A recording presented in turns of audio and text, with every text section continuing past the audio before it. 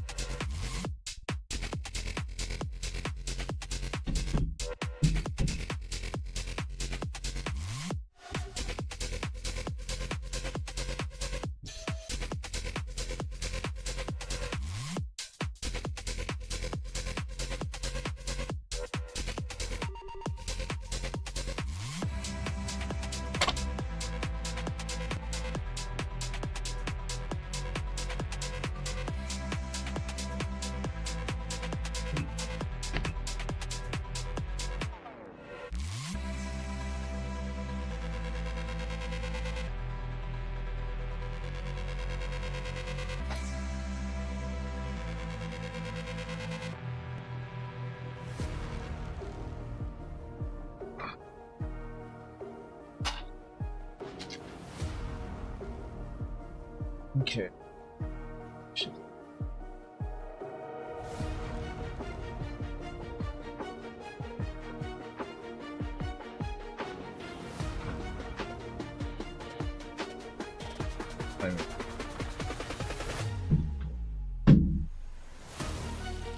Yeah, that's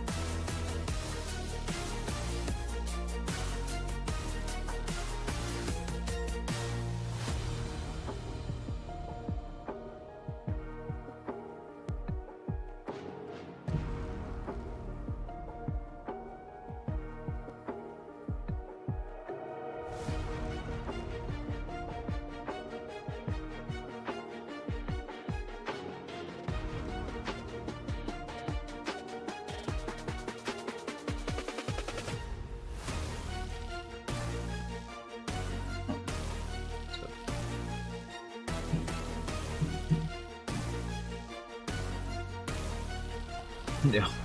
The timer goes down. And let's just move.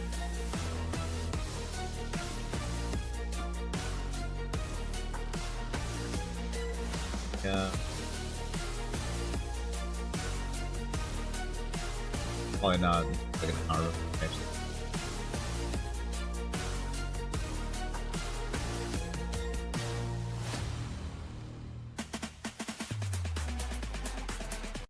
A matter of who actually comes to breaking their patterns, breaking their strategies, and going above and beyond that in the bell curve. Yeah, like you said, right? Glitch the system. I love the way you put that because these players are so like in tune, honed in with their strategies at this point, right? We're 3 years into the game, of course, and it looks like we're not quite getting into it yet. It's gonna be a quick button check, but from our little preview we got here, it looks like Lashar's not even going with the 3 characters I said because I forgot that he's been playing Akuma lately. And it's just right into it. No button checks, immediately swinging after the bell had rung. Game 1, Akuma versus Kimberly, Lashar versus Sien. Indeed. I want to know why Lashar. You can already see him fishing with a light kick, right? That is a great, like, a wall stop tool, especially against Kimberly, who's going to be looking to get aggressive. And Lashar already representing the DP against the elbow drop. I like that too. Just trying to catch what range Lashar is willing to play at. But right now in the corner, you have no chance of even moving out. No confirm off of the counter hit, but it's totally fine. Dumping out the rest of the drive gauge. Double OD fireball into the DP. Even Lashar was like, that was kind of nice. Yeah, indeed, right? Real quick start, and then he tried a shallow drive rush. Wasn't checked by Xian, just hits him with a crouch medium kick after. Nice little Tatsu. Really important tech. You see how far it pushed Xian back to initiate and even let that little medium kick rock. Nice job. Lashar early representing the reversals as well. And the parry, he's trying to be active defensively. Xian's already gotten burned out for it. Neck hunter overhead, trying to keep him locked in his corner and not being too linear about the DI, but does eventually sneak it in there. Lashar not able to counter. I think you honestly would have. The light disparity wasn't too different. You're going to want to spin the super in that instance, in my opinion. But either way, Xian makes him pay for it, and we're all tied up in the blink of an eye. That could have been a little bit of a different story. We've seen other players kind of utilize their level 1 to get out of DI situations. Angry Bird had actually done that to get his big W, or at least in the first part of the bracket. But right now, Lashar totally holding on to that DP, holding on to the level 3, I should say, letting the DPs rip rather early. Oh, conversion from full screen, not quite big enough, but it's still Xian in the corner, and that's the objective he needed. I guess from Lashar being able to like me still throw there, because Xian did wake up with a button, and another one as he catches him blocking this time, tries to fake him out a little bit with the drive rush, dodges the DP, but it was a light DP, right? Recovered so quick, and now the parry from Lashar, even with that skill, and he's got too much money in the bank for this to go unfought. Let's get it, Lashar, 1-0 to start the day. As dominant as that round was for game number 1, you're starting to see some of the change-ups in terms of getting out of the corner, in terms of getting that air approach in from the side of Xian. Although it may not be offensive, it's just to kind of reposition himself. Can he continue to trick Lashar with some of these small little gimmicks going on? And is it going to be even enough to get more than just that single round? Here we go, game 2, off to the races. Yo, Xian getting the first opener, trying to go for that air delayed Tatsu on the way down. Yeah, really in that last game, right, with that round that Lashar lost was due to his burnout. He got burned out so early, used the drive gauge very quickly, and he's doing it here, right? So if Xian can make something happen in this moment, ooh, he almost did, but held the parry, ended up absorbing something. If he got the throw punish counter, it would have been burnout. Oh, there it is. Yes, we do almost get the burnout. Lashar forces it out of himself, getting the ODDP, forcing Xian back just a little bit. And I like that a little bit. Off of the 2 crouching mediums. I like that, just lighting up the string and then going with the chip out. And again, right, it was all about Lashar using meter early and then Xian able to take advantage once he got low on the drive gauge. My mistake, I think that was a crouch jab and a crouching medium punch. Possibly thinking like if he was going to go for another throw, but Lashar, speaking of throws, a little bit late on the delivery from that extended drive rush. And of course the run pressure right there. Lashar tried to check, but Xian went with the frame trap version. He just let it rock, and now throwing the parry again. Lashar very low on the drive gauge. This has spelled doom from him in the past rounds. Let's see if it does so again. Then getting the counter hit conversion from further out. That elbow doing massive damage because it leads into this level 3, and the buff now applied for Xian. Kimberly now normalizing her damage and speed above average, but it still runs into the ODDP. A lot of success coming from the wake-ups on Lashar. But I like when Xian's doing it, right? He's like willing to commit to the pressure because he knows if Lashar doesn't wake up with something, then he's going to burn him out for sure. What I would have liked to see from Lashar in those instances is actually wake up super. Try to hold on to the meter a little bit, do something with the drive gauge afterwards. But I get it. It still would have left him so low as we get into game 3. Yeah, and that's taking on a lot of extra damage if you do wake up with that super reversal, right? But now we do get one of the paint cans. Over that punish counter, by the way. A lot of damage on board. As we all know, Akuma can't take too many of these sequences. We get the forward throw, can do it again. It's available to him, and now possibly a throw will kill. And you know what? Lashar thought the exact same thing. Xian is the first run pressure was the frame trap, right? So it kind of created some hesitation on Lashar, let him sneak in the throw off the medium kick run. But now Lashar's not trying to give Xian any space to work with, right? We already got the corner. Good tech throw, though, and Xian is battling back. It's so important that it's delayed as much as possible. Damn, son, what a sweep. Oh, still clipped it. The tip of the DP. That was at the elbow, son. Yeah. Oh, yes, I like that. The great equalizer, right? I say that a lot in some of these games, but I'll tell you what, this truly is what makes Kimberly much more of a threat going into it. Let's find out if we can get some of these buffs in an advantageous state. Lashar getting thrown across the screen. Oh, trying to bait something out right there, especially with Lashar being low on drive, right? We've seen a lot of DP in this instance. Oh, tries to press back, but he was so low on drive, he didn't want to commit to a driver's cancel. Oh my goodness, on the pressure, burns both of them out, and Lashar rips the level 3, and he connects, making sure Xian pays for the relentless pressure that he was trying to instill. Yeah, and that was after the run stop as well. He committed to the button immediately after, thinking he had the leeway, he had the right to do so. No, sir. Officer Akuma on the scene made sure that traffic violation. Both players, 99-second drive rush. And yeah, he tried that because Lashar was in burnout, right? So he had extra frame advantage from the run pressure. Usually it's going to be more legit, but Lashar just busted out. Just hitting with the raw fierce, by the way. Lashar tried to move out of the way, tried to get out of the corner. An immediate stop to that. Medium kick pressure going into the drive rush cancel. And now going for the throw. A little bit of a trade-off. We'll definitely take that as Kimberly. Indeed here, and especially with Xian being able to get back to the mid-screen now. He's got the buff, he's got the install. Lashar, again, spinning a whole lot of drive gauge on that attempt. Now he's going to have to play a little bit more patient. Let the drive gauge build back up or find that. But again, with the drive gauge being below 3-bar threshold, now it's above. That means he can drive rush cancel freely without burning out. Gives him the double drive rush conversion to go up in the set 2-1. And it is truly round for round, pound for pound for these two players. As it goes on, you're starting to see Lashar just be so hungry to get these conversions and dip out and dish out, I should say, so much of that drive gauge. I wonder if he could force. I wonder if Xian could force the burnouts even further. I like this from Xian, right? Yeah, he's already putting pressure on early. You got to keep Lashar below that 3-bar threshold, because at least that means he can't drive rush cancel for free without burning out. We saw him buy time for it in the last round. That's exactly what he's going to be looking for when he gets low. Like that, he ends up taking the throw. That's actually like the healthiest drive gauge decision, but he's eating a lot of damage. Oh man, now he tried to parry. Let's see if it was worth it, right? All those decisions made on defense so far. The chop just coming in very delayed.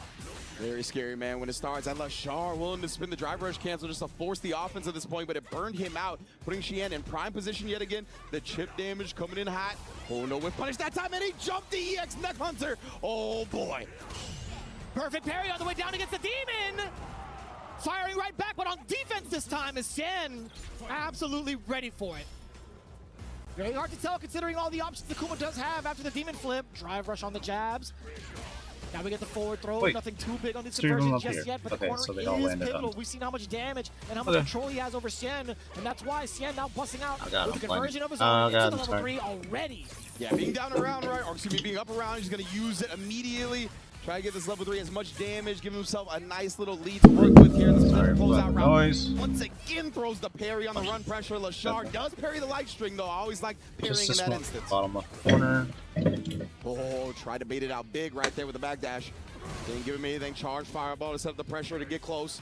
Lashar is above 3 bars again. Not going to be fearing the drive rush just yet, right? Lashar, he's looking for a single confirm. Not going to happen. That was bad far off of the slide, and it was still a counter hit. Yeah, he tried to press after getting That's the counter thing, hit though. by the slide. Xian beat him to the punch, but he couldn't finish it off. Lashar burns himself out with that pressure attempt. Oh, the chip. It's possible.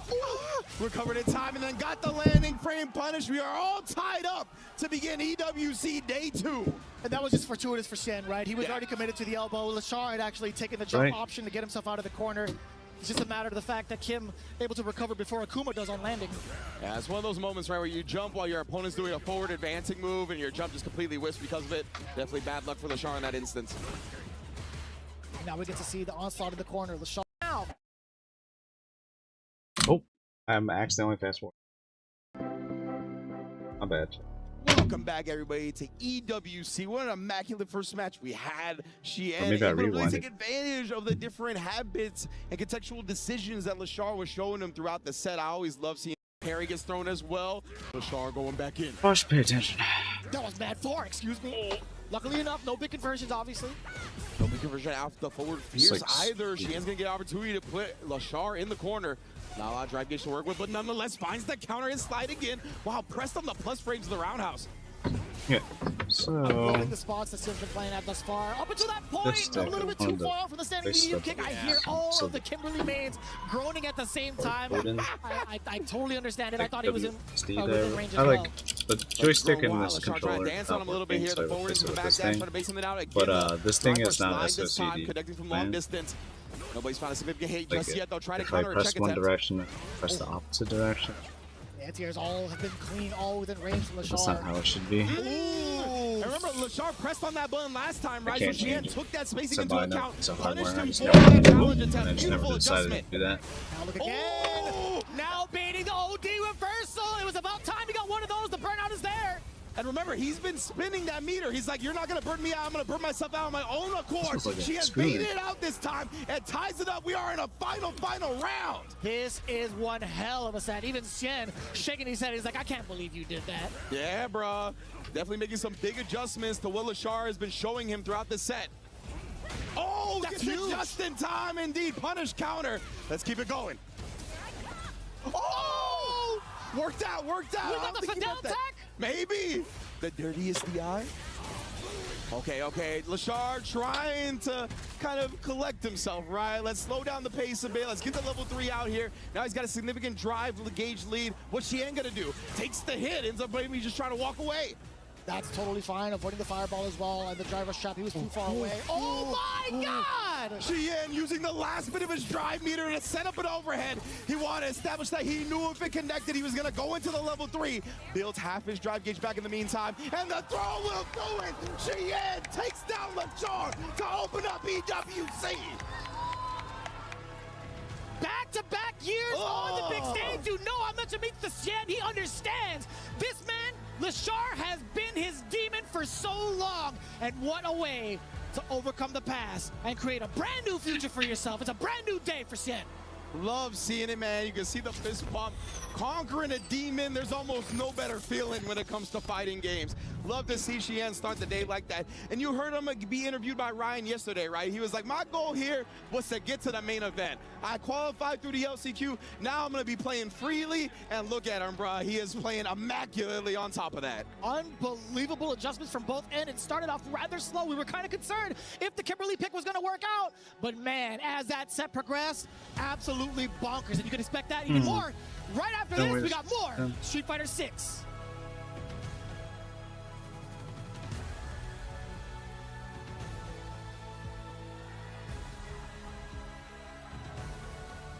Oh, which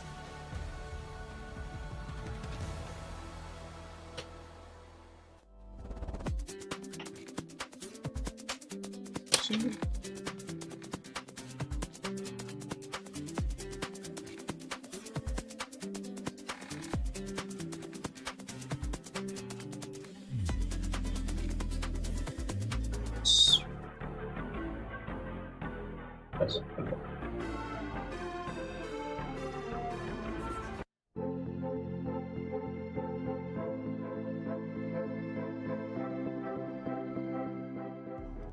Welcome back, everybody, to EWC. What an immaculate first match we had. Sheehan able to really take advantage of the different habits and contextual decisions that LaShar was showing him throughout the set. I always love seeing the adjustments over the course of a 3 out of 5 like that. But now we got two titans, just like this entire tournament has been. Blas versus Gachikun stepping into the ring now. I believe a first ever offline matchup between the two. Somebody spoiled That's me kind on of that. wild, too. All things considered, we talk about a lot of the storylines going into EWC. EWC, heck, even going into Capcom Cup. Blaz obviously has been the headline for a hot minute because of the fact that this man has been playing at such a superb level against all of the legends who have been a part of this community, who have been a part of the scene much longer than Blaz has been on this earth. Yeah, exactly right. Blaz really bursted onto the scene in 2025 when he got second place at Capcom Cup and EWC. Like, he was so close to winning 2 of the major tournaments for Street Fighter 6 in the year, and obviously he's been trying to ride that momentum. The illustrious first place has still eluded him for now, so you know he's trying to come to EWC, especially an environment where he's had so much success before, to try to get that first major dub. But he's going up against a former Capcom Cup champion. Gachi-kun may not be in the spotlight right now. He might not be on the forefront of a lot of people's minds, but best believe when this dude is on, he is one of the best in the world. Yeah, this is going to be the ultimate test of, I want to say, stamina when it comes to the different types of looks that Rashid can present when we talk about the characters on paper, right? Of course, we talk about Ryu a bunch, being able to get these single hit conversions into fat damage. That's what the Karate Master can and will potentially do in the hands of Blaz. But one of the things I'm looking forward to is when we saw the things that go on, or at least the things we set up with between Cien and Lashar, Cien trying to find his big moment, can Gachi-kun also follow up and do the same? It's not to take it away from Blaz because he's already had his time in the spotlight more times over on Capcom Cup, at EWC. Gachi-kun still hasn't really found his footing just yet with this character. Yeah, 100% right. Gachi-kun, I say he's a former Capcom Cup champion, but that was in the previous game, right? In Street Fighter 6, he hasn't quite found his groove to the level that we expect him to. We obviously always, when we see Gachi-kun, expect him to be in that first place at the big tournaments. So he's definitely looking for that, that big confidence boost victory that could perhaps propel him past the plateau that he's currently facing. So this is a great test for him in the likes of Blaz, right? 2 different generations of fighting game player as well, and it's gonna be scary, man. Whenever Blaz is across the way, it's always scary because he plays these explosive, high damage characters. He's got immaculate spacing traps. He's got real great mind games as well. He's super strong and like picking unorthodox ways to take his turn back up against the opponent when they apply pressure. On top of that, Rashid, although as tricky as he can be, right, he could set himself up with some very ambiguous safe jumps, high-low mix-ups as well, even going through the cyclone pressure. One of the things that really excels Blaz above and beyond is understanding these patterns rather quickly and also be so willing to go for these perfect parry attempts. We've seen so many highlights throughout the years of Street Fighter 6 of him going through certain sequences with perfect parries and impressing the hell out of everybody because we're like, damn, you could actually do that? Yeah. And it's funny too, a lot of the time it really feels like he doesn't get too overzealous with it. Like, it's really pure reaction. It's not a lot of the time where he's just committing to it because he thinks that's what the opponent is gonna do. He takes advantage of those 15, 16-year-old reactions, right? His processing speed is some of the best in the world. He's got great knowledge of the block strings that opponents like to use as well. So a lot of that perfect parry moments come from that. Let's get into it, man. Ryu versus Rashid, Blaz versus Gachi-kun, EWC, baby! Game number 1. Already, oh my goodness, No dancing way, on him, right? Yeah, he tried the real shallow drive rush at first, eventually got Gachi-kun to whiff, and it was the exact moment he did donkey kick, but hey, you're too close, Mom.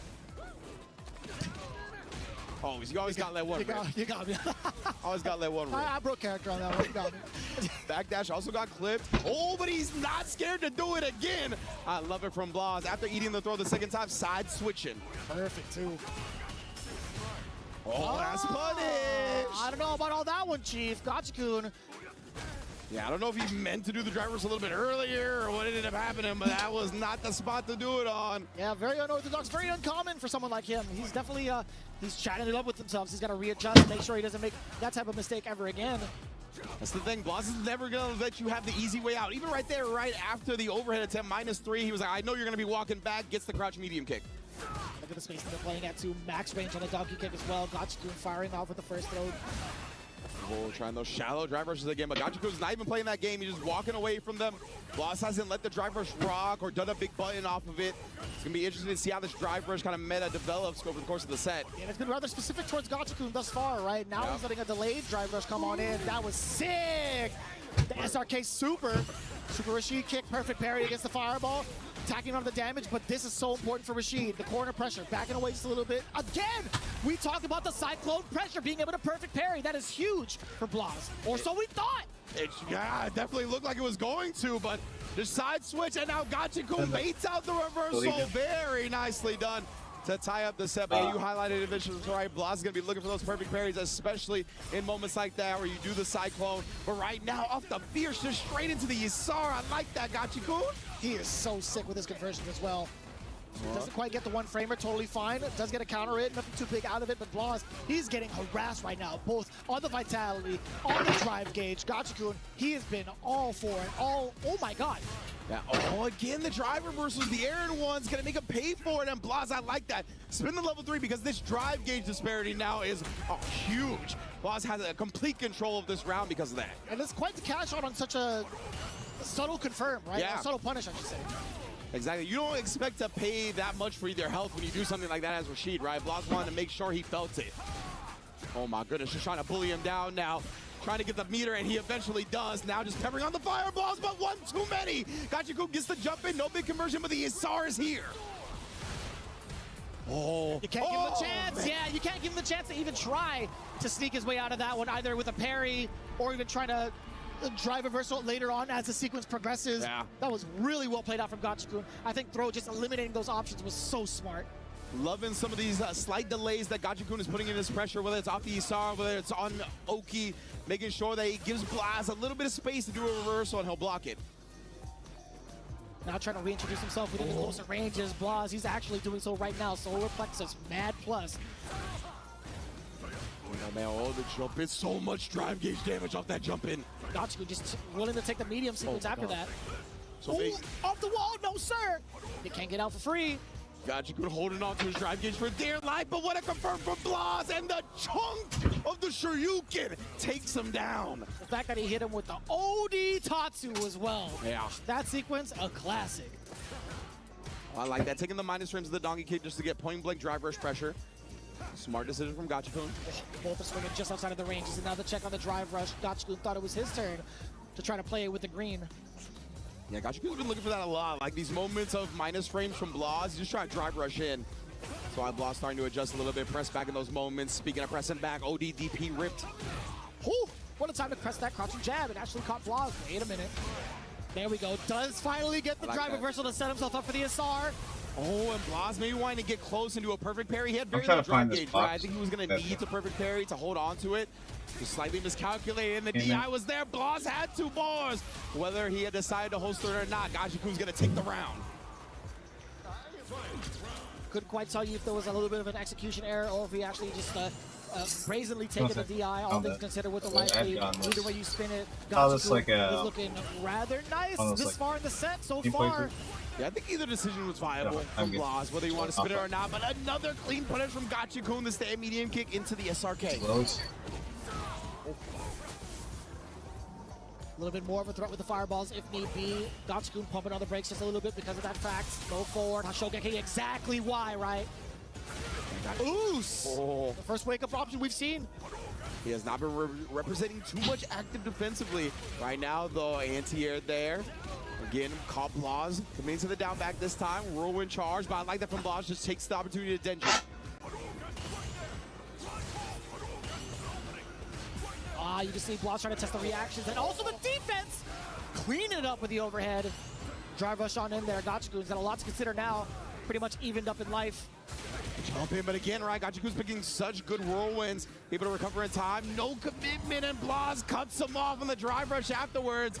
Oh, wait a minute, he didn't finish it off yet. Gachikun gonna choose to spin the bar just to get the drive reversal off. He's pretty close to Isar as well. Keep that in mind. If Blas survives the onslaught. He's building to it. I was gonna say you got a challenge.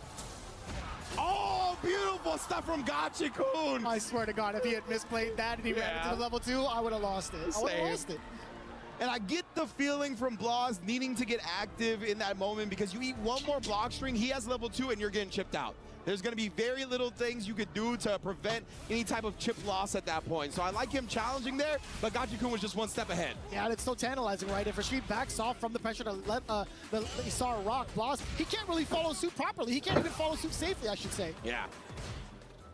And now we got Gachikun with a big side switch already, right? Even despite this life lead, he has the real estate advantage. Oh, be careful with these fireballs, man. Do the back throw.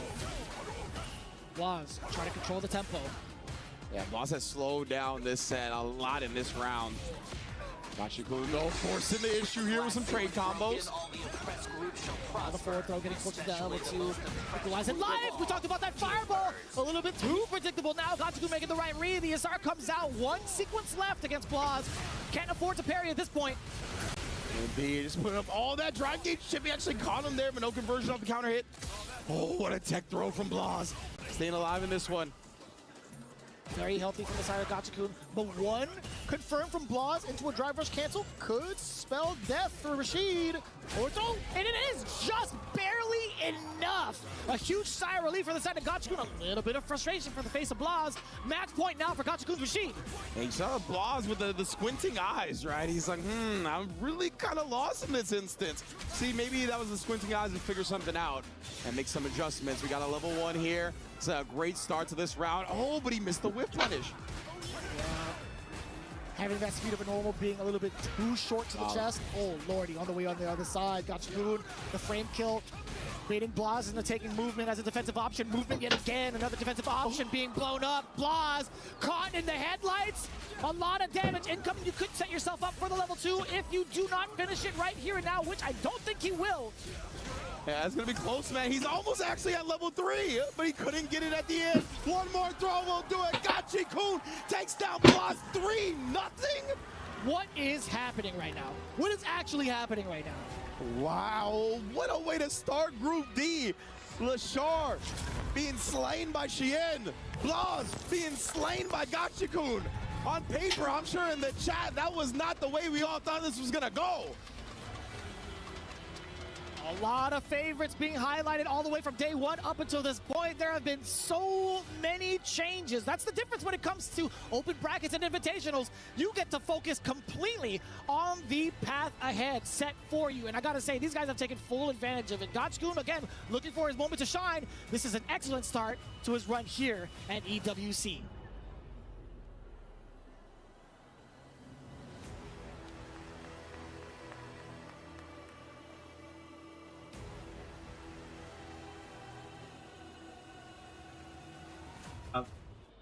To the raid, go.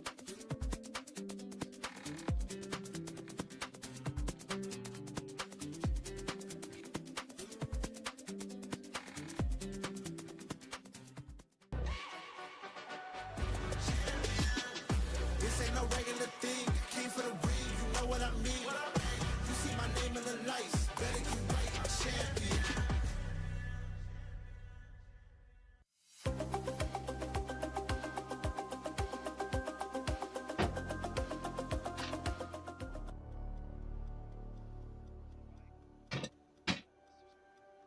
Back into the arena. We have Bruce Lee going up against Dual Kevin, the 2 Americans in this bracket, in this group, having to put one into the lower bracket. Indeed, man. It's going to be a wild one. Bruce Lee and Dual Kevin, 2 of my favorite NA players in the business right now. And it's a little bit heartbreaking seeing them go at it, but that's what happens when you get to the top level, baby. That's just how it goes down. Elite got to face elite, even if you're friends, even if you're country mates. And it's going to be a hell of a show right here. Now, the head-to-head score between these 2 in offline events is 1-1, right? Boost did defeat Dual Kevin at a very recent tournament. Shouts to Bam, always holding it down. Battle Arena Melbourne. But now when we take the online set into play, I believe it is actually 4-1. The last 4 sets these 2 have played online have all gone the way of Boost Lee. So if you bring the online into it as well, it's currently 5-1 to Boost. So this is very much favored for him on paper, but we've seen what happens to the favorites on paper so far in this group. Oh, that is so hard to kind of consider. When you lay it out like that, there have been so many different outcomes that we didn't even think possible coming in from day 1 up until this point. And now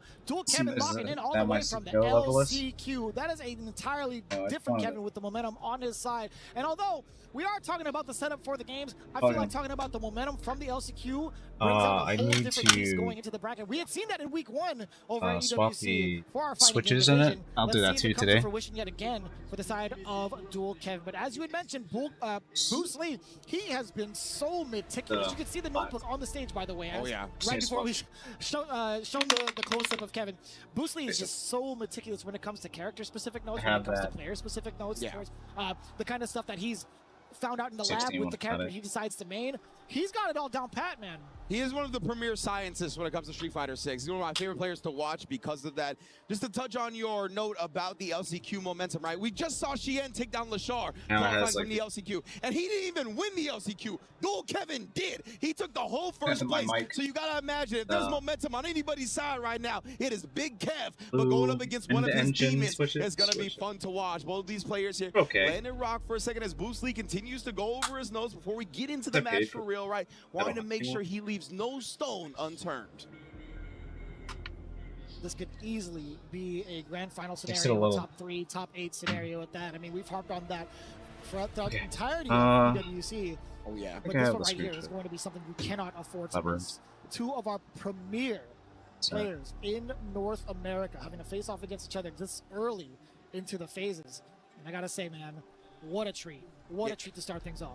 2 players I admire so much, honestly. When it comes to Dual Kevin, he literally just put out a tier list not too long ago. But one of the things I really love about his tier list is that he went to extensive detail about why he chose all the positions he did, right? He had so much explanation regarding that. Boost is of similar mindset, right? You ask this guy any question, he's giving you a 200-word essay. It's never simple. So I love both of these 2 scientific minds being able to duke it out right now, despite Bruce Lee having an on-paper advantage of 5-1 in recent sets. You saw what the chat said. You saw what the poll was. 83% for Dual Kevin. That is his favorite. We got all sorts of different colors. Had an idea for it from the crowd. Where these are kind of like materia. So like this is like a final point. Like a just going into healing or damaging materia. This is like a ability materia.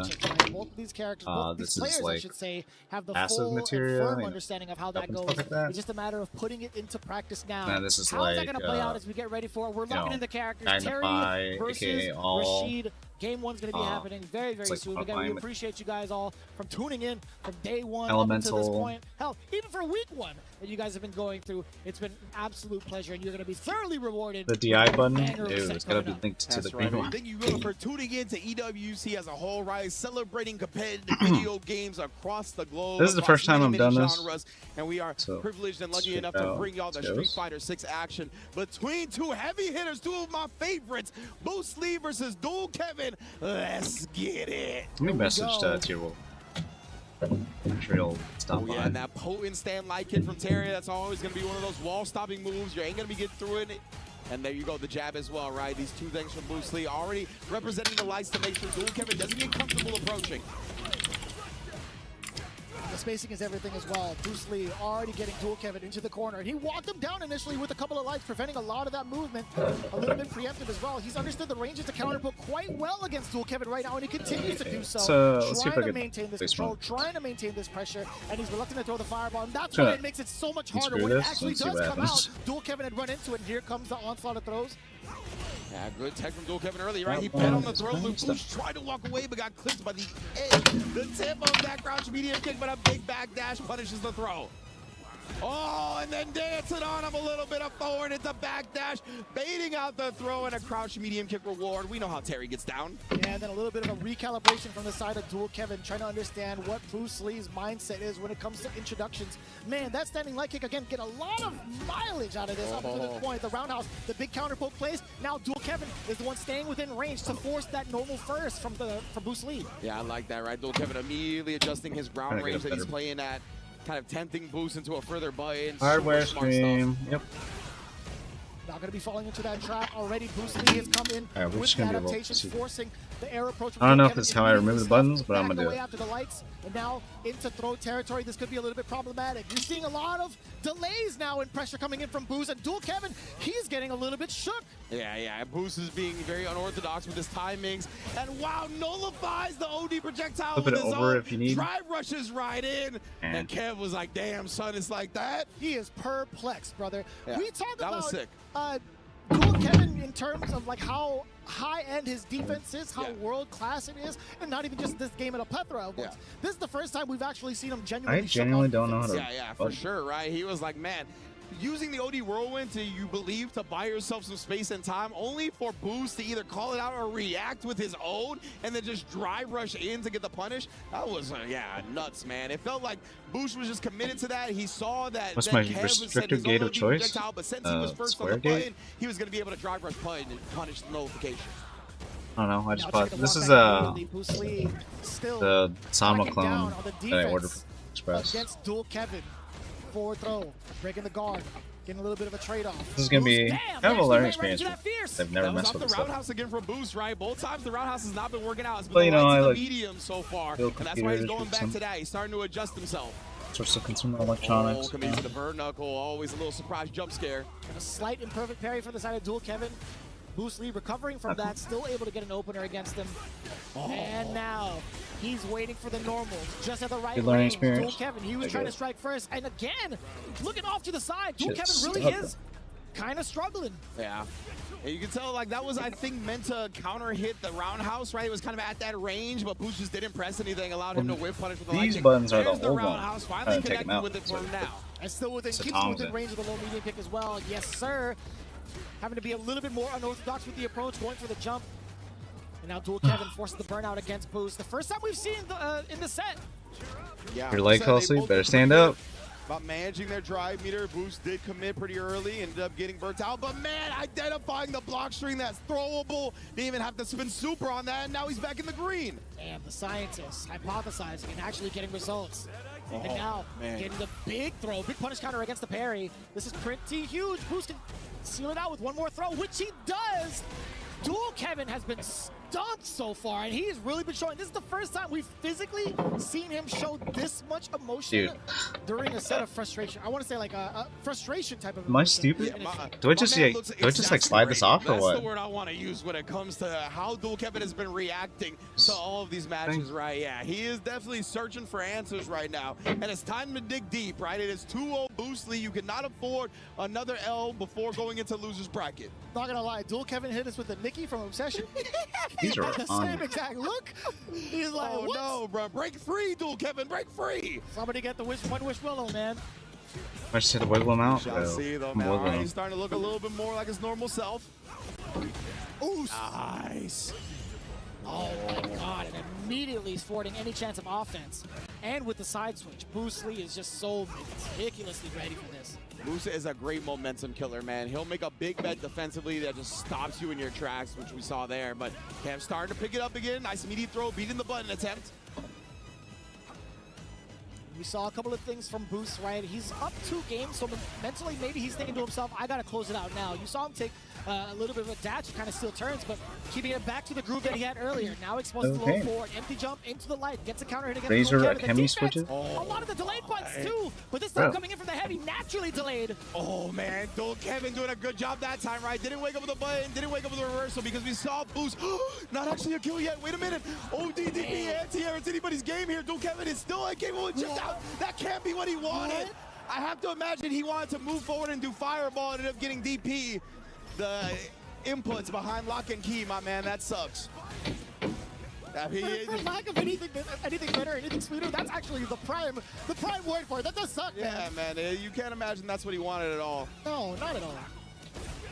Oh, I got me good. Sometimes like- you gotta be blatant with it. Ended there. That's so true. That is just so true. And it's so raw, right? Like, just those types of things as you get into the set, there's just so much going for both characters, both players, I should say, and then that happens with Dual Kevin. Might Speaking have of to which, put this. He's back glimmering in. light at the end of the tunnel. We do have the Asar. The first time we had seen it, right? Yes, I don't know why. indeed. Yeah, actually, Asar has been definitely on the sidelines in this set so far. Nice. Wake up with the ODDP again. Boost Seeing- been very on point with that so far, but he was below 3 bars, so he want to commit to the driver's cancel off that crouch medium kick. Good observation. I did have a little bit of a head tilt on that Yeah, one. lift up And I the thought covering maybe and the pull the drive wire rush from would here. get him into like level 3 territory, but again, he is down around technically. Oh, and Dual Kevin's going to take advantage of not a big cash out from Boost. Because, yeah, you're 100%. Even if he burns himself out, he has enough mirror to kill in that instance, right? But he just doesn't know if it's going to hit. You can't really hit confirm the crouch medium kick with drive rush cancel. So he didn't want to commit to it, knowing he'll be in burnout. And unfortunately, that just slipped through the cracks. And Kev now bouncing back a bit. Got a dub on the board. Hopefully that builds the confidence that Kevin. gets him to where he needs to be mentally. I have to give the robot Boostly a little bit of benefit of the doubt. You know what I'm saying? I know, right? Like, Like- oh boy, I've seen This him do that a couple was, of times or- in a couple of instances. You know what I'm saying? But Yeah. at the same time, you are absolutely correct. I think like when it comes to the amount of frames that you have from that cancel window, it is just rather daunting to even try to attempt to do so, especially in that moment. If it's a hit, great. If it's a miss, boy, is it a miss. Yeah, exactly, right? Like, there's ways you can kind of cheat it a little bit. Notice that your opponent all of a sudden started standing, and then you commit off that, stuff like that, right? To where you can cheat the reactions a little bit. But when it's like raw, it's literally physically impossible. So definitely Boost in that moment. Just didn't want to commit in case he got burnt out. Knew he was going to be in a bad spot. Kev takes full advantage. Let's get into game 4. Let this go down to the wire. Again, these guys are so fun to watch right now. Being able to see all the adaptions and even the block, the defense, yo, Boost Lee, not giving any sort of free hits against Dual Kevin. That wasn't plus frames, but that's what Dual Kevin still did not take immediate advantage. Boost establishing the throw here. Dude, I'm gonna fucking Gonna let that hold bar on. build back up, but instead Dual Kevin gets the punish count. That's huge, honestly. Yeah, that's the second time we've If seen it. other people have Dual Kevin fucking now starting to get problems familiar, with these actually Razor more Academy comfortable with the ranges in which Boost Lee will throw out some of these fireballs. And again, because he hit it there, oh, empty jump. Actually stuck him in his tracks now. Boost above the 3-bar threshold yet again here. Did you get the tick throw? Dual Kevin gonna charge the Cyclone. Not all the way through. He's not gonna get like the lingering buff. I like Boost sneaking in a raw dash. Oh, this is all this shit for their stupid keyboards. Nothing. Oh, runs into a whirlwind. That was a air hit, though. Maybe a little bit funky of a conversion in that moment. Oh, Too close for comfort. Indeed, Dual Kevin here. Can set the SR. Can't quite find the route to straight kill off the conversion, so set up his best opportunity to take the dump. Oh, Buns, Razor, Pantera. No way! Sniping him out with the level 1 here. Set point.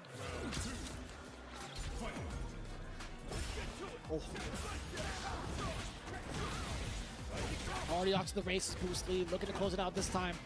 Whoa, That was okay. mad random. Yeah, the fact that Dual Kevin actually recovered his Get a thin screwdriver and slip it under the nail very tab awkward. on the I don't curly think I've ever seen side. that happen. Slip Yeah. them off.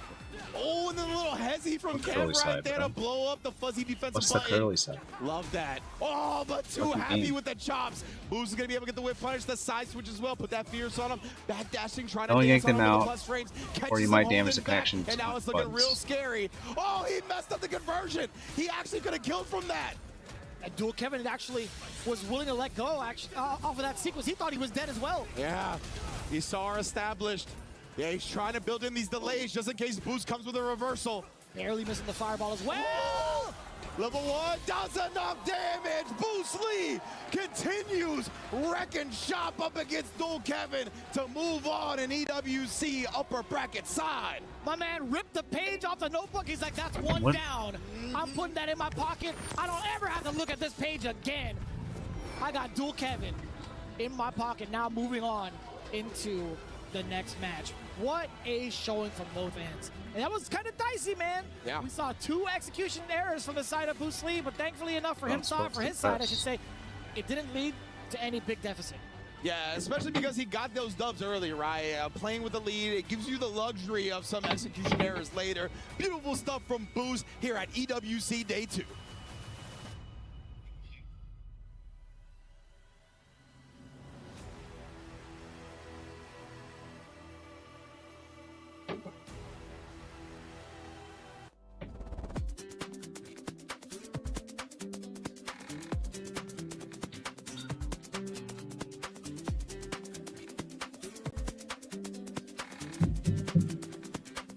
Nope.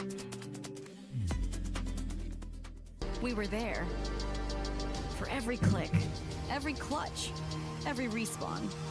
Time to actually punish it. Xiaohai very well aware. Yeah, and I like that sequence. Letting Cammy drop to the knees first to kind of get that bounce, or at least the airborne state, to get that level 1 activation. Very, very smart. Conversion routes from Xiaohai left and right. Reacts to the dive kick as well. Oh, man. Oh, actually, the trade combo. I don't even think Xiaohai expected that to connect. Maybe he didn't. It was just taking into account his drive meter. Either way here, Cards, burns Pena. another level 1 to put a round on the board. Destruction from Wait. an entire sequence. Oh. Xiaohai bouncing back immediately within that round. albeit it was quite expensive, 2 bars down the drain, but it's still well spent. Phenom, I just broke off he's the at the right fucking... range where he could possibly go for like an OD dive kick. It's or broken even, on the inside. Maybe try to sneak in another jump in, but no, Xiaohai off to the races yet again. Stopping the dash in its tracks. Yeah, that was definitely a little tricky maneuver from Xiaohai, but Phenom was ready for it. Back to establishing this game here. You saw the backdash right before that, right? Xiaohai knew Phenom was going to look for something like the dive kick. Yeah, it was just a matter of time, right? Phenom was kind of inching his way towards Xiaohai little by little down, but this level 3, it prevents Xiaohai from throwing out some of these fans from further ranges. Good call, Rich. Yes, But it's hard that's in. what he's looking for right now. That's why Xiaohai was holstering That so much that of the button is fans in this definitely instance. out. Phenom is sitting on that level 3, and oh, I like that, right? He was off the fierce, and it actually is -4, usually if you don't cancel into anything when you're trying to bait out a reversal. So I love that from Phenom. I think a single hit from both, right? Oh my God, single hit from both. We do get a double DR cancel if need be. And Mike could definitely build up to that level 3. And she should have advanced super as well, or enhanced super, I should say. Oh, shit, and Phenom! That's some teaching. Xiaohai, that was a little bit of a nervous decision, dog. That's all I gotta say about that one. That was a little nervous. I immediately reeled back from my seat. I looked at Ridge. I'm like, yo, what was this decision right now? He was mad far. Yeah, because usually we expect some type of visual deception to bait out the throw, right? My man Phenom was parked down back. Oh my goodness, Mrs. Xiaohai back in the building yet again. We've seen her presence at EWC bolster Xiaohai to championship after championship. She's gonna be in the crowd yet again. Phenom now taking a little bit more liberties in the start of the matchup, going in for the OD dive kick. Xiaohai not ready for it this time. Man, Phenom calling out the fierce drive rush cancel with that jab. I got to get into it again in a little while, but man, that was so good. Right now, though, Phenom carrying into the corner, trying to whittle down that drive gauge. Very, very smart. Just so small, I can't even get a grip. The fierce preemptively stopping whatever it was that Xiaohai tried to present. That normal just getting stuffed. Beats it up, but you know, couldn't actually punish in time after the back dash, but Xiaohai does avoid the throw. Phenom out in this process, just in pursuit right there. Though actually caught him on the recovery still. Phenom is rolling right now. And oh man, we've talked about how the favorites have looked in this group, man. It's going a similar way. Counter hit conversion on the side of Xiaohai. Another counter hit. Actually gets the drop. I don't- Phenom getting the side. I genuinely switch don't across the understand line. how Damn, somebody he is tried to supposed go for to the meaty spiral arrow. Xiaohai prepared for it. Oh, and then again, just trying to harass right now, right? Trying to be into the play. I might give up on the stick entirely. Calls out the fan with a perfectly timed jump. One in the and then throw, but just oh no! Miss times, whatever it switch may be. over to Xiaohai takes the full advantage. arc that I Actually have can't get and the DP replace the extension. I don't think it was joystick. enhanced. Oh, he puts himself in the corner. Oh my though, God! Rich. And yes, indeed, Phenom let it rip. He was like, the onus is on you. I'm up around. Let's see if you got the defense. You don't. Phenom up 2-0. And that is huge, right? Only having to spend that one bar. And actually, no, that was for the game. It didn't even matter. Yeah. That was death. Phenom taking advantage of some of the decisions that Xiaohai has been making. It's like they He didn't is want you to rolling replace in these. with it right now, Ringe. The ninjas in pajamas, people in the building as well, showing big support. Sure, But yeah, they're the kind fact of that he was up proprietary, around is you know, why I right? think he just let the DI rip, right? He had a sliver of health. If Xiaohai presses anything, he dies. The DI doesn't go through. But he was like, I'm up around. I can risk this. Stupid. If it hits, I win the game. Beautiful risk-reward calculations in the heat of the moment. I just thought it was the right thing to do, Ringe.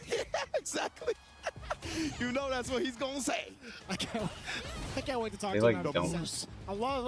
I love being able to hear or talk about philosophy in general with Phenom. This guy's a real book reader, I'll tell you what. So crouch medium kick reversal from Xiaohai. Not letting Phenom just dance on him from that range. Did at least get him out of the corner, but now we're back to the mid-screen. Oh, recovered in time and punishes the dive because he got closer with the drive rush. Trying to tread softly. I was going to say that a little bit ago before Phenom actually went for the jump. Treading within that medium range is so dangerous against mine. Yep. Oh, and again, that's the fierce that we were talking about, right? Oh, The drive that's broken. cancel into the delay. He's trying to bait out the ODDPOS. I thought that was gonna be easy. So yeah, when you do that, right, and you try to bait out the ODDPOS, it does leave a gap where you will be punished by a jab. That's what Phenom did earlier. So we're gonna see how that kind of meta develops going forward.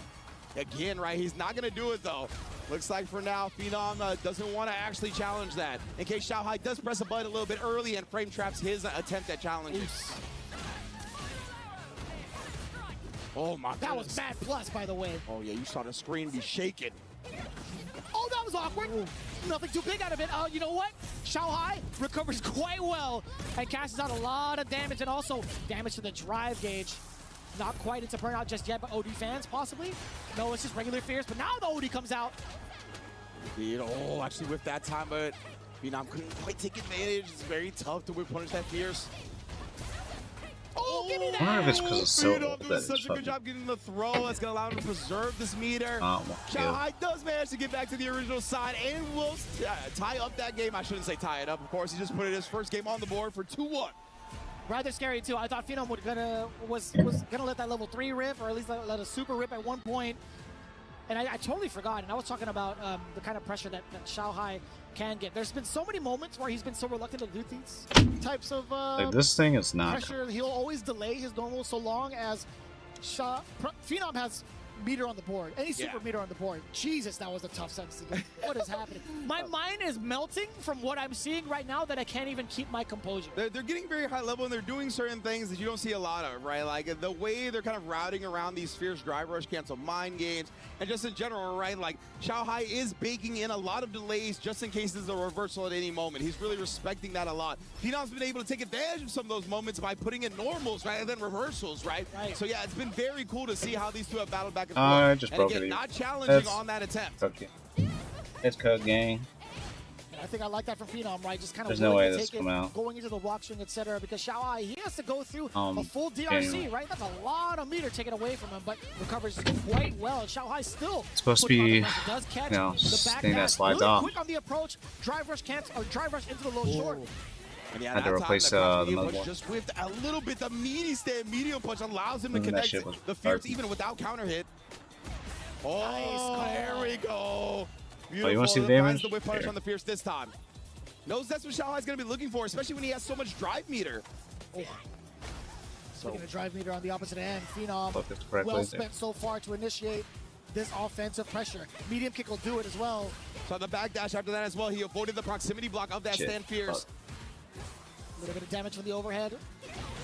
Phenom trying to jump his way out. Does get met with the uppercut for the side of Xiaohai. Overhead does get blocked. Phenom with the defense so far into the chip sequence.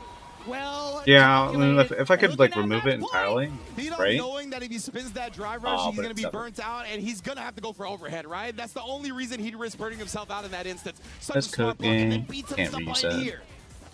Oh, again. Starting to get into the mind space.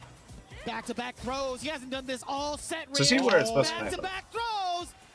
Oh, and then baits him out. Phenom sets the defending. Oh! Oh! The combo dropped. Xiaohai an opportunity now. Phenom, No way. the composure needs to be there, dog. You still have such a life lead. There's no way. Oh my goodness, you can see the two steps. Both players, the nervous. No anti-air this time. He jumps out of the throw attempt. Phenom spinning so much meter, he didn't convert into anything there, but does jump it, does find the victory, and sends the defending champion to loser's side. Man, oh There man. was so much pressure immediately after the drop from the perfect, yet the composure and the clutch coming into factor from the side of Phenom. What is happening right now? Our grand finalists from last year, both in the lower bracket. And guess what? From the way it kind of works out, they have to meet each other. Oh, the saga continues. Xiaohai versus Blas. We might begin that very soon. I can't wait for that one. I tell you what, that was a couch stare as well. I saw that one from the crowd. But beautiful stuff from Phenom. man, Again, we Xiaohai's talked about it. wife. He beat Xiaohai at She Evo looks so sad. 2025. He's had the favorable way, and he shows it yet again. What a performance from the Moose. We're going to see that and even more as EWC continues.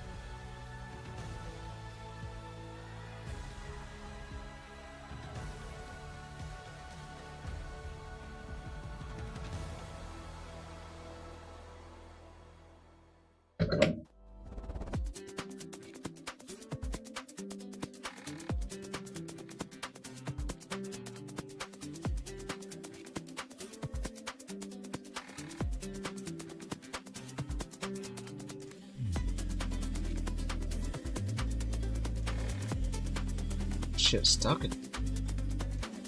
That's wild.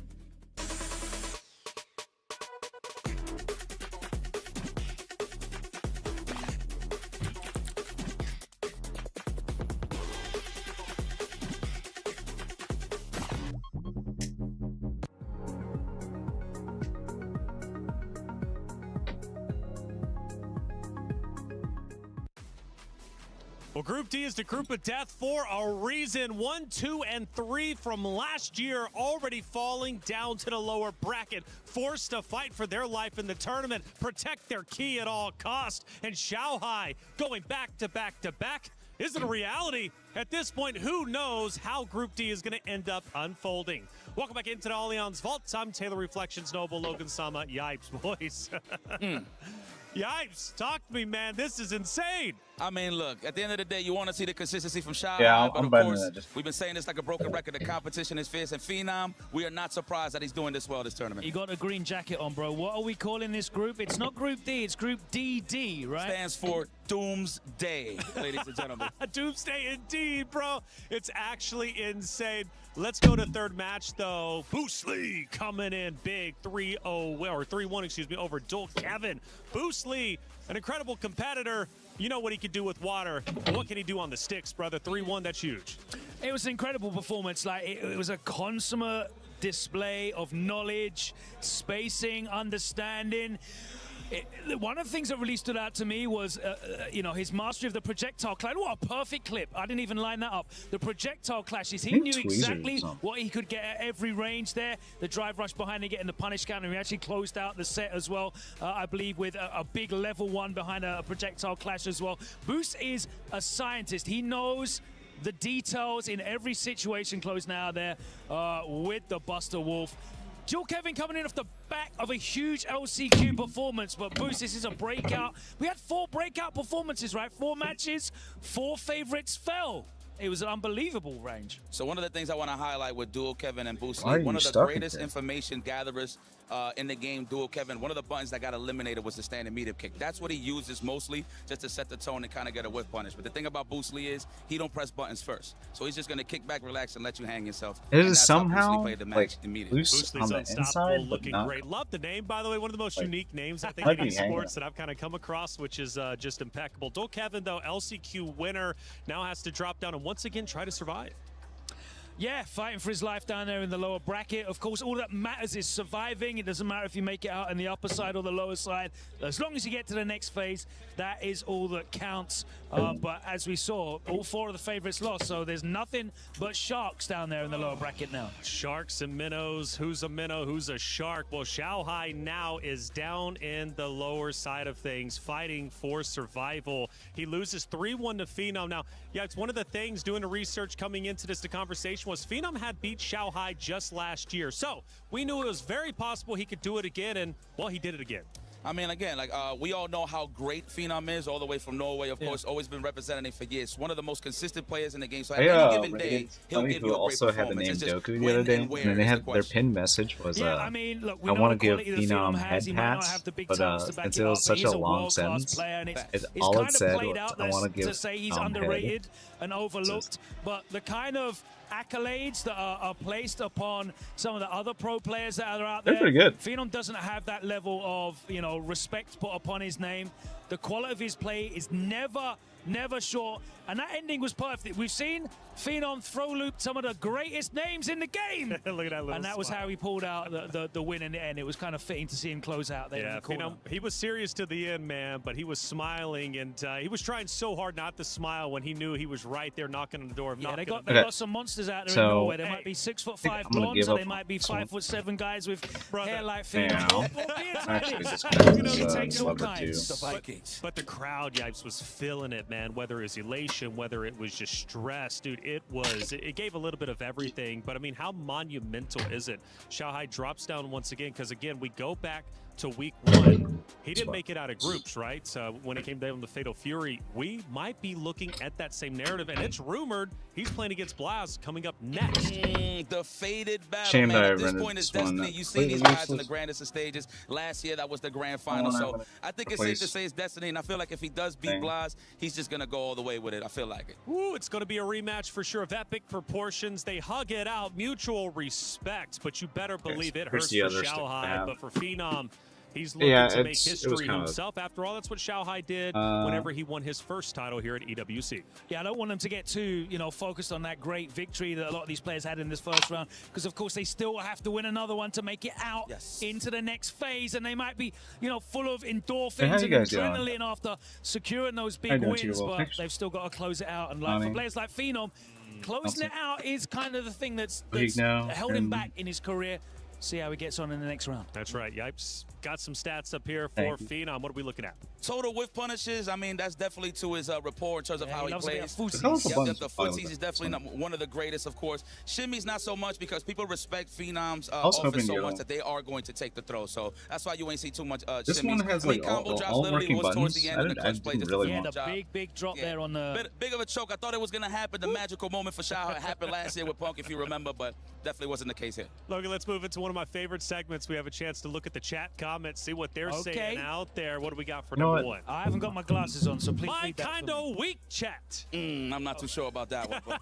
Space control, that level 2 is something we need to talk about. He has the tech to back it up, and I'm glad you said that. I'm a true believer in the character loyalists, and my man Gachikun is one of them. We are getting into the verses. Once again, Doomsday is upon one of these players. It's Shin versus Gachikun. Game number 1, best of 5. Let's go. At one point, The question is here: how much intel, how much strategy has Gachikun prepared for Xian? Because you didn't expect he was going to qualify via the LCQ, so Gachikun had to take a massive amount of consideration into doing that. No conversion off of that trade. I had to clean the bottom. I removed the panel and right now. Like these throws, repeat in the corner, tries to go for the cross-up whip. Doesn't mean he's not going to get the perfect punish. Video might be louder than my mic. No combo to close it out. The empty low after the dash. Gachikun making quick work on this round 1, but that happens. These are the best players in the world. One round can go by the wayside. There we go. Oh, for sure, and you got to pay attention as well is when Gachikun does set up the safe jump, because Kimberly doesn't have a should be lower. She has to rely on level 1. She has to rely on I can drive reversal. keep lowering it too. The conscious decision to make at the time when you are trapped in the corner. We're gonna get Yasar nice and early here, Steve. We were talking about the defensive measures versus Yasar and how people have been playing against it. Gachikun is definitely there's screws in these two. Major swing into the tornado. Welcome to Twister. Big damage on the board, and you're in the corner. Gachikun doesn't have any meter though, so he has to go for the mix. The overhead's gonna do it, and like I said, these rounds can go by the wayside. A perfect for Gachikun versus Shin.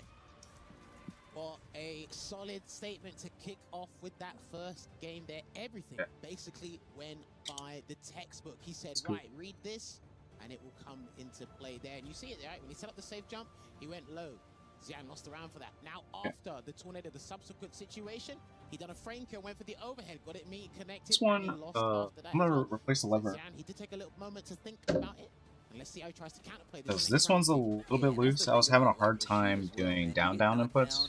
Did I get any sticker boards? No. Placing the stick. About the overhead. He gets a huge conversion as well. But here we go, Gachikun already getting right back to a familiar position with this corner in his favor. Nice anti-air, but it's actually going to get that side switch. White materia.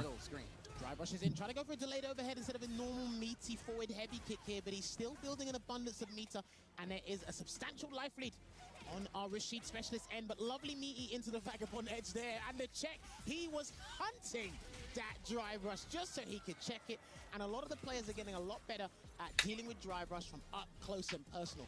They don't give themselves breathing room, but they've got the reaction time there ready. Here comes the second wind. And the buttons, have this combo. Check with jab on the drive rush. They're just mechanics. Versus the Yasar fighting out of the corner. Shin gets a hit. Back to the middle of the screen, and that's another thing about Kimberly combos. Great carry across the screen. I thought the buttons were broken on the stick. Just turned out if PC mode of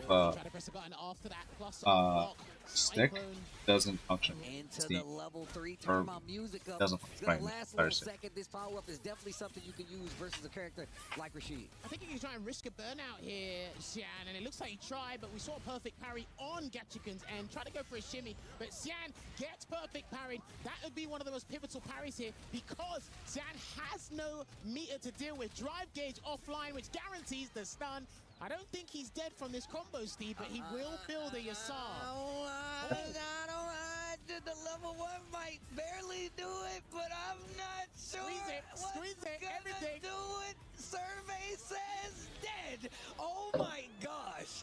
Yo, my man milked that combo. He squeezed all the juice out of that bad boy. Great combo. Gachikun cashing out. This is what I like to see when it comes to character loyalists. I am a character loyalist. I very, very, very, very, very rarely switch characters in a tournament. But in a tournament like this, sticking to your guns in a game like Street Fighter 6, when it's a very matchup heavy game, lets you know just how good of a player Gachikun is. 2 games up right now versus Shin.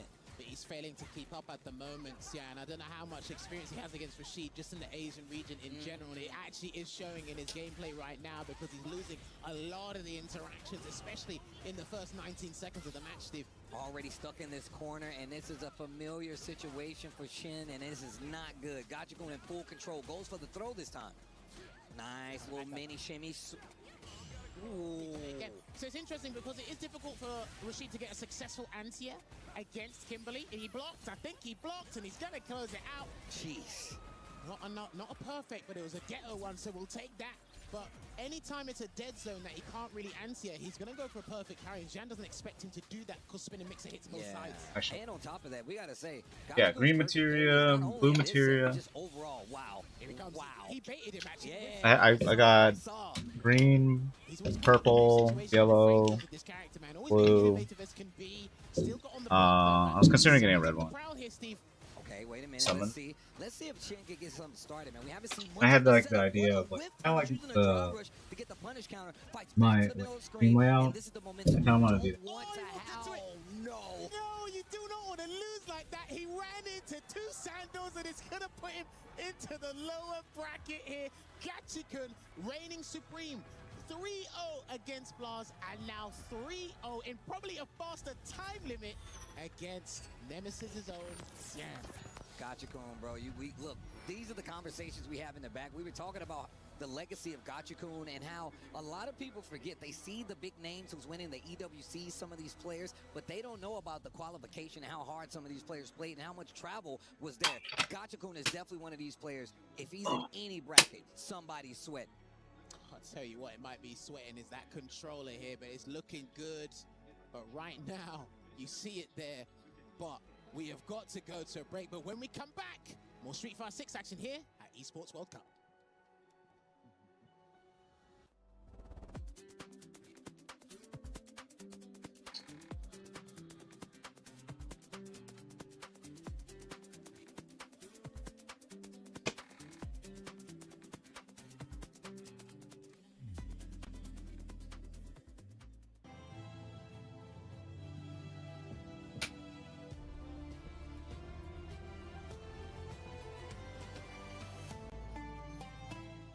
Yeah, I might be stupid.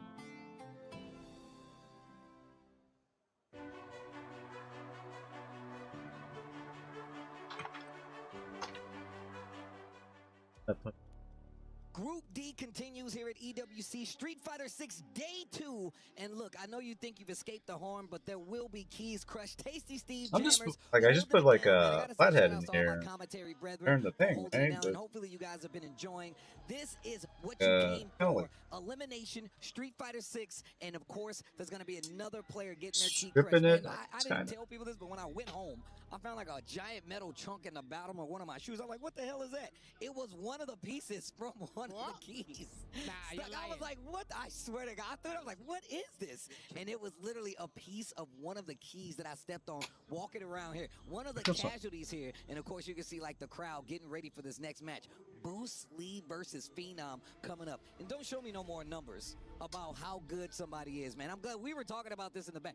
94%? Are you serious? These are not ball knowers. I'm glad they said this. If you're talking about a disrespect bar, then maybe 94% could be accurate. But I tell you what, man, as Steve just alluded to, Bruce Lee. I call him Bruce Wayne. I mean, he has, look, he goes by many monikers. Bruce Wayne, Bruce Washington, Bruce Lee, Bruce Mobile. He's got a lot of names out there, and it's because my man has always stepped up to the plate to show you just exactly how educated he is on any matchup. Menard, a champ coming back and seeing a lot of those shirts. He's definitely one of these players. He does the homework, not only on his phone, but in an actual book. Like a very educated player on top of that. And he plays. Why is everything so hard? We don't see represented as much, even though he's very strong with the Terry. Yeah, I was talking about this with Rob TV a little while ago, because when Terry was on the up and coming, because I said there are a couple of characters in the game I believe have their quality of life changes. They've been some of the best. I think Dawson's up there. Yep. Terry is definitely up there in terms of from their inception till now. From season after season, he's got great advancements. I think Elena's another one, but I'll talk about that another time. But Bruce Lee coming into this, he's been doing well in his World Warrior. And this matchup specifically, this is what I said on the desk with Logan. I was worried about translucent stop. I said if he does beat Zhao Hai, he's got to encounter trying to get the Kevin when we don't have good Rashid experience in Europe, or he's going to deal with Bruce Lee, and he's had a good track record over Punk's recently. So I said it's half the battle beating Zhao Hai, but to get out of the group, just like another thing slide it out. And Bruce is actually an excellent teammate to have with his insight, because he was part of Team Bandits for Street Fighter League Worlds. So he's in a very good position, and the confidence he had by beating Dual Kevin, who won the LCQ, it's coming into this, right? But Phenom, I mean, what's there to do now, right? He silenced the crowd. You do. Silenced the crowd. He silenced the naysayers with their votes, and he silenced the crowd with the W over the returning champion. And look, we've been talking about this. This has been kind of the lay of the land when it comes to EWC. Year after year, those promised players that come off I was going the wrong direction. Whether it's EWC or not, have not had the best return policies coming back year after year. And you can equate that to either just the competition overall, or just the fact that people are starting to understand exactly how this game works. But it's still the same group of big name players, best players in the world that you're seeing come and being represented on this stage. Phenom, 100% one of them. And bear this in mind as well. Phenom underperformed last EWC. Holy so white he's looking to turn that around. He's on track currently. He hasn't made it to a finals day either at EWC. That's a big deal. He hasn't stepped to the first to 5 territory. So he needs to try and get that on the board. But Phenom's been around since EWC's inception. He's a local. For the other ones, like I literally was about to say, like, how do you not just see the consistency, not even just only of the placement, but of him being at an event, invitationals as well, SFL, and then looking at his tournament runs, and then he still qualifies for EWC. How do you not see just how phenomenal of a player, no pun intended, that he actually is? It's because the Grand Slams are missing. Yeah, if we look at his trophy cabinet, the Grand Slams are missing. There's medallions, there's confidence, there's bragging rights. The accolades are there, but it's like, hey, if you go and ask people, who are you more likely to remember? The guy that's been consistent, second, third place for the past 3 competitive seasons, or that one Grand Slam winner? You're going to go with the latter here. And speaking of which, we got some stats on the screen. Shout outs to our stats guys in the back. Successful reversal, 100%. Long may that continue, and it's only been 2. Burrow, he's young. You see the DI reactions? Oh, the missed DI reaction, 0. That should tell you everything that you need to know. And look, they got the new no phone policy. My man Boost brought a book. Handwritten, so you know the homework is there. This is hoping it feels a little better. Watching, and I'm glad you brought that up. The other one, like, inception, I think my man has been particularly like when I try to do shout outs to Bandits for every circle. piece of work No, put in. just even like crouch blocking. But they built up quite a stable of players that have now been coming out and doing significantly better. Whether it's Kaba, whether you're looking at somebody like Boost, those are the players that you need to be looking at, and it should tell you everything that you need to know. If you go and look at what Boost did in SFL, even at the finals, he was one of the most successful players and just one of the most educated. So when it comes to, you know, if you want to just compare these two, both of them have the homework. I will give the accolades on the side of Phenom. And look, you said he didn't have many big ones, but the thing is, he has some. And when it comes to fighting games, I feel like experience is key. Playing on a stage like this is not easy. This is not going to be like my main daily driver. I just wanted to. This is more like a experience. I mean, look, just going off what you're saying there with experience is key. I was saying on the desk with Logan as well, and reflections. It's strategy is key. Logan brings up momentum. Heck, we can add the other word experience. There's a couple of themes. So far, it's like pretty straight. That you really need to focus on and hone in on is like, what's the story Stuff. here? But, What are we trying to do? Obviously, with the players, they're as ravenous as can be when it I comes just to don't know. competitive play. They just want to win. They want to show up on the day and perform to the best of their ability. And you know, if things go south, they can go, "Hey, I tried. Like I tried to the best of my ability." Yeah. If they can't do that, then they have to obviously rework, reconfigure that strategy there. But again, as Steve mentioned with the notebook, right? It allows you to think more. You're gonna actually pour more ideas. You're actually gonna be, you know, set off like the flipping dopamine and stuff. And the synapses start firing in your head. You're like, you know what, actually. And this is another thing that we pointed out. Boost is one of those people. He takes his time. He goes back to the character select screen after every match, especially if he loses. He likes to reconfigure a little bit, change up his strategy. But that's how well informed that he is. Boost is one of those players and one of the best up-and-coming players out of the United States. Obviously, he's been around on the online side. Rich put me on it ages ago. Yeah, that's absolutely true. I mean, look, he's been around for quite some time, obviously. But when it comes to his inception into the larger events, the SFLs, and going to a lot of events, he's still relatively new to that palette. So, well, it's really nice. He's no stranger to danger, and I think he will embrace and relish in the moment he has here, known as the esports world. Fuck. But yes, ladies and Put it gentlemen, on the wrong side. patience. We should be getting started with this next set here. Just to let you guys know, Gachikun has God damn it. qualified by beating Blaz and Xian. He had a very similar performance that Hinao did in day one. Now, either of these players is looking to replicate what just happened in the aforementioned set. Sorry, my bad. Words are hard these days. It is. And I'm a commentator for goodness sake. Trust me, bro. I flub a lot. Don't you worry. But go on. Go on. Here's what's going to be interesting. Boost is Terry, one of the strongest we have around, and it's very flexible. He likes to exercise all his options he has in neutral and really go the distance here, and already off to a fine start, ending with that rising tackle and really trying to test Phenom's defense here, Steve. Bro, one of my favorite things about Phenom, and this is I actually am considering buying it. I don't know if I'm gonna enter CO for it. I do have a bit of time left to decide that. I think people are just busy. People are gonna be. Really, I should drop that. Bro, he's prepared. I Bruce Wayne is the perfect one for that one. That means he was prepared before he had a contingency plan even before he got here. But the second round, Phenom starts it off a complete and a successful reversal on both sides. Phenom fights back. Man, the scrambles are crazy right now. Oh, speaking of which, he picked up on the whiff recovery there on the throw. And is piling on the pressure here and really hungry to get that drive out, but he does pull the brakes a bit here, Phenom, to assess the situation. Roundhouse. Backing up into this corner, though. Phenom taking his time, catching a low forward, and here's the throws. Another one. No, baits out that reversal counter now. Gonna have a small negative percentage on it. Baited out this time. Phenom gonna get a round on the board to top this first game. I like that he tested the waters and allowed that to happen, and be very cognizant towards how Boost uses medium power wave as a poking tool. JBM told me that a couple of months back, because it's very good, because obviously the low power wave cameos a couple of ways over it, and they guaranteed punish counters, Steve, if Bruce Lee's not aware of it. Yeah, and the thing is, that medium punch power wave is going to knock you down at the range that Cammy does like to play at. That's why roundhouse is so prevalent, but also you still got to look out for that burn knuckle, which he uses a lot. And now Phenom jump back weak punch. Oh my god. There you go. Took a bit of a couple of frame stealing there. This one's like a medium hot punch big into round wave. stick. Block string and burnouts not as strong as it used to be, and you could see the punishment on that there. He actually turns that drive back online there. This Phenom, good defense in burnout from him. Just a little too early on that DI in the corner. Phenom prepared. We've seen it work out a couple of times, but here's a throw. Phenom keeping us at a pace where he can control. This is exactly the pace he needs to take. He's going to take out Boost. So drive rush into the heavy. Dude, Phenom's fighting back to press in as many pokes and whatnot as he can. Perfectly spaced dive kick there, because he doesn't want to get into have a good night. Not on his own volition anyway. He still has that level 3 available, Steve, so you might have to look for a button into the level 3. Thanks for hanging out. Appreciate you. 5 seconds left in the clock. It is winding down. What you gonna do with it? What you gonna do with it? Almost to that 20-second mark. Gets the crowd strong. He's got 3 bars. That chandelier, it goes up. That's gonna be game number 1. Slow-paced overall. But look at that life lead that's on the side of Boost. Look at the time on the clock. Very slow-paced game.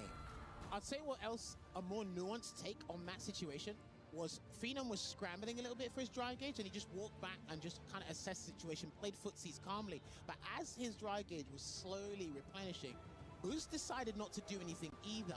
And then when Phenom got above the dry, he tried to get back in. And what happened? Boost, that's when he caught him with the stand medium punch. So that was very good situational awareness from the pair of them, but it was Boost that was able to capitalize entirely. Okay, here we go.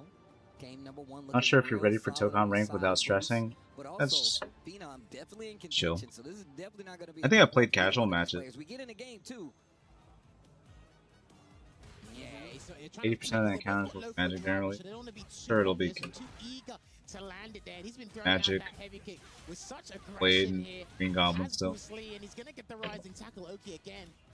Terry's range on his normals, stand medium kick, standing medium punch, his roundhouse, all great range, goes to the DI, attack on drive bar, power wave to try to burn him out. He parries the first, not the second. He is in trouble. Boost with the corner positioning, goes for the level 1, but that's a round wave. You cannot do that. From power to the round, you're not going to beat it. One of the better options, too, because a lot that of looks nice, dude. Awesome. He has the meaty fireball. Terry's got the round wave, excuse me. When you're in burnout, some of Terry's toolset, it just exacerbates the situation. It becomes tenfold what it originally should be. He's taking full capitalization off of that here. Phenom's still being a bit tentative in a couple of areas, but it is calculated here. Let's see if he can go on the prowl. Successful jump ins to the other side of Phenom. Actually catching Boost off guard and actually gets the position switch. Going for the frame advantage with the heavy. Knuckle again, throw it out like that straight. It works, man. There you go. Gets the plus frames there.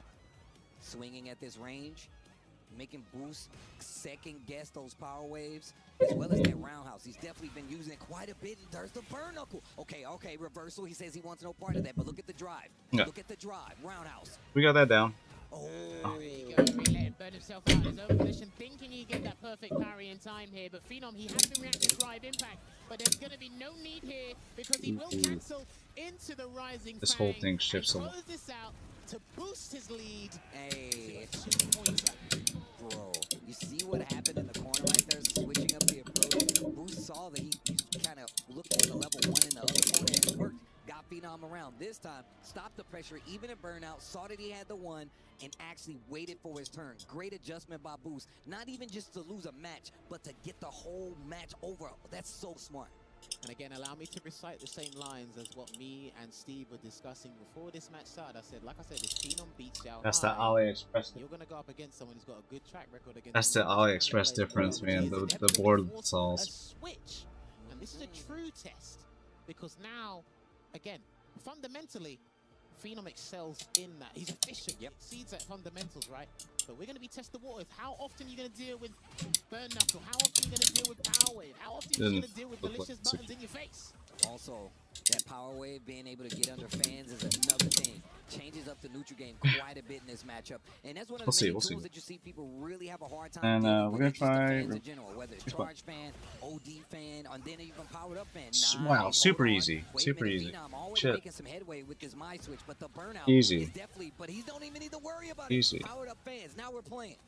There we go. Goes Holy for cow. Gets that throw here as well. An immediate breakaway with the EX rising tackle. Drive rush just to assess what Phenom will do on wake up. Tried to catch him off guard there. I'm not sure what he was looking you know what? I'm gonna do one button at a time. But he does make amends with that conversion straight to the corner, Steve. Here's the throw. Give me one more. Nice little stagger pressure here. There it is. Peppering him with the jabs, but still threatening with the throw. Both in critical position, but now look at that. Puts himself in burnout, and we knew exactly what was happening. Another different look from the side of Boost. No hesitation. Goes for the standing medium punch and a little bit more range, too. Dude, the fact that he dashed forward after getting hit by Kaichosen, they simultaneously forward dash, that was an insane interaction there. And he's going to cancel into the rising fang from the quick burn once again, and he's going to leave him with a pixel of drive gauge to work with here, Phenom. Is he going to allow him to make a comeback?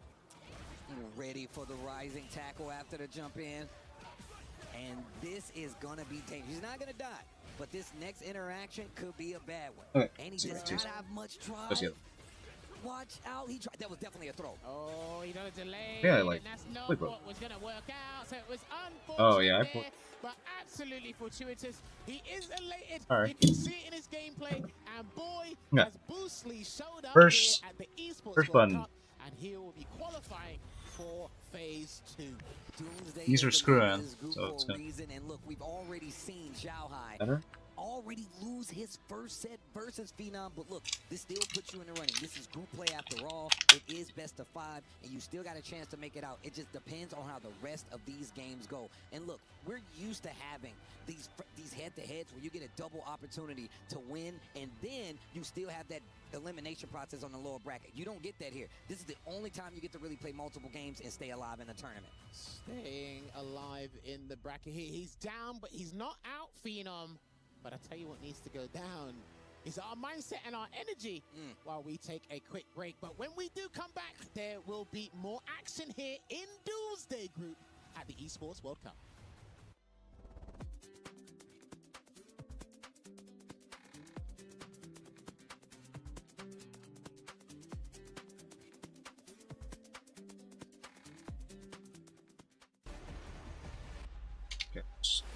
Okay. I just broke the snap-ons. Maybe that's better. And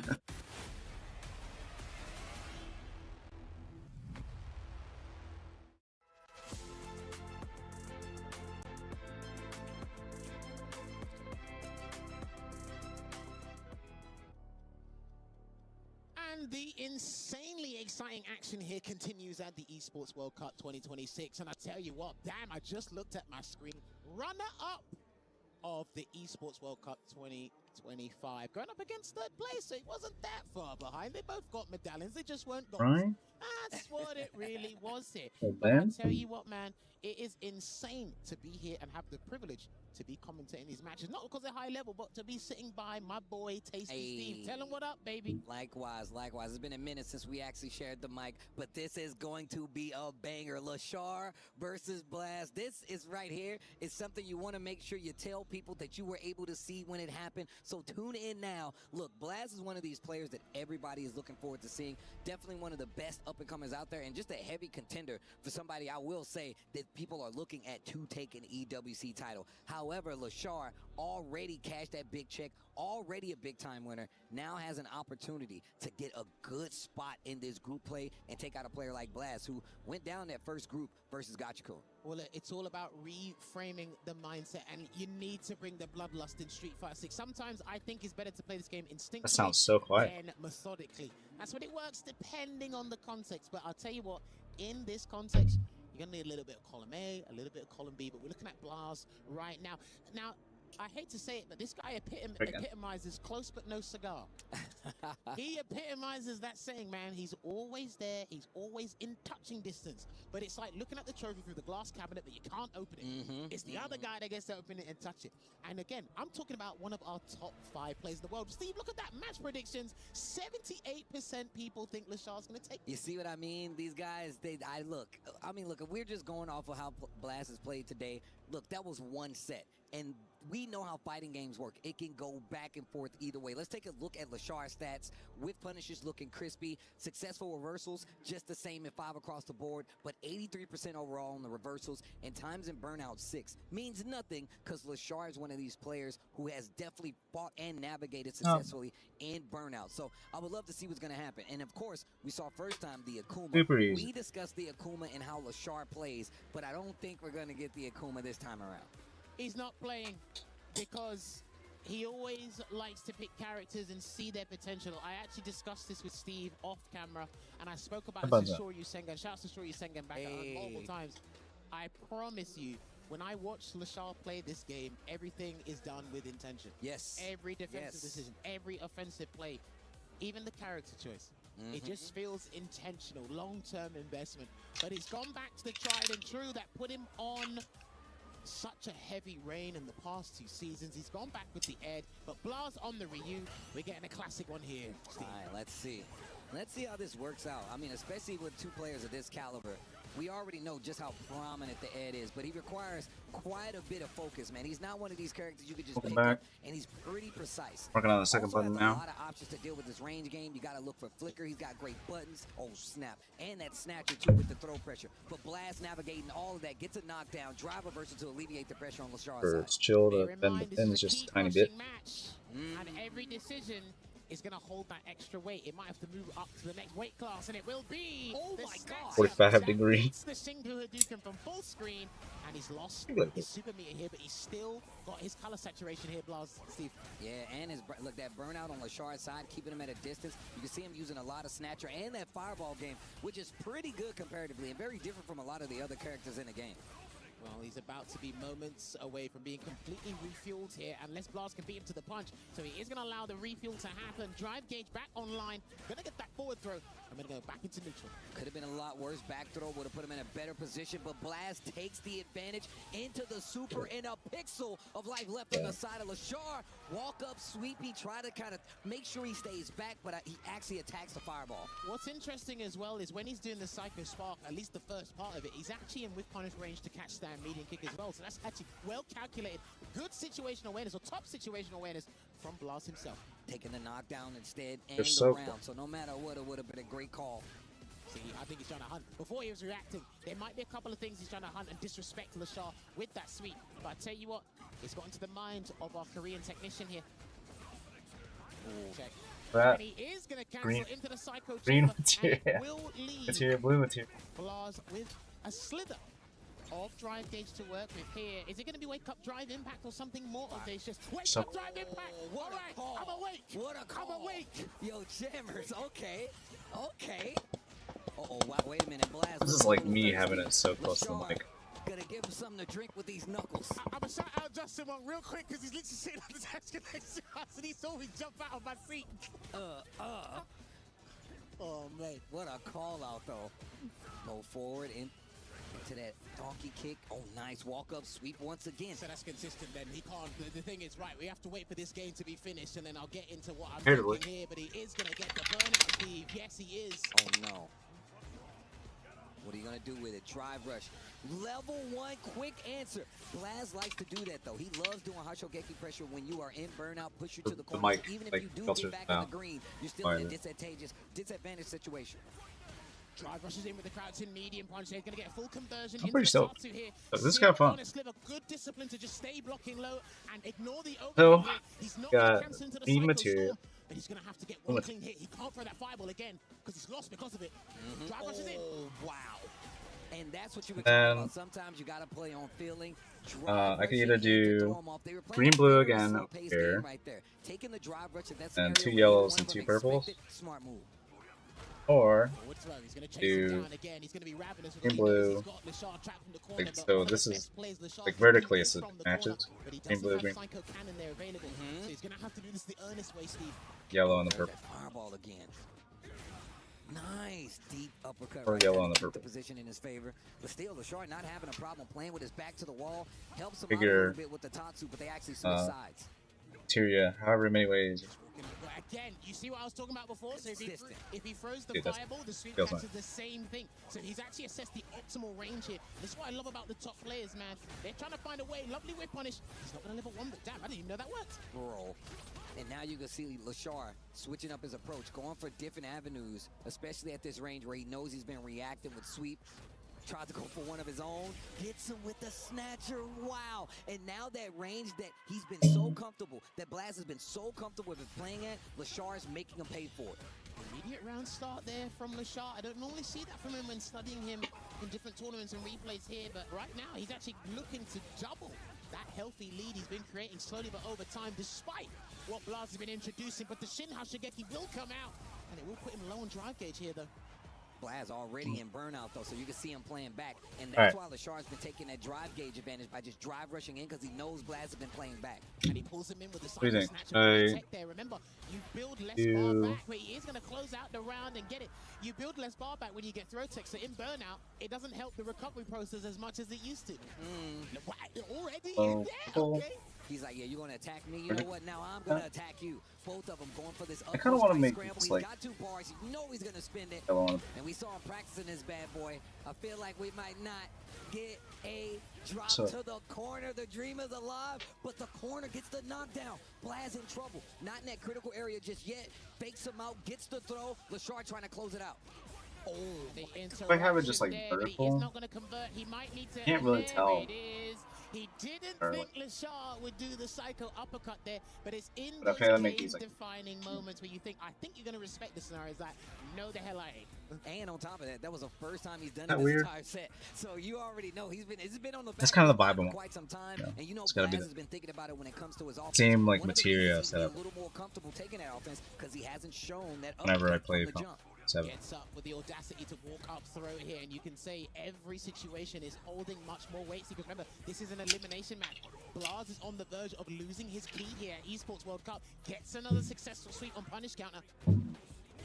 Neutral jump this time, different look, back throw, here comes Lashar. Playing back a little bit, knows he doesn't want to overextend. Blaz definitely gonna look for that, either that side switch, fights back to the middle of the screen instead. He doesn't really jump in this set either, but he needs to get out of the corner soon. He just low forward fireball because he didn't want to burn himself out, just to escape the corner. Nick Static fashion here. Drive rush, he caught him again, but he didn't commit to the cancel. But he is avoiding burnout. That's the most important thing. But I tell you what, if he cleans up this combo, he's not dead, but it's going to be a speck of health left. Oh no! No. Oh, hit. Okay. He did the fast hit, get multiple hits, and there's Lashar to get the sneak one in again. Because he knows the implication. He knows the implication here, and it's going to rattle him. Blaz, it doesn't show on his face. He's a nonchalant character, but it does not show in his face. It's definitely there. Once again, still consistent with the punish. Another throw, turning on the offense quite a bit more, but that got him in trouble. Walking up, Lashar instantly hit a button and made him pay for it. What a punish counter. Gonna spend it. He wants the burnout. I like him doing it, but he gets a lot closer. Yeah, he's going to move into the range that Blaz is getting the sweeps, and he gets the flicker, and he does pick up the combo, Steven. He can get another Does look kill longer. rush there, and the safe jump. Damn, that was sensational. Oh my God, the bait out on the drive reversal. He's got a Lashar level 3, surely. putting on the clinic. This kick is That's right. Back throw. And he's in burnout, still taking a step forward, closing the distance. Closer to the green, chasing behind the fireball is Lashar. He's got to take the chip as much as possible before that drive gauge becomes back. It's completely recuperated at this point now, Steve. Back in the green. He needs a miracle. Anything. You got to do something crazy at this point, dude. Oh, okay, he ain't gonna spin that. Yes, he is. Oh, he needs to already get got the drive. rush cancel. Right, the thing is, we've already seen Lashar wake up with a psycho uppercut. He can be audacious here or do something even crazier than a normal reversal, and he backdashes just to play it safe.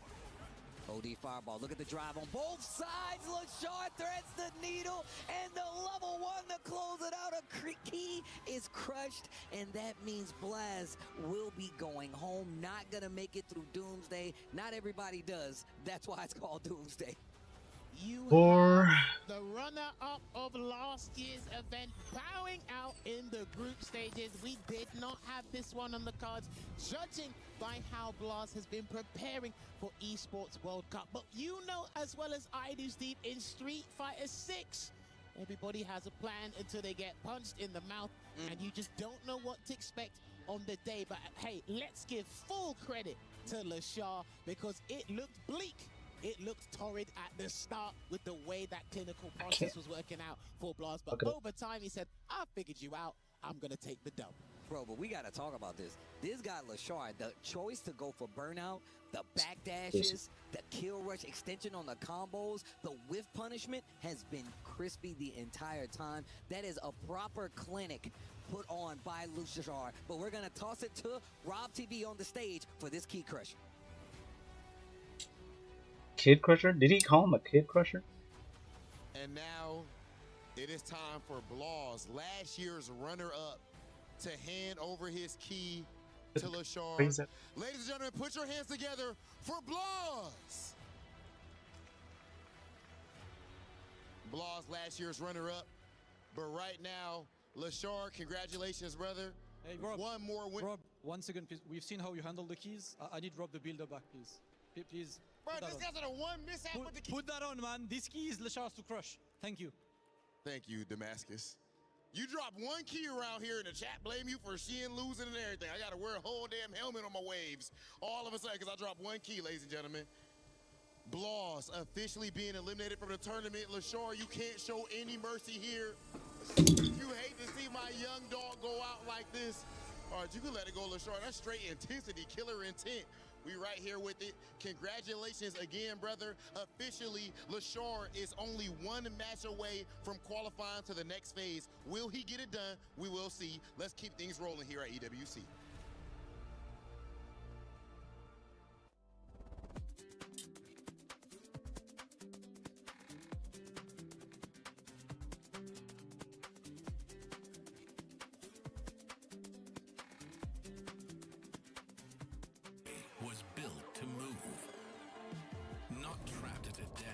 in one singular posture for 12 hours a day. It's time your chair evolved. I'm being like This super. is Secret Lab Oh, Titan Evo. the orientation button. Ergonomically engineered for you. Gamers, hybrid workers, artists, backing your every move. And we just sent somebody home. It had to be the young Blaz. I'm still a fan, and there is always a whole season of fighting games to play, but the show must go on. Zhao Hai versus Dual Kevin is what you see on your screen as the next match here from the DD group. And of course, it's your boy Tasty Steve, HD Jammers, Clear Vision, holding it down on the comms. And this group has been crazy already. See, you gave me the clear vision like I'm a Marvel superhero. I'm in the cinematic universe somewhere. We did watch the latest movie yesterday, by the way. It's fantastic. So godlike. But yes, elimination match here. This is super important because Bruce Lee has been outstanding. Obviously, him and Gatch can make it on winner's side. We have now seen Lashar step it up. He'll be going up against Phenom in a couple of moments. But somebody's going to leave. Is the dream of the unicorn situation where we're going to have a 3-time defending champion, or are we going to see Dual Kevin, one of North America's finest, top 3 in my opinion, show up, win the LCQ, and he's going to bow out early after being such in an incredibly Yeah, I don't Reinhardt mentioned it. The euphoria is still lingering, still oozing out of him. Or does he might not be in the mindset to deal with the guys that are qualified. PS3, Xbox 360, so definitely not compatible with Spot. CEO's gonna be Spot. I just want to do it. Just for, that's still good, especially when you consider I bought these parts like and look, depend so much on or I went on vacation. Seen it be quite a I'm now getting around. overall, but not for Zhao Hai. Zhao Hai just beat you with good Figured today would old-fashioned fighting game, networking, and understanding. And of course, Dual Kevin, one of the favorites out of the States, of course, coming from the LCQ. And you're right, man, that momentum is something that you need to be worried about, right? And also another thing that Ryan Hart pointed out is that all the players, of course, they are ready to fight the people that were already qualified, not the LCQ people. And look, we talk about the experience. Where are they going to get this Rashid experience from as well? Those are multiple things you got to put in on play. So, I don't know if you were able to catch this, but Zhao Hai, what I really love about his training regime is he goes through these crazy-ass gauntlets. And he done this thing, I can't remember exactly what the rules were, but he had 40 lives, and he had to fight 10 or 11 of the finest players. And he was fighting Mena RD, Zen, Enzo. Gatchikan was one of the people he fought. And he beat Gatchikan 5-2 using the Bison. And bear in mind as well, I can't remember if it was 2024 or last year. Hey Wolf, what kind of buttons did you end up getting? Between Zhao Hai and Gatchikan, but Gatchikan didn't win because he dropped a combo in the corner. Because of the input, it was light kick into level 1, and it's weird because light kick and then level 1 he might have done it with a kick button, so he might have messed up the input there. But my point is, he's got a wealth of experience, which is why he's picking Bison. He's not picking mine, he goes to Bison because he's much more ruthless in a situation like this. And look, and on top of that, slower walk speed, dealing with the ground game. I mean, obviously you already know Bison is a little slower, got a little slower on the buttons, but the plus frames are definitely in his favor. If Dual Kevin can't get away, if he never gets anything started, then Bison can definitely make this hurt. But of course, Zhao Hai, oh my God, both ready with the DI, puts himself in burnout because of it. He's got one, and look at how much damage that took off on top of it. Dude, that was tremendous damage for a 3-hitting combo. That was, I'm like, what? Okay, side switch there for the Oki, and he knows he's in burnout, but Zhao Hai has no reason to tech. Look at the healthy life lead he's got, and he's going to catch the drive impact on whiff with the sweep, and you can see it on Dual Kevin's face. He's getting a little bit frustrated because he knows the implications of this match. Elimination match. The champ could go home. He could stay here. Dual Kevin, the LCQ champ, has an opportunity here to make it out of groups, but he's got to get through the last year's champion, and it will not be easy. Big combo here, and you got this corner positioning, and the bomb is planted. Pressure being applied here. Lovely delayed throw tech there. And he gets the hit confirmed with the drive rush cancel. No Yasar just yet. He needs to push him a little bit more to the corner, and then he'll call the tornado. But I think Zhao Hai is highly cognizant of that, Steve. I think I'm going to do yellow. Trade on the anti-air. Zhao Hai never letting up when it comes to this offensive situation. Could have thrown him again, but he chose not to because he wants to take the round. The best way to win games is to eliminate the opponent's life bar completely, and he's poking him to death. He's trying to inch out of this corner, but Zhao Hai not letting him breathe. Game number 1, Zhao Hai. That was a sick way to condition him to sit still, by the way. Those are staggered mediums. Couple of lights, and he peppered in some staggered mediums, and then it's like he knew that Dual Kevin wasn't going to move. Dual Kevin was like, okay, I'll just wait, see how to react. He's like, all right, you haven't moved? Throw, done. And you take it. I'll take that throw. You're not gonna do anything? Sick. I'll take that throw. Great placement on Wish the I had punch a here better from Zhao Hai as well. Dual Kevin's having a hard time getting away and get his offense started because of that. And look, like I said before, Bison don't have the fastest buttons, but man, are they plus. Well, I mean, look, he's a character that is, you know, high octane. His aggro meter is broken, basically. It goes past the 100-meter limit.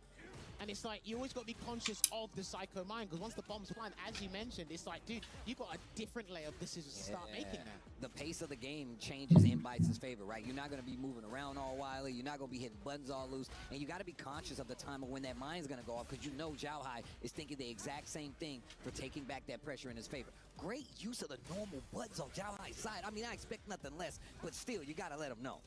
Walking forward, he's walking into a range where he needs to actually get something going here, and he gets the conversion into the safe jump there. Does still Kevin, and I can start picking up momentum here, Steve. He's got those 2 bars right at the edge there, but he's, of course, going to try to close this out without using any resources. Zhao Hai probably not going to give him the chance, though. Walks away, and he caught the recovery by getting a low forward conversion into the drive rush cancel, and this is what he needs. You're going to see a rapid switch in decision-making and mentality here for Zhao Hai, because, again, the dream of the 3-peat here at EWC, it starts with this match here when his back's against the wall.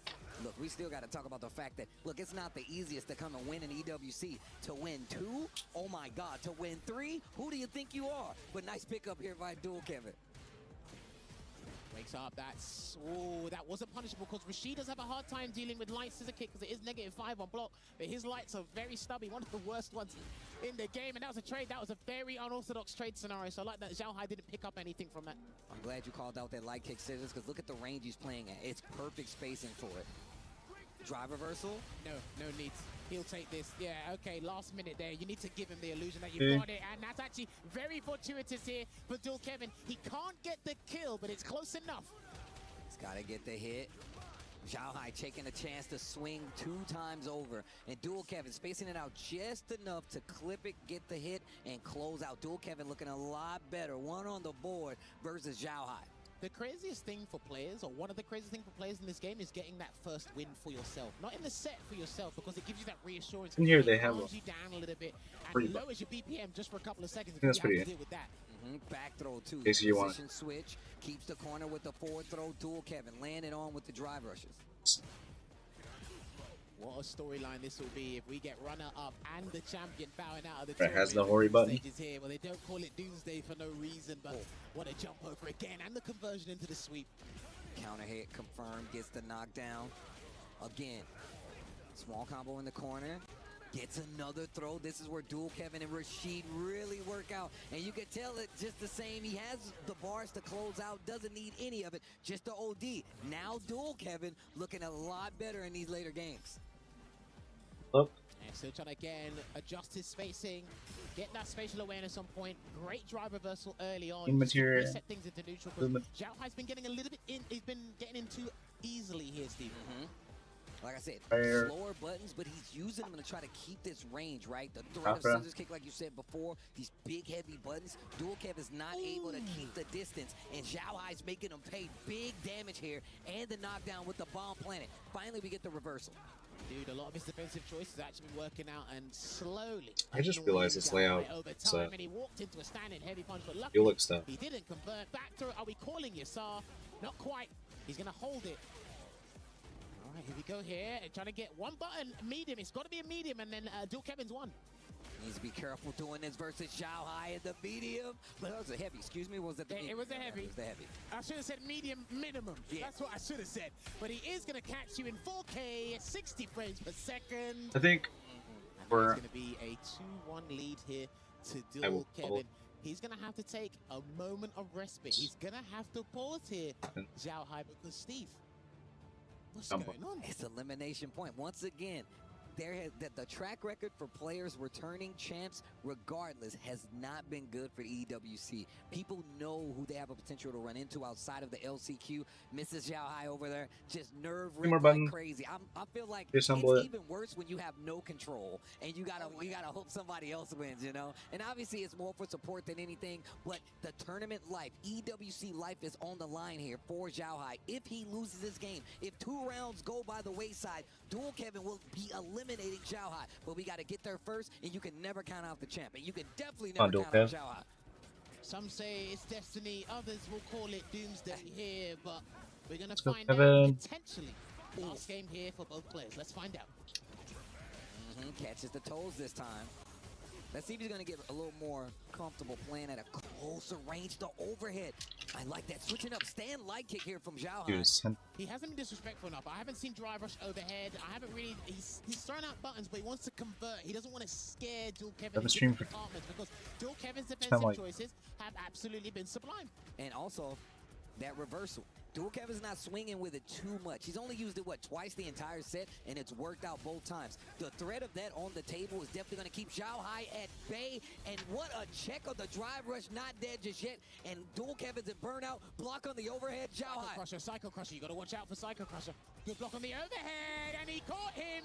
That is in one of those dire situations that the top players should know. And because of the magnitude of it, he forgot that he'll try and steal a turn. So that was actually top level play there from Dual Kevin. He smells blood, Steve. And of course, what if he did know that was coming? Perfect parry. It could have cost him that round. So of course, Dual Kevin taking the gamble just the same. The but this gamble could actually win him the set by covering the wake up, knee press nightmare. Couple of seconds there, breathing room here, but it is not looking good for our EWC 2-time champion. I think someone's mentally checked out of the hotel. Gets a drive rush. Oh, the throw. Punish counter two. Zhao Hai's got a chance. Another punish counter throw. That's the burnout. He's got 3 bars now, too. He can get him to spend that level 1 if he wants to, but it looks like he's going to convert into Psycho Punisher. No, he didn't. He dropped the combo. He dropped the combo. That's not good. That is not looking good because Yasar is still available if Dual Kevin gets out of this. He's got level 1, too. If he That's not what he wanted. Oh, my gosh. Oh, my God. The scissors. Zhao Hai still alive, and you can see the determination on his face. Actually pick up the eyebrows went up. My man was looking like Ken or you right there. Hold on. This round is going to be one of the most important rounds of the entire tournament, regardless of what happens over the next couple of days. Throws out that heavy punch with malicious intent. Kevin is not going down without a fight. Yeah, the importance of that round could definitely mean the difference between a returning champion and an eliminated champion. Hold this sand, bro. Oh, he gets the throw. I'm not sure what Zhao Hai tried to do. He's not going to sneak in an overhead. He'll take the 2 grabs and just leave it here. And he does get another knee. He wasted a bar. That's fine for Dual Kevin in terms of reward. And he checks the drive rush and the back fist combo. Dual Kevin needs to sit still on wake up. He needs to sit still. He can't do anything. There it is. The wrong's dissipated now. If he gets his wrong off this safe jump, he's done. Oh. And we've seen him call out these situations in the corner, but now he's in critical. You know the throws are there. Dual Kevin in range to get a hit and close out. Not close enough with the counter hit. He got the counter hit jab, but didn't believe to stand fierce. Plenty of time left on the clock. Dual Kevin with a big life lead. No stop on the jump. On the inside, eliminated. There will be no return champions. Dual Kevin continuing that LCQ run by eliminating Zhao Hai, one of the best players on the planet. The 2-time EWC champion couldn't show up today on game day. And that's just showing you how voracious, how deadly this group has been. We have been emphasizing it on the studio desk, on the commentary desk there as well. But Dual Kevin, what a signing from Crazy Raccoon, by the way. I've got to give it that. But he is going to have the ability to crush the champion's keen, and if he goes curious if it on was a like reign of terror from this point, Steve, we know what the starting point was. You can see it there. It was crazy, but I'll tell you what's crazy and crushing. It's going to be Zhao Hai's key and the dreams. Yeah, like the EWC rings in here. That being said, let's send it down to the stage to get a key crushing moment, a heart crushing moment from Damascus and Rob TV. I'm scared. Perfect. And now it is time for our champion, 2-time champion Zhao Hai to pass over his key to Dual Kevin. Ladies and gentlemen, make some noise for Zhao Hai. I broke this. Shit. So. Boy, that's how you play. That's how you play. LCQ champion. And now goes up against a two-time champ and gets the dub. I'm gonna holler at you after you crush this key. After you crush the two-time champ's key. Ladies and gentlemen, they say to beat a man, you gotta beat the man. And if that's anyone in this tournament, then it's who Dual Kevin just defeated. It's 2 buttons I broke. As we see the champion's key being crushed in round 1. What an event that we have already. Kev, meet me right here, brother. Did I miss Xiao Hai's wife? All her eyes. And then you Are they gonna cut to her again? How were you able to keep your mental together knowing you're going up against a two-time champ? So even after a loss, I kind of felt like I know what I did wrong.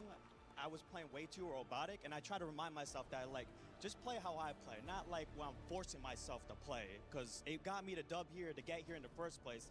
That little bit of freeform, you know, looking for whip punish and stuff, let me play that style. That's your game. So you stick to your game. And then you did bounce outside of your game just a little bit. You went for was it overhead? He blocked one. You go for another overhead, and you went with the level 1.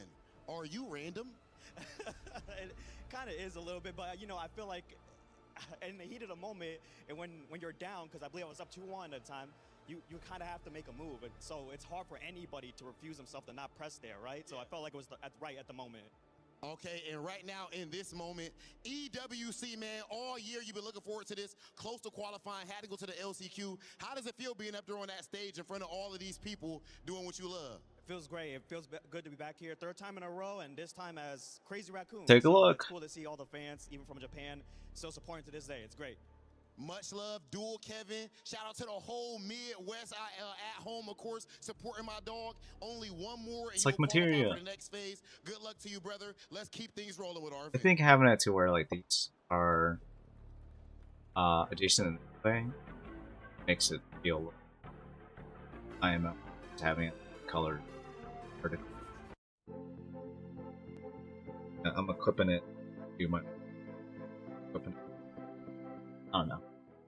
It's small. It's stupid. I don't know.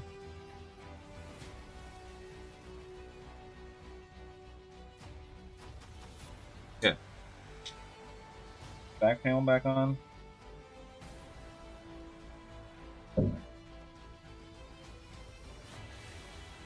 Oh, okay, yeah. I mean left, right. Kind of make.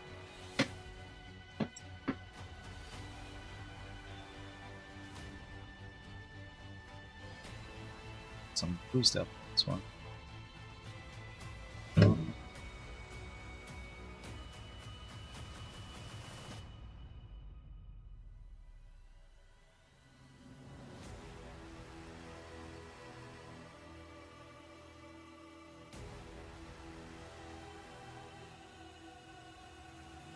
Char win.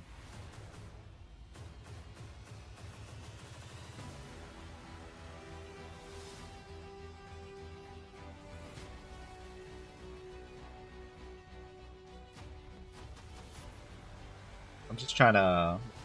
Her Tifa's all kitted out. Where I go? It's been a fun day so Sagat. far. Many of great matches, so we had to quickly report with the crowd. We've talked to a lot of fans. Now we got a couple NIP fans. You know, like we love NIP. I love Phenom, a good friend of mine. He's gonna play next, got the first start. So what are we feeling about Phenom? Oh, he's gonna destroy him. And It's not there? gonna be close. Certain win. Phenom's winning. Yeah. Oh yeah. Rob. I mean, he already beat Shanghai, so he's got to take it. It's a fun project. How confident were Might you have in spent that Shanghai match? I don't know if you even seen. But probably too much on the again, buttons. chat does not know ball. As they said, 94% chance that Shanghai was going to win. What did you think about that? Come on, man. We knew the whole time. Like, Phenom's just one of those dudes. He's going to make a crazy run, and this is his time for sure. So he's going to take it all the way. And this event overall so far, of course, EWC, this is the creme de la creme, the best players. The results This actually this 8 arc. so far overall. Would you agree? Yeah, I mean, Pick. there's a lot of upsets. It's given I feel to me like by this is my the stage to friend do it, you know? Chase. Like, this is EWC. Everyone They hates bought a this top for player. Anybody can win at any day. trying to get That's what I want to see, man. Listen, Something. every single match has been insane, right? Ultimately, he gifted both me. of the grand finalists went 0-2. Don't lie to me, you didn't expect that. Now, you know what I do expect. If we're, you know, as far as when it comes to the FGC, right, in the fighting game community, we're supposed to be decent people, okay? You guys have all of this amazing, you know, these amazing beards, all kind of extra.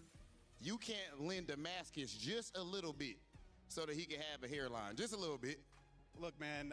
Can't even hear it. Effort that goes into this, all right?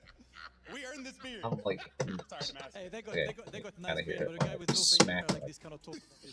That's more me smacking the pole than it is Too much hair, man. Go smacking to the the wave, please. Listen, we're done. We're ready for the next matches. Thank you, guys. Are you ready for the next Alright. match? Let me test this lever real quick. Getting ready. Let's go back to the studio.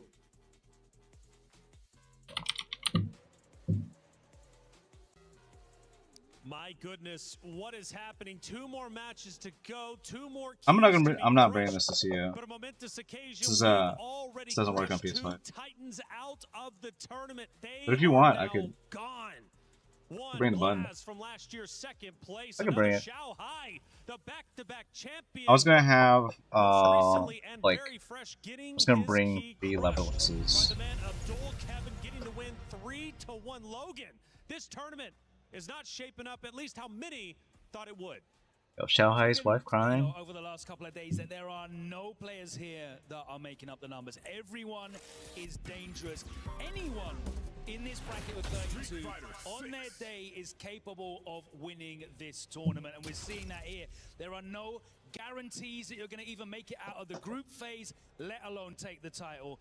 That's been playing out incredible stuff. Incredible indeed. Now let's go back though to Lashar versus Blaz and Ringe. My goodness, this one did in fact end up 3-0, and it was Lashar taking down Blaz. Which Lashar, to his credit, right, incredible performance last year in the competition, right, at the EWC, placing top 4, I believe 3rd if I'm not mistaken. Right. Yeah. But then going against Blaz, right, 2nd place from last year. There was a lot of pressure on him to perform once again. This time around, though, it doesn't go his way. No. Lashar played absolutely out of this world. Yeah, he picked Ed, which was a big change, you know. I On the character select screen, he played out of his mind. That seems to do really well when that happens. One of the things we actually got some intel from Ryan Hart about is that he has been on a mission to win a tournament with Akuma. Apparently in the East, Akuma is thought of as more of a skillful character. He's a bit of a hipster, likes to play characters that aren't as popular. Akuma kind of fell out of favor with a lot of the top players. So that's what he's been on. But we can see when the back's against the wall, when elimination is on the line, he pulled out the character that I think he's the best on. And if he continues to do that, I think he's one of the favorites to win the tournament. Yeah, definitely. I mean, he's one of the people that not only built the meta game for how to win in Street Fighter 6 in Season 2, he built out a lot of the stuff that made Ed a viable character. He built out a lot of the stuff that made characters like Mai and Terry viable characters, and we've seen all of those picked very much. But he's come off of those characters in recent months, and he's gone back to Akuma, who has fallen completely out of favor, and Ringe used exactly the right word. He's a hipster, man. When it comes to character selection, he's like, no, I don't want to use the characters that everyone else thinks is good. I want to pick the character and win with the character that is a challenge, people are going to recognize my skill for, and it hasn't worked. The Akuma hasn't worked out for him, but you see that Ed play, it was sublime. The spacing, the situational awareness, that is hardwired into, he's still hitting the dream combos. For a minute. The whiff punches, the hand cam, everything was on point. That's what we want to see. The best using the best, playing their best. That's right. Well, let's take a look at some of the comments here. Phenom defeated Mai to become put a light next to it so you can see it. So you know, like if you either die a hero or live long enough to become a villain, and Phenom's still in the bracket, so you know what that means. Okay. It's like too much exposure. Dual Kevin is here. It's correcting. It's all. Dual Kevin, man. Hey, so that was a big win, and it would help if I plugged this. Up. Now again, we mourn Xiaohai, his exit, which is just that crazy. To plug in your story that he had. But Dual Kevin, obviously moving forward, is tremendous. His work's not done though. He still needs to win a couple more if he wants to try and get into the championship circle by day number 5. But either way, 2 more matches remain. We've got to move some players forward. We need to crush 2 more keys. Casters, take it away. Big thanks to Reflections, Ringe, and Logan on the desk. Giving us the necessary information. Like we said, man, Shit is so bad. and just get the job done. We want to get the biggest titles. I think he won it. But of course, there's a lot of players that want to win, of course. That is the most and foremost MO. But they want to do it in their own way. They don't want to have to succumb to a meta and form and line and be robotic. I understand that. But hey, can we start off doing what we're supposed to do before we get a little bit creative, please? There you go. That's what we're asking. Get the dub. I mean, once again, LaShaw's got that nerves, and he's definitely got the play style. The thing is, when it comes to the world stage, you can be that nice, but how big is your heart? Do you really, are we going to stick straight to the guns, and LaShaw now going back to the big guns with the ed that got him there? And now, Phenom on the stage, all smiles, of course. Another player that I feel like, once again, kind of underrepresented when it comes to just how stacked this group is. Phenom is definitely one of them. Yeah, he had an outstanding performance against Shanghai with the 3-1. He lost to Brucey Fell by the wayside, but now he has another Titan. That's crazy. He's had to find 2 of the top 3 in his way. It doesn't come up. The group stage. And again, just to regurgitate what I said before, Phenom to his standard, by the way, underperformed last year. 2025. Losing to Goichi and Yes, let's go. group stage as well. It's an opportunity to turn it around and what edge you can take. Hang on the trophy wall if you can do that over here, beating LaShaw after he's had to be forced into his main pick, the Psycho Soldier. And now, on top of that, like you said, man, you got Xiaohai, you know? Let's see what you can do with this. Now, bear in mind, we saw this matchup yesterday with Sahara and Parker. It didn't look too good there for Punk, so hopefully people take it to the he actually knows what to do, or Ed himself. Alright. And will adjust accordingly on the Let's try a casual game. But LaShaw, he's got a game plan ready and waiting. Let's see how it unfolds, Steve. Just knocked down in the corner, tries to charge it, and I like the answer right there. Phenom ready. Speaking of, catches Phenom low. Use heavy kick there, and Phenom is ready to do that instead of a regular light uppercut there. So he's feeling confident here. Gets the jab, but it's too far to get the crouching meeting kick to connect it. So he will be punished for his troubles. Looking kind of gray over there, LaShaw. But now, Phenom fighting back, and he's Buttons do feel nice. on the drive gauge. Round 1, game 1, Phenom. All right, taking a deep breath. That's important. Most players don't actually breathe when they're playing front games, by the way. And against another high master guy. I had to train myself. Steve, you gotta breathe. I didn't mean to that. There's another throw. Damn it. Back throw this time around. I think he wanted to try and go delayed one just in case you know what the Oh. there, so he can cover the tracks, and there it is. Uppercut as a reaction, and then an immediate on the reverse. Oh god, god. Dude, I pressed crouching meeting kick, what do you mean? Yeah, I just got hit. Oh yeah, there's a couple of these reversals. You've got time to dash, and then it might end up on the wrong side or whatnot. We've got enough time to dash to get I can't do motions. I did tagging. I did tagging. I'm a sweat.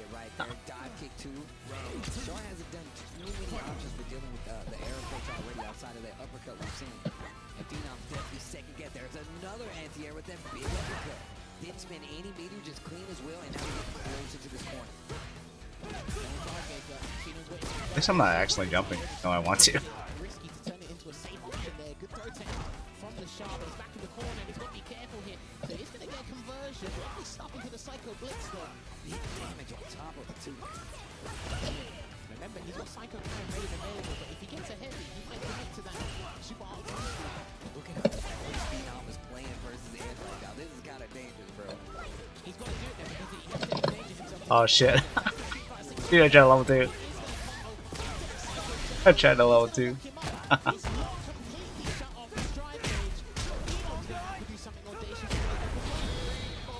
Play one more. Dude, I'm sweating. Holy crap. Not dead yet. Huge chunk of damage. Burnout still on the side of Phenom. Are you going to be able to close this out? This first game could be important, but you're in a dangerous situation. He tries to wait for the jump and does exactly that. LaShaw, the Ed, game number 1. And man, they were scrapped. Oh, mate, listen, yeah. Nice. This location, we're going to do Street Fighter Plus now. You know, he's to the prove it. He's ready.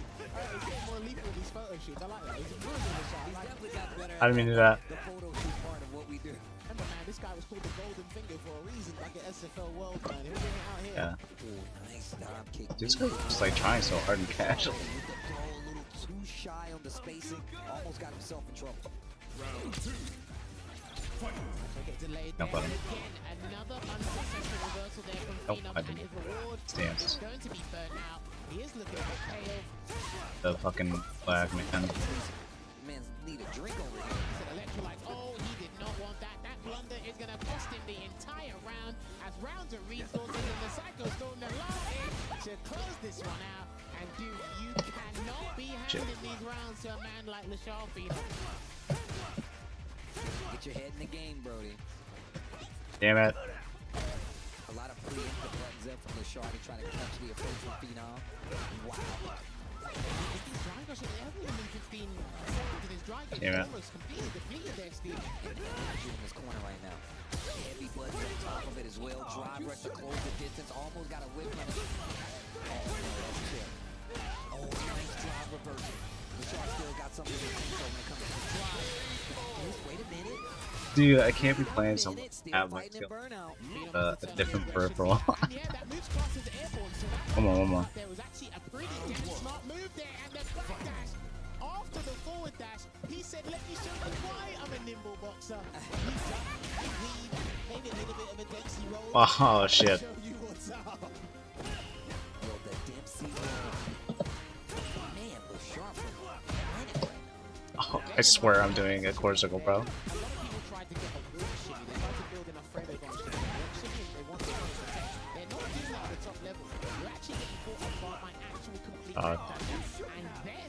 Okay. I swear I was blocking. Not. Yeah, I think I was just holding down actually. Ah. Double down inputs on levers. Silly. Silly me. Silly me.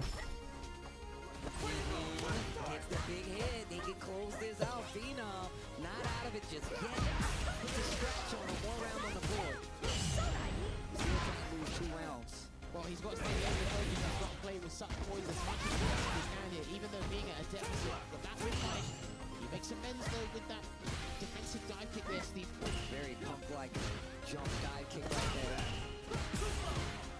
Knocked down.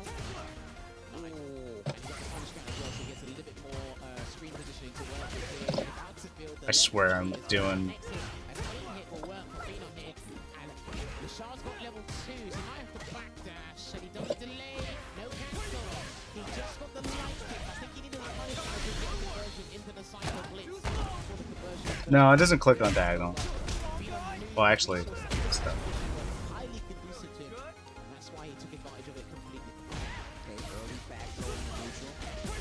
Lashar does such a great job of scouting the spacing unit, especially once he gets used to the corner. He does such a good job of Maybe I just in the block neutral. him. Oh no. Oh no. Hard to tell with the stick. Here we go, he's going to go for a frame kill here, and Ashton going to try and escape the corner. Drive to stop him from backdashing, that's going to be that medium punch after that drive rush anti-sequence there. But he's going to try and clip him, and he was too far for the jab. I think he said counter hit, so he might have been able to get a light kick there. I think so. I actually think I was a counter hit, but the moment has passed. Lashar with big right lead drive rush confirmed after the punish counter. And now, one round away. Phenom needs to make something happen. Once again, deciding match on the line. Boy, he does not want his key crush after the amount of effort he's put in thus far today. When he gets the grab here, he can burn out Lashar if need be. But he said, I'm going to do it on my own terms, baby. I need the space to work with. Good luck with the crosser. My man said, you can't fire me, I quit. He said, I'm out. And I'm still in all the staples. Stop me. Like a personal story. It was a personal story. But here we go. Bird out on the side of Lashar. And finally gets back to touching that ring. Oh, no, that's brilliant. The drive rush to hold the momentum. Oh shit, damn it. I was trying so hard to buffer level 2 there. I got scared. Good job. Into the CA of the Psycho Chamber. We're going to kick you out of the tournament. We're going to hijack your key. And man like Lashar will progress to the next stage here. Don't punish me, please. Fundamental play right there by Lashar. Great conversion all around. And that's one of the things I feel like sets Lashar's apart. My man has some of the best conversions. He called you all on some of your safest ones. You're like, you know what? I can whip this at this range. You're not going to do nothing. That's not the case when you're fighting a player like Rashard. But once again, a player like Phenom is one of the guys we definitely see quite a bit when it comes to I'm not blocking. Like diagonal. Good. I was blocking well, I think. Like, or rather crouching, rather. Man, my man won at the character select screen, as Logan said, man. The hardest battle was already won. It was one indeed, but after every victory, the need to hand over, and here was Yeah. the man. I gotta actually hit the up direction to do spinning bird kick.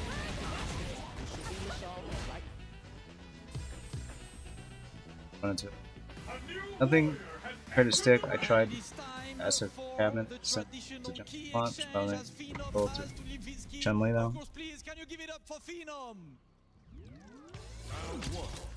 As I'm standing up onto the stage with Leshar for a quick of course. Leshar, congratulations. You're moving forward. You had the top starts, but then you sent out the second place from last year, and then What a job. this kind of situation. Okay, he wasn't even close to me. And to not be able to win back to that match after a hard start. 네, 첫 번째 경기는 지셨는데 두 번째 경기에서 작년 2등을 한 선수를 격파하고 이렇게 올라오셨는데 그 비결이 제 캐릭터 애들을 믿어서 어찌어찌 이긴 것 같습니다. I think I was able to win because I had strong faith in my character. So now that you're on Ed, we've seen you with Akuma as well. Are we staying with Ed for the rest of the week? 지금 이제 에드로 계속 플레이를 하고 계신데 오늘 한 주 남은 경기에서 계속 에드로 플레이를 할 계획이신가요? 아니요, 저는 제 고우키도 나쁘지 않았고 제가 아는 캐릭터들 다 좋아하기 때문에 고우키도 사용할 수 있으면 사용할 겁니다. 같이 사용할 겁니다. I mean, I equally love all the character I play. So if I have a situation where I think Goki will be a good, good match, then I will choose Goki. You know, that's the arsenal of a true champion. I tried to jump. Leshar, thank you so much. Oh, I am not in that angle. To the crusher we go as always, of course. Keys need to be crushed. Right, everyone, make some noise. I was supposed to be. Another key to crush. We love that moment. That is the classic at Esports World Cup. Dude, that was supposed to be level 3. Crush probably tomorrow and over the next few days if he wants to access that ultimate title. Once again, congratulations to Leshar in his zero time to destroy another opponent's dreams in the name Jesus Christ. of Phenom. Then you can rest until tomorrow's big player days. Only big matches, plenty of upsets, some players come back from the dead like Leshar just needs. Ready to go with the crusher, and it's time to give that wheel a little pop, like we like.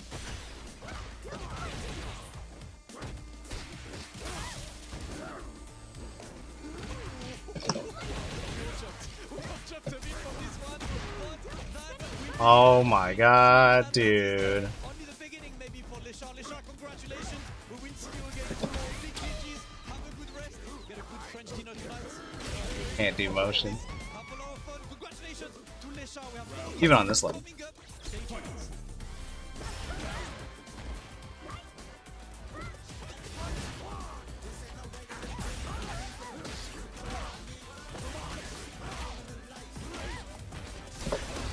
There.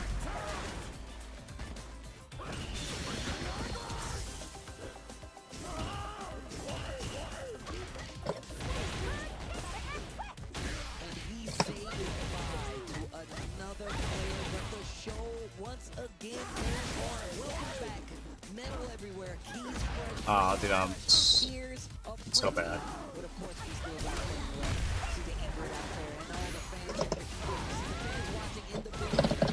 I can't super. I can't super.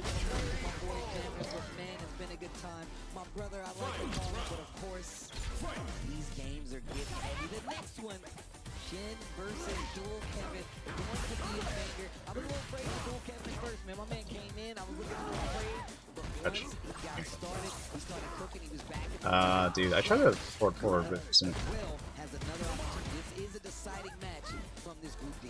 Well, let's bear in mind Xian's other deciding match in a beneficial sense, a more positive light, was against Gachikan earlier today when he lost 3-zip against G. Now he's going up against the other strongest Rashid, which is 10,000, maybe a little bit less miles. Damn. You don't want to get double Rashid. We've already seen Juicy Joe get double Sagat. We've already seen Fudo get double Mine. Are we going to have another player who's going to double up? Look, like this. Let's have a cue that Desert Coffin. Shout outs to Gara. Oh god, what's blocking? Okay. Oh, nice. Nice. All right, but yes, Xian up here again. He's coming. I thought I would actually hit him. He comes with some trickery. Yeah, thanks for stopping by, table. But this man, I've got to say, the mental resilience That hit me in it. he had against Shanghai, a couple of exchanges, it's losing, but not ultimately. Maybe temporarily, but not ultimately. And he still persevered with Duel, Evan, and I hope we get to see more of this man this year. How meticulous and, just diligent he is with his studying, with his content creation, with just his work ethic in general, that mindset. It's one of the most aspirational mindsets you have as a player in Street Fighter 6 currently, but It's anti-air. he needs these big guns Oh. to be closer to the past nemesis in The scientist for a reason. My man will get the job done no matter what the character is. My man goes back to the lab test, pulls out the beakers, puts on the goggles until he has something comparable to a winning character. Look, he's always got the combination in his favor. He is the star of the Street Fighter game, an Evo champion. That dude is a threat. And of course, it changes nothing if it's a good game. Again, like you said before, the content creation is there, the gameplay is there. Shout outs to Mike, him and Mike Ross hold it down. Shout outs to Mike Ross. Mike, we miss you. I'll be tuning in at streams all the time. And I always think about Shin. And it's always one of those things, one and the same. But Shin out here playing on the big stage, the big EWC stage of up against Duel Kevin. Once again, another repeat, and then quickly back out to play. And this is why we call the scientists. Every time I swear I'm trying to drive rush. Yes. Drive. it's going to be Shin versus Duel Kevin. Yeah, but I died. More hostile, a little bit more belligerent here, Xian, because the 6 jumps from Rashid were letting us down. He didn't really handle Yasar well, but that's the universal problem for a lot of them. But What the? we didn't really see any shuriken bomb setups. And look, we've already Why didn't he jump?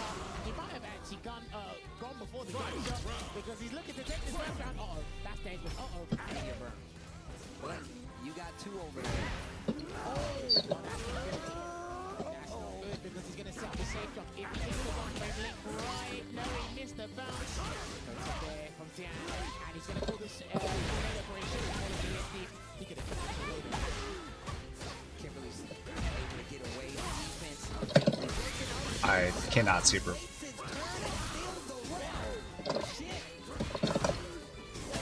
Cannot super. When you see a tornado, you just get in the basement, duck and cover, and wait to come back outside till the sky is clear. Well played, Shin. I said he built himself a Street Fighter bunker. What the hell? But he is going to set up a safe shop here with the Arabian Cyclone. Parry, damn, that could have been exposed incredibly hard, Steve. Oh my gosh, nice. Tried to jump out of there. Met with the... Wow. The fact that he's still so close to this corner, I wasn't sure what was going to happen. Big life lead on Duel Kevin's side, but he is burnt out. And this is actually going to hit him. He's got an opportunity to spin the cans. Okay, he can have a canisters because he didn't use the shuriken bomb. He needs to have a time to recharge again. I don't think he's going to be given that chance, and he didn't take the bait. This is huge, but Duel Kevin does have another level 1 in stock. He does have another level 1 in stock. I'm telling you, man, this Duel Kevin showing you I am alert, I am awake, I want this win. And look, he also plays a little different, right? I feel like the Rashids have a very different play style across the board. From Gachiko to a player like Duel Kevin. So regardless of what your expertise is, you're looking at 2 of the best that you had to fight in your group, and you really got to be prepared to deal with 2 kinds of Rashids. He's got a level 2 yet, so he's really going to fight tooth and nail to get those 2 bars. He chased him down, and he has to go into level 3. He has to go into Ninja Star Cycle. I'm going to turn on my spot fight. The back of the day is going to change, and it is going to have to make an executive decision here because you want to save yourself for those 2 bars, or do you want the Assault? What's the choice going to be? Both of them in front of him. He's going to have the opportunity to get it back first, but he don't even need it. Game number 1. Shin making the first stab on the pin. Finding the first clue to defeating Duel Kevin. I said 2 Rashids, but it's actually 2. It's Duel Kevin. 2 Kevins, you got to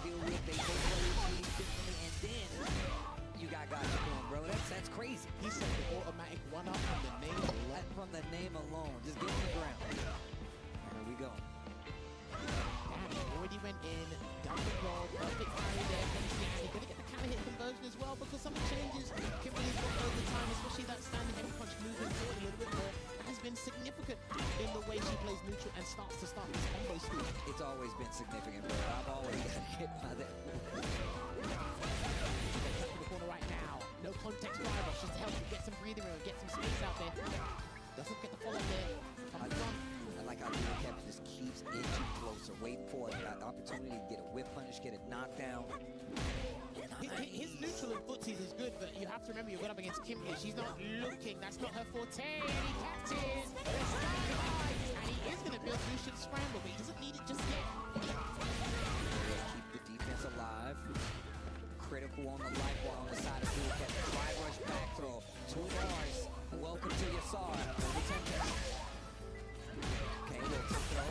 You kick it. No, he just uses it to close the distance. He decides to roll forward on the side of Shin. Drive reversal to stop the momentum. Dual Kevin still in danger. It's the mixer. Pressure in his favor. Not ready for the throw. And he went for the counter hit. He just blanked out. Vagabond edge. Anyway, you can do it. It is a viable poke. It comes with a little bit of risk. But I'll tell you what, it's catching more people on counter hit than you think. Oh, nice. Nice counter. I love that dash forward, get the throw, close the distance. Could have caught that with a medium kick there and slide that move completely, but he is going to make an end with another ninja star cypher to get these enhancements. We're going to increase our movement. We're going to slightly increase our firepower. Most importantly, we need that Oki.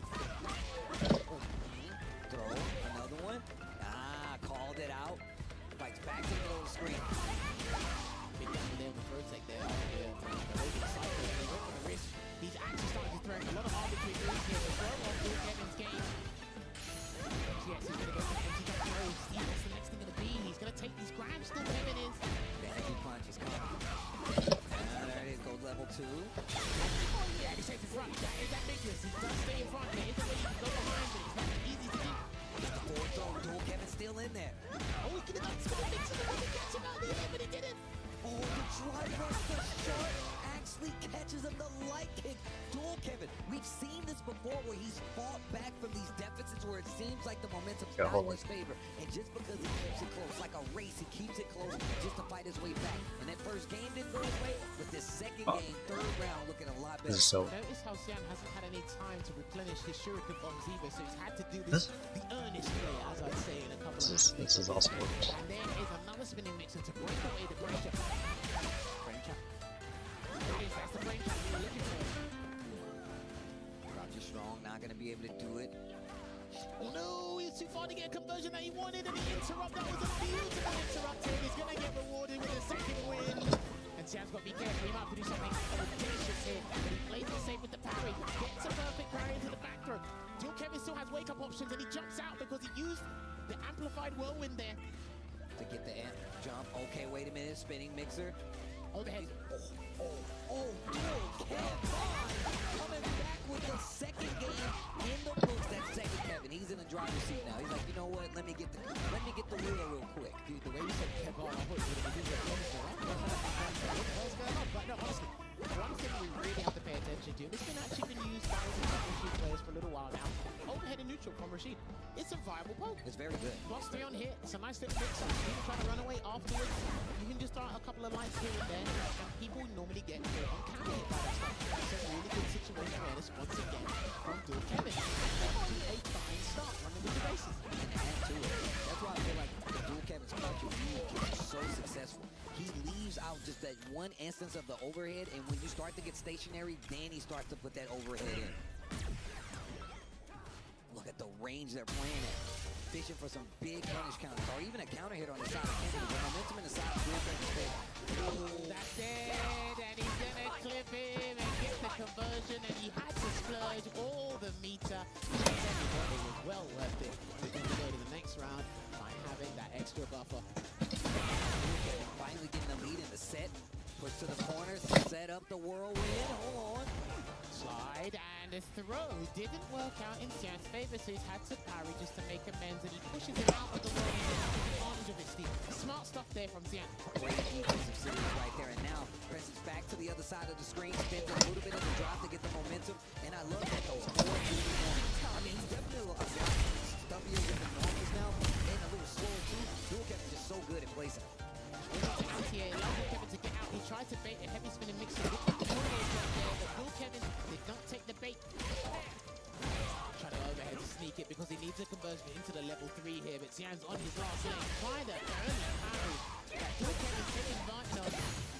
How's he going to get that level 3, Steve? He's still trying to get a conversion to the level 3, and this is going to be a chip out guaranteed. He can't do anything to break away from that true block stream, and Dual Kevin takes the lead here in this first edition. The bunker was not enough. Shin, they don't have tornadoes over there, bro. He don't know what he's doing. He don't know how to deal with that. Me and Kevin both are from the Midwest. We know proper guidance on how to deal with tornadoes firsthand. Shin, no experience whatsoever. That's crazy. You said you didn't read the safety. You didn't read the safety manual. You go over here to school. So that's you go over to his side of the planet. You don't know how to deal with the monsoon. You don't know how to deal with thunderstorms and 30-degree heat. You don't know how to do that. No idea. I wouldn't even want to. That's why I wouldn't live there, right there. I wouldn't even want to. I gotta worry about a monsoon. Don't do it. I'm not messing with that, bro. Oh man, this is brilliant. I love Steve. This is insane. But oh, he swapped. Okay. DJ is bad. Well, first of all, he needs a reversal. I think he needs to hit him with some unfamiliarity because it hasn't been working out with the Kimberly, but he has made it this far. So let's see if he's still got it, Steve. Camera still. I like this. Slowing down just a little bit. Let's see what Dual Kevin switches up as well. He's in all offense for most of this. I mean, if he can goad him into doing maybe air slashes so he can get a hard read, maybe just throw him off his game on the floor, maybe with punish a couple, there you go. With punish a couple of slow back kicks or sunrise heels, something like that. Makes Xian regret picking Magic. So I'm not gonna do it. What placement by Dual Kevin, bro? This is ridiculous. Another round on the board and one more to go to eliminate Xian. He's been doing this in this entire group. Drive rush check with jabs, mediums, I think maybe even a heavy against all of his opponents today in some capacity. You've really got to give Kevin credit for how he's been handling drive rushes at the close range. Let's see if this... Yeah, got him. He exploited it. Make him regret picking DJ. That's what you want to do. That's one of the ways to exploit it. That dead zone jump with the jackknife catch is going to win. This is going to be huge. He might have to cash out to level 3. Oh, yeah. Wind it up. The damage is crazy. Yeah, but he needs to get in because if he gives him any breathing room, he can activate the Yasar. But a true block string, not even just a regular block string, is going to allow him to get his bar back. But be careful with the EX Deathknife Maximum though. He's on his toes because the Yasar's there. Be careful. This is it. Do or die. Or should I say this is Tuesday? Right, he's on the combo. He's out. He's out. The tech got him out of there. Shin holds his ground. Use the powered up jump to get out of there too. Watch out for the spinning mixer. Please watch out for the spinning mixer if he gets even close to doing that. Can't get too comfortable. The reversal is there. A reversal on the side of Xian, by the way, like you said. Now he has a reversal. Now Dual Kevin has to second guess some of his offense. Yeah, because when you're using Kimberly, that was not even factored into the equation. Now to the full game. Almost got the double perfect parry there on the heavy air slash. But he's really malicious and ferocious. Keep him in that corner. Trying to hit the first. Safe jump coming. And he's a charge character as well. So if he gets this right, that's going to mess up the charge. He drops it again. Wait a minute, this next series tries to go for the DI. The Hail Mary didn't work. Perry to hold his ground. Dual Kevin just wait. Fighting time, and that's going to be a perfect to close out. And another win on the side of Dual Kevin. Taking it over Shin. Once again, it didn't on his way in that first game. And Dual Kevin, once he got the lead, it didn't look like it was turning back. Dual Kevin still on that LC too high. Gets another W with the side back versus Shin. The LCQ winner taking that euphoria, taking that elation to the next phase. It was looking a bit weak when he lost to his compadre, his North American compadre, but I'll tell you what, he said, I was playing too robotic. Loosen up a bit, get a little bit creative, and that's what he can do, but also, more importantly, he has been sticking to the game, and you can see what it means to stand there, but we do need to head to the main stage, because another team is about to be crushed.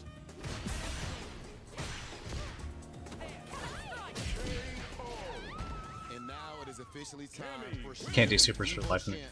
to hand over his key to Dual Kevin. I need this guy to jump at me so I can practice my DP.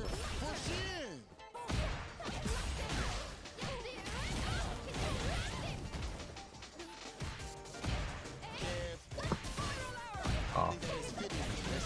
Good. So close to the EWC 26 trophy because with every single win, you inch closer to it.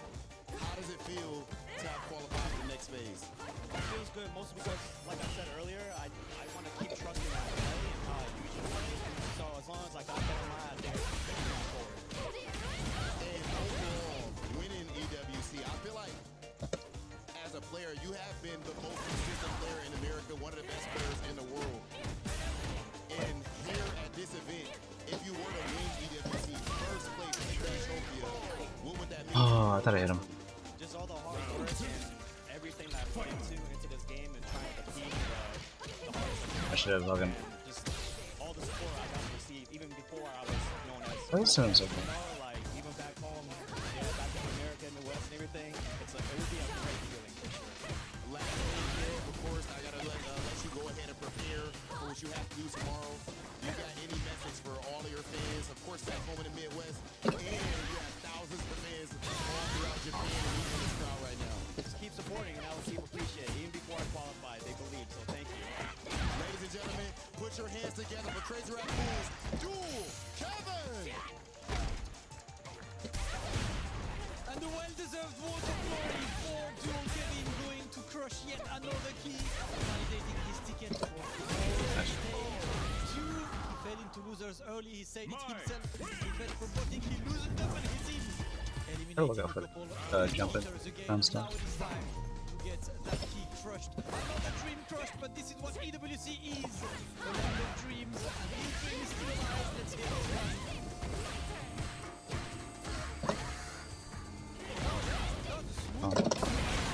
Well, Dual Kevin, once again, congratulations. Happy to see that you made it through 2 more in the playoffs and let you go and enjoy the rest of the day. We will see Dual Kevin again later. Thank you so much, and let's stay tuned for more Street Fighter 6. Stay down. We were there. For every click, every clutch, every respawn. We were there for the years of grind. And we're here. Now, the proud... Oh my god, what the fuck?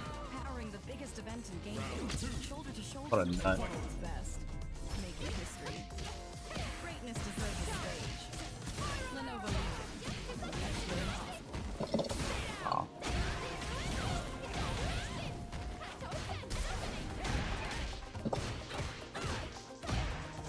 Sorry.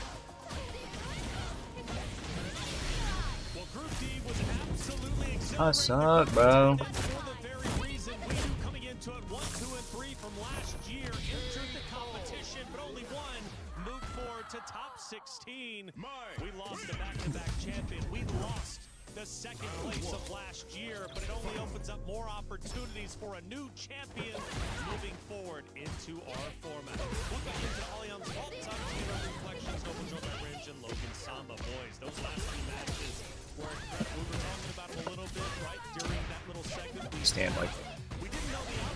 Alright, strategy. The first one was Lashar taking on Phenom and Lashar. Third place from last year gets the job done. Yeah, showing again, you know, his mastery of that character we spoke about before the match range, right? And the Ed was too much for Phenom's Cammy to overcome, wasn't it? Yeah, a lot of the time Ed has Good move. particular skill set up against Cammy, similar to Terry, which was an unfortunate draw for Phenom, right? Having to go up against Boost and then Lashar as well. Natural buttons and natural game plan that stops him out of what Cammy wants to do, the dive kick and whatnot.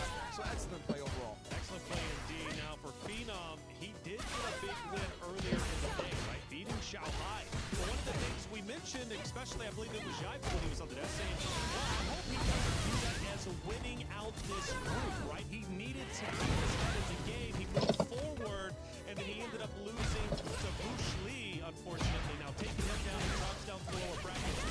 If he doesn't beat Shanghai, Dude, it sucks. I mean, it's super difficult to predict, right? We're unfortunately in like this universe where it went this way. I think maybe what happened to him is it might have been, and we spoke about this on the desk, is you're right. Some of those players that won their first first round matches, they might have been carried away with that initial victory and forgot that they had 2 matches to win to get out of the pools. Phenom, he really fell flat against Boost. It's tough because, again, you go back even to last week in the previous tournament. It's like, you know, this team worked so hard to beat the #1 team that they did. So when they celebrated, they were ecstatic, but the job wasn't done. And in this case, the job wasn't done. I mean, we see it in real life too. You saw the way the Spurs celebrate after beating the Thunder, only to run into Knicks in 5. You know what I mean? So yeah, man, the job is not done till it's done. That's right. Well, Phenom, a phenomenal player, irregardless. He does get his key crushed, but it wasn't the only key crushing moment. We also ended up moving forward and seeing playing against all these masters. What's the new challenger guy? Kevin is a phenomenal player coming up from the U.S. side, and just the support from the crowd was just wonderful, to say the least. He grinded hard to get to that moment to crush the key, but he's moved some. I think he's just a really easy player to get behind, right? He worked so hard since the start of the EWC 3 years ago. He has been ever present in terms of traveling to the international events, trying to qualify. People have seen his face, they're part of his journey, they've backed him as a player, and now he's got that crazy raccoon organization backing as well. They're just doubling down on that. The support's been fantastic. But Rich, one of the things that was interesting this time around, you don't see it too often, at least we haven't seen today, seeing changes to DJ when he's down 1-2. This didn't give him an opportunity. I should have did cheers first. Yeah, you heard the commentators kind of highlight that, right? Leo said a better way to fight back defensively. That's the thing, right? Kevin's used to playing against players with reversals. He's got great mind games. He knows how to test the limits. That's something that Steve was highlighting specifically, right? The 2 Kevins, the dual Kevins. He's really good at turning it on and then slowing it down. And he kind of used that against Xian a lot in the actual neutral game itself. So yeah, the dual Kevin is always prepared for whatever his opponent's going to throw at him. He also beat Xian in the LCQ, so he had his number there. Very much already seen the intel of what Xian wants to bring to the table, and he just executed as he does. The fact of the reversal in this game is that you have to make your opponent think when they're applying pressure, right? Anytime you reversal means that your opponent doesn't have to think about it at all when they're pressured.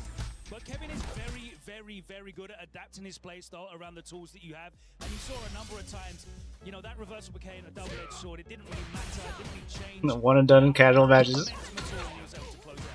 Appreciate the effort nonetheless. Now for Xiaohai, the story coming into the tournament was, would he be able to get 3 in a row? Well, we know the answer. Ryan Hart had a chance to sit down with him. It's a my guy again. You must crush them. Xiaohai, the weight of you being a double EWC champion and a triple EWC grand finalist is heavier on your shoulders than any other player in possibly the history of EWC.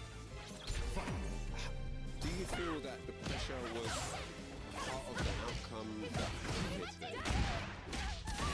那小孩，你作为本次决赛当中2次卫冕冠军、3次总决赛的选手，你的身上的压力看来在场是有史以来，毕竟是具备上所有选手最大的一位。那你个人认为这次这个压力是否有影响到你的表现呢？好。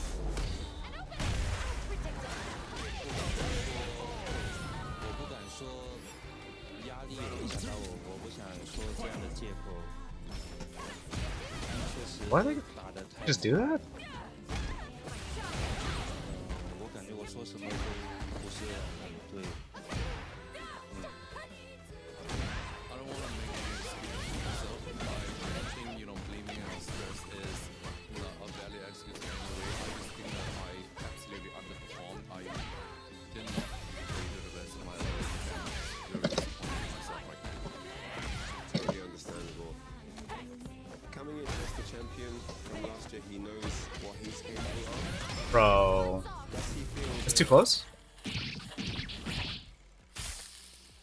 What does he feel was missing in, you know, he says he feels he didn't perform, but what does he feel was missing in the preparation then in that regard?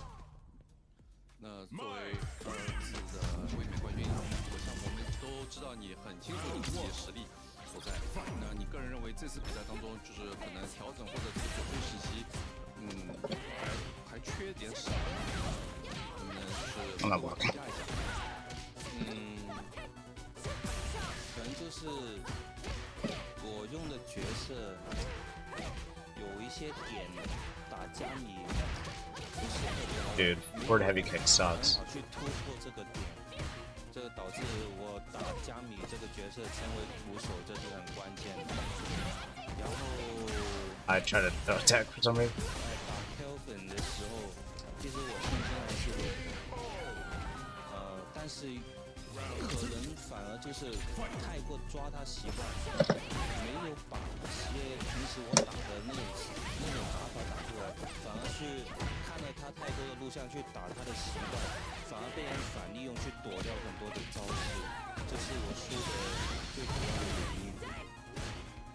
Well, for my first series against Kami, I felt like definitely there were some specific areas where Kami does have the advantage over mine, and I felt that I shouldn't directly counter those, or at least have countermeasures to try to exploit some of Kami's weaknesses.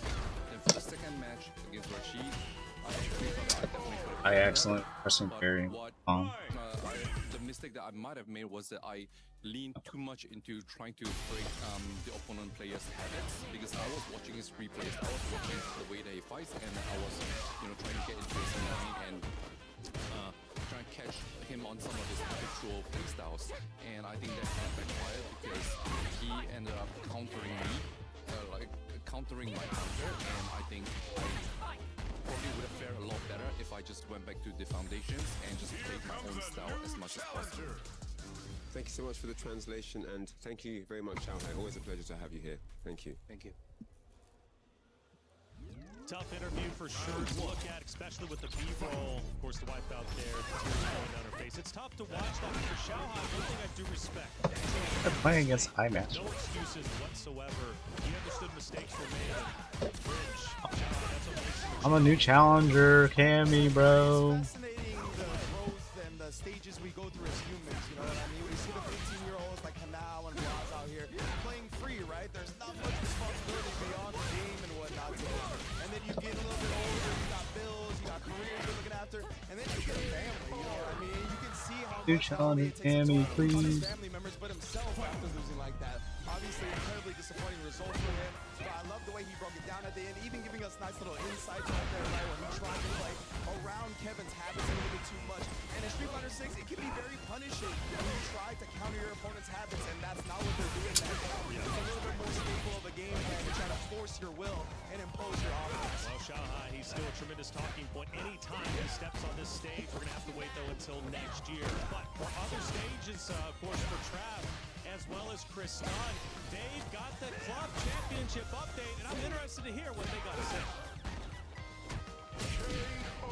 Then dry rush. Of the day across the majority of our titles, but I've managed to sneak over here to catch some MLBB action with Chris. What's going on club championship-wise over here? Well, we've got another day of quarterfinal action coming through, but the big news last night was Falcons beating Vitality. That was a huge run in the club championship just overall. And really for MLBB, I mean, the MSC was probably the biggest game we've had so far, just purely because of the implications of the club championship, but also Vitality. A lot of people saying they were the favorites up until last night. Now, a lot of people are saying the favorites are a team behind us, who are currently winning. Aurora taking on Onyx, I should say. Aura kind of in a certain way. They've kind of really switched things up. People didn't really expect them to come through and be as strong as they have been. The meta changes really helped them. And they're honestly another team who are really in contention for this one. Yeah, it seems like Aurora definitely flying under the radar in quite a few of our games, to be honest with you. Falcons, still some work left to do. We'll keep you updated as things progress. Is in our DNA. Whenever we let it out, it becomes our superpower. Now imagine an entire city being built to supercharge it. Katia City, powered by play. Well, Group D all wrapped up. It's time to move into our last group in this stage, Group A, which brings some awesome faces. We're talking legends, and we're talking, of course, our only Frenchman. And speaking of Frenchman, Elias Snake, welcome to the desk. You've been putting in work here at the venue, and it's great to see you. How's the event been for you? Been absolutely amazing to be here. Thank you for having me on the studio desk, and honestly, it's been a crazy story so far. We've seen so many legends go down, like in a very surprising way, you know. We're talking Sahara, Xiaohai, Blaze, and now this is Group A, which we could call the legendary group, right? Daigo, Mana RD, and Itarashi Zangief, I dare to say it too. But then, so many challenges coming, and one especially I'm looking for, obviously, is Killzero. Yes, well, let's talk about Killzero a little bit. Representation in the easy matchup for sure, but they do have a history of this offline, and Killshu seems to be leading that narrative of beating Mickey before Killshu. Yeah, I mean, you know, 5-3 was the score at Capcom Cup on Killshu's fantastic run recently, and I feel like this is one of those instances that Kill's going to have to get used to, where he is the experienced and senior player, which is very new to him, right? Because he's been the kid in the field for so long, like the baby, the young assassin, the young hitman. But now he's the experienced hitman. And not only that, I mean, the narrative is just super good to hear. Yes, you know? finally, another new challenger. The best talents here in Europe. Another new challenger. But then he managed, he took conscious of that. He was going to hit a wall if he's not going to train and really commit to super places. So he did one thing. The only thing you want to do if you want to really be the best of the best, he went to Japan to train and train. And then when he came back, well, he hit the second spot at Capcom this year.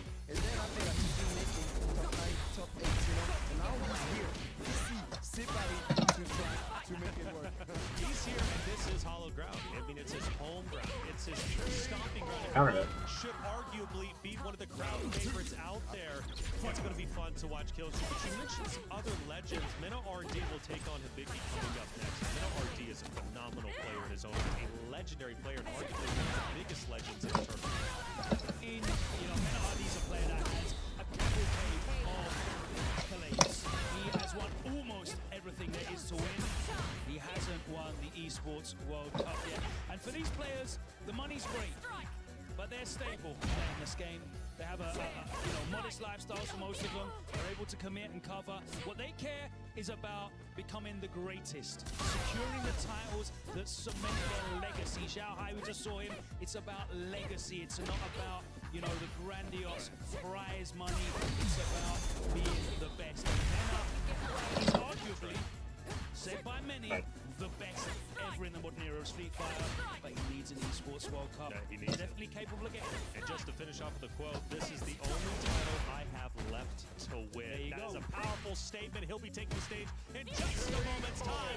It's now time to send it to the very stage where the competitors will grind it out, seeing who moves forward, who's protecting their king. It's time for Group A.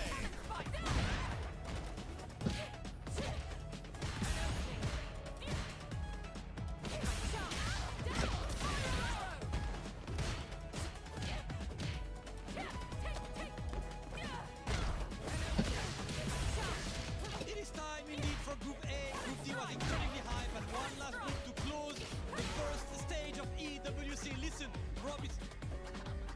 What do you think? I preach respect that he approached me. I'll get this. Stop. One second. Let's go. All right. What do you think? Yeah.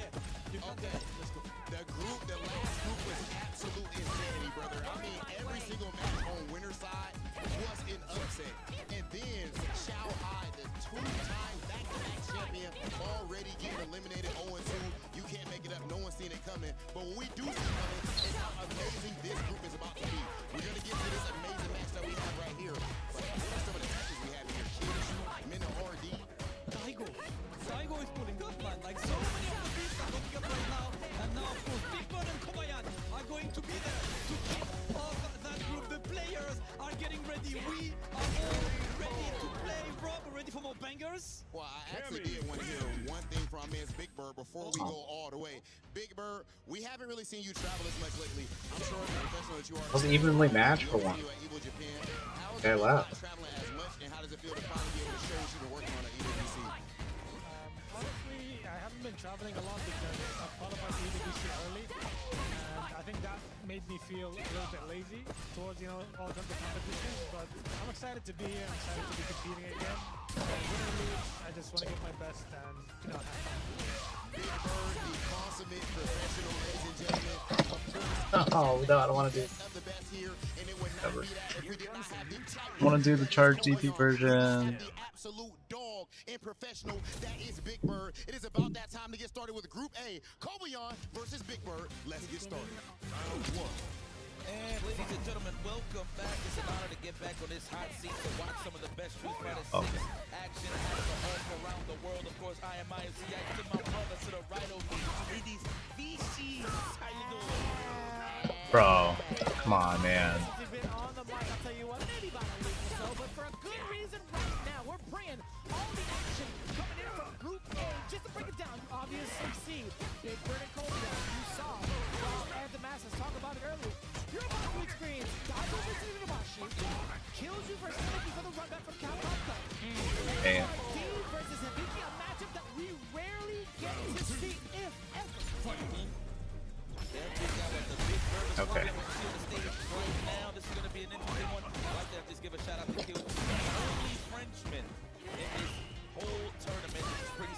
up. Considering that this is Paris, right? So hopefully we got some people out here to show some support for this young boy.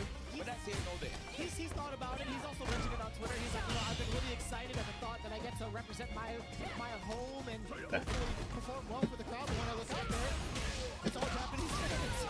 So he's a little torn. The Japanese fans have been thoroughly supportive of everybody up there. And I gotta say, like, a big genuine thank you to everybody that's been up. Yes, sir. Well, let's get into the opening side of things. We've been looking at this character selection. You can't see it on the screen, but my man Big Bird was going through a rotation of which side we wanted to pick. He was hovering over the Marissa. He was hovering over the Rashid. But no, he makes the conscious decision, the executive decision, to pick Crimson Viper against the Zangief. Game number 1 starts now. And listen, I'm going to be very honest with you. I agree with this pick. Viper against Zangief. And we'll see exactly why, right? Up until right now, I gotta say, Kobeon is controlling the first. SPD does like to see that's the drivers as well. This has been a lot of damage so far against Big Bird. Yeah, as you can see, Kobeon being super aggressive, knowing the fact that C Viper has no he's just trying to get straight into bully mode to establish that momentum. And there it is. My man had his buddies down and just walked out. Okay, right? It's not a full combo. If you just did a real combo, I would have died, right? So much bar for yourself at that. They try to hit him with those feints. Of course, Kobeon playing the number game right there with the quick check. That was beautiful. So, I mean, the one thing that you want to look for is back right there. Aw, man, that's not a punish. Let's see if he establishes that. But Kobeon, Not a punish, bro. on the drive gate side of things, took it straight to Big Bird. No level 3, however, over that lariat. You also have support on that with like maybe level 3 to kind of surprise, not that surprise factor with BP, but also armor to kind of go through stuff. And I like that! Good awareness, even Kobeon was in shock! Kobeon was like, I can't believe I actually was able to jump out of that. He had to keep it classic with the crouch fierce and the drive impact, but then again, Zangief has a stand fierce of his own. Alright, last one. So I like that he picked this choice to jump out of the corner. Kobeon. Not only is he playing good, but he's breathing good. I mean, you see what's going on here. You got the, what's that? The nostril? It's like the nose strip to kind of keep the nasal passages open. I like that. You want to make sure to get as much oxygen to the brain as possible because you're going to be turning like a mile a minute when it comes to these decisions. When you're trying to make sure to get the reads on people as Zangief open them up, just believe you need to be on peak performance. Look at Kobeon. See the sinister smile? He's like, there's no way you're picking Viper. He can't pick Viper. I mean, he does play a lot of Tower, of course. That court, you actually seen a set of these guys playing online. So, I mean, he looks like he's well prepared, but it looks like Big Bird is establishing the throw. That's what you want to do with C Viper early on, is establish the throw to get that corner control. Find himself in the way of a couple of these normals after the knockdown, and now into the light. Kobeon has been slowly punching into space, right? He doesn't really fear the side as much as he doesn't fear any of the medium normals that C Viper is doing. I think it's more so against Big Bird, who's going to be doing some of these normals, little shorts in front of Kobeon. I mean, we need a little control. I'm not feeling a little bit of the offense in terms of how Big Bird is establishing the feints. I wanted to get you more crouch fierce just to destroy the drive. Oh, the DP came out late on Drive Rush burnout combo that I shouldn't have done.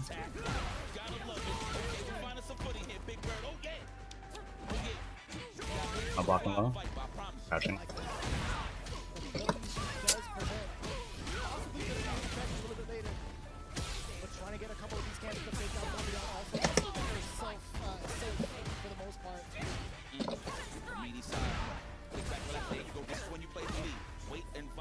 The stand fierce, you know we're gonna look for wow.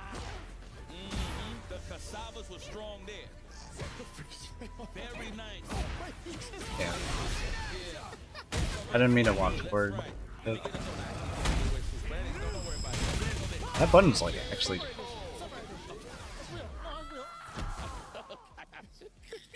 I don't see any world where I would want. Dude, why are people leaving, man? Super jump cancels, you're losing your resources. It's not like she's a drive monster, but you need all that in the tank to actually get that big damage. Stand short into EX scissors. Oh, no. You're getting off of that. I said EX scissors. I meant EX planes get caught in. Damn, man. Getting hard right now. I'm not feeling it. Oh! That's number 1. Running back round number 1. Oh, perfect. I am the protector of the Russian skies. Oh my God! I am the protector sent up the Russian skies. Perfect timing, man. It's as if you knew. That's what he does, man. He needs some mileage. EWC to pass through Russia right here, I'm telling you. It's hard, man. It's so difficult right now for Big Bird. Actually has to cash it on out. He wants to get as much damage as possible, but primarily get some of that drive gauge back. We'll give a nice little massage right here. Think about it. He got that corner control. OTP, there you go. Nice. He's going to jump out. He's going to hold it. He's going to hold it now. I like that standing roundhouse. He's pin in that corner. Wow. No. You know, if he delayed flame kick, he might have hovered over it. But I was just thinking that as well. Yeah, thinking of the medium version as well. Just jumping flame kick. Like to give it a slower startup, give a little bit of some hang time, but either or. I see Big Bird getting comfortable, but the thing is, can you stop the freight train known as Koboyan? Because he's literally holding forward, never backwards. That's how you fight Viper. Even if he's holding forward, he still manages to find ways to kind of force Big Bird to whip some of the levels that he's trying to get. Oh, no. Speaking of whips, the Thunder Knuckle. Get out of there. Give me that interrupt. I would like to see more of the space trap game with the crouch fist into the cancels, man. That's what you want to do. Nice backdash, of course, into the summer edition of GQ. Oh, all the way down? Right, get a throw. Condition now, ask questions later. What are we going to do? Is he going to jump out? Of course he is. Oh, no, you're eating maximum migraine, son. Kobeon looking at match point. They're looking a little stressed. Big Bird not able to fly as high as he was expecting with MC Viper. There you go. Get aggressive with crouch fists. That's what you want to do. Even if it doesn't hit, you just complete the drive gauge. Right on top with the combo. Drive or stand roundhouse. Even better, save that cash. Yeah. And that pushback pushes Zangief into the corner for the best conversion that you could ask for while maintaining that corner. Excuse me. That's right. Hold this lead. This is what you want to do. Keep him pinned down. The chops. Watch your chest. I like that. Now committed to the rest of this ring. Yes, sir. Okay. Last match. Contesting after like a blocked crouching heavy punch. So doing crouching heavy punch into the size moves also to kind of another new challenge. Extra route, extra change towards Kobeon's butt. Excellent choice. Should I take that? Let me get that one more time. Yes. Get propelled. I can't wait to see that in the movie, man. Yo, that's official looking move in that in the movie. Oh my god! Not like this. Listen to that SUV. Oh, even better, the drive reversal.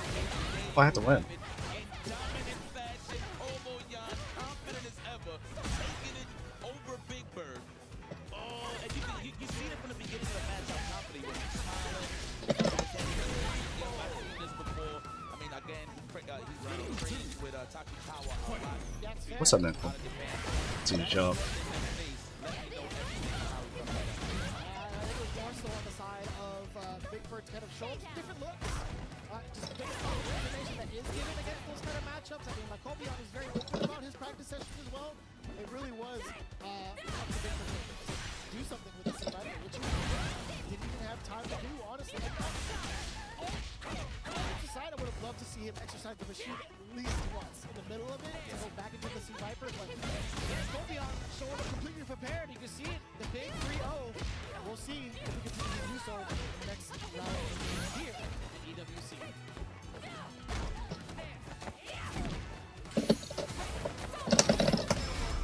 Robbery.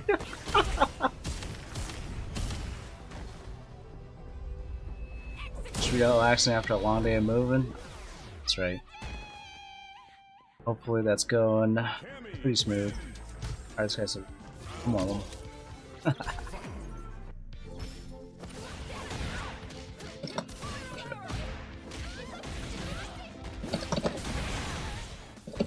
we are back, ladies and gentlemen, and of course, one of my favorite players in the world today and forever. We got a banger of a match. This is not taking away anybody into this tournament. You already know how I roll. Remember RD taking on EP, one of the rarest matchups that you can ever see on your TV screen or on your phone. One more time, shout out to everybody. Sounds good. Relax, chilling. We got Vicious, of course, IFCI's guidance, all of this bus ass and great matches that's going on. But yes, we're about to see already. We're going to see a taking on Meta and In this case, he does have a lot of characters, but I'm pretty sure it's safe to say he's going to pick one. No official record on paper when it comes to the matchups here between MinRD and Hibiki. Oh shit, nice. What kind of begs the question is, how much practice does MinRD have against this matchup? It's not to doubt his work ethic or anything like that, but just the overall group of players that he's usually accustomed to. How often does he run into any player? You look on the other side of it though, Hibiki, he's got all the practice in the world that is like near to the level of MinRD, right? We have Shigematsu would probably be his best bet. And on top of that, to get an even different angular perspective, you have Nishikin, who's been doing quite well as of recent.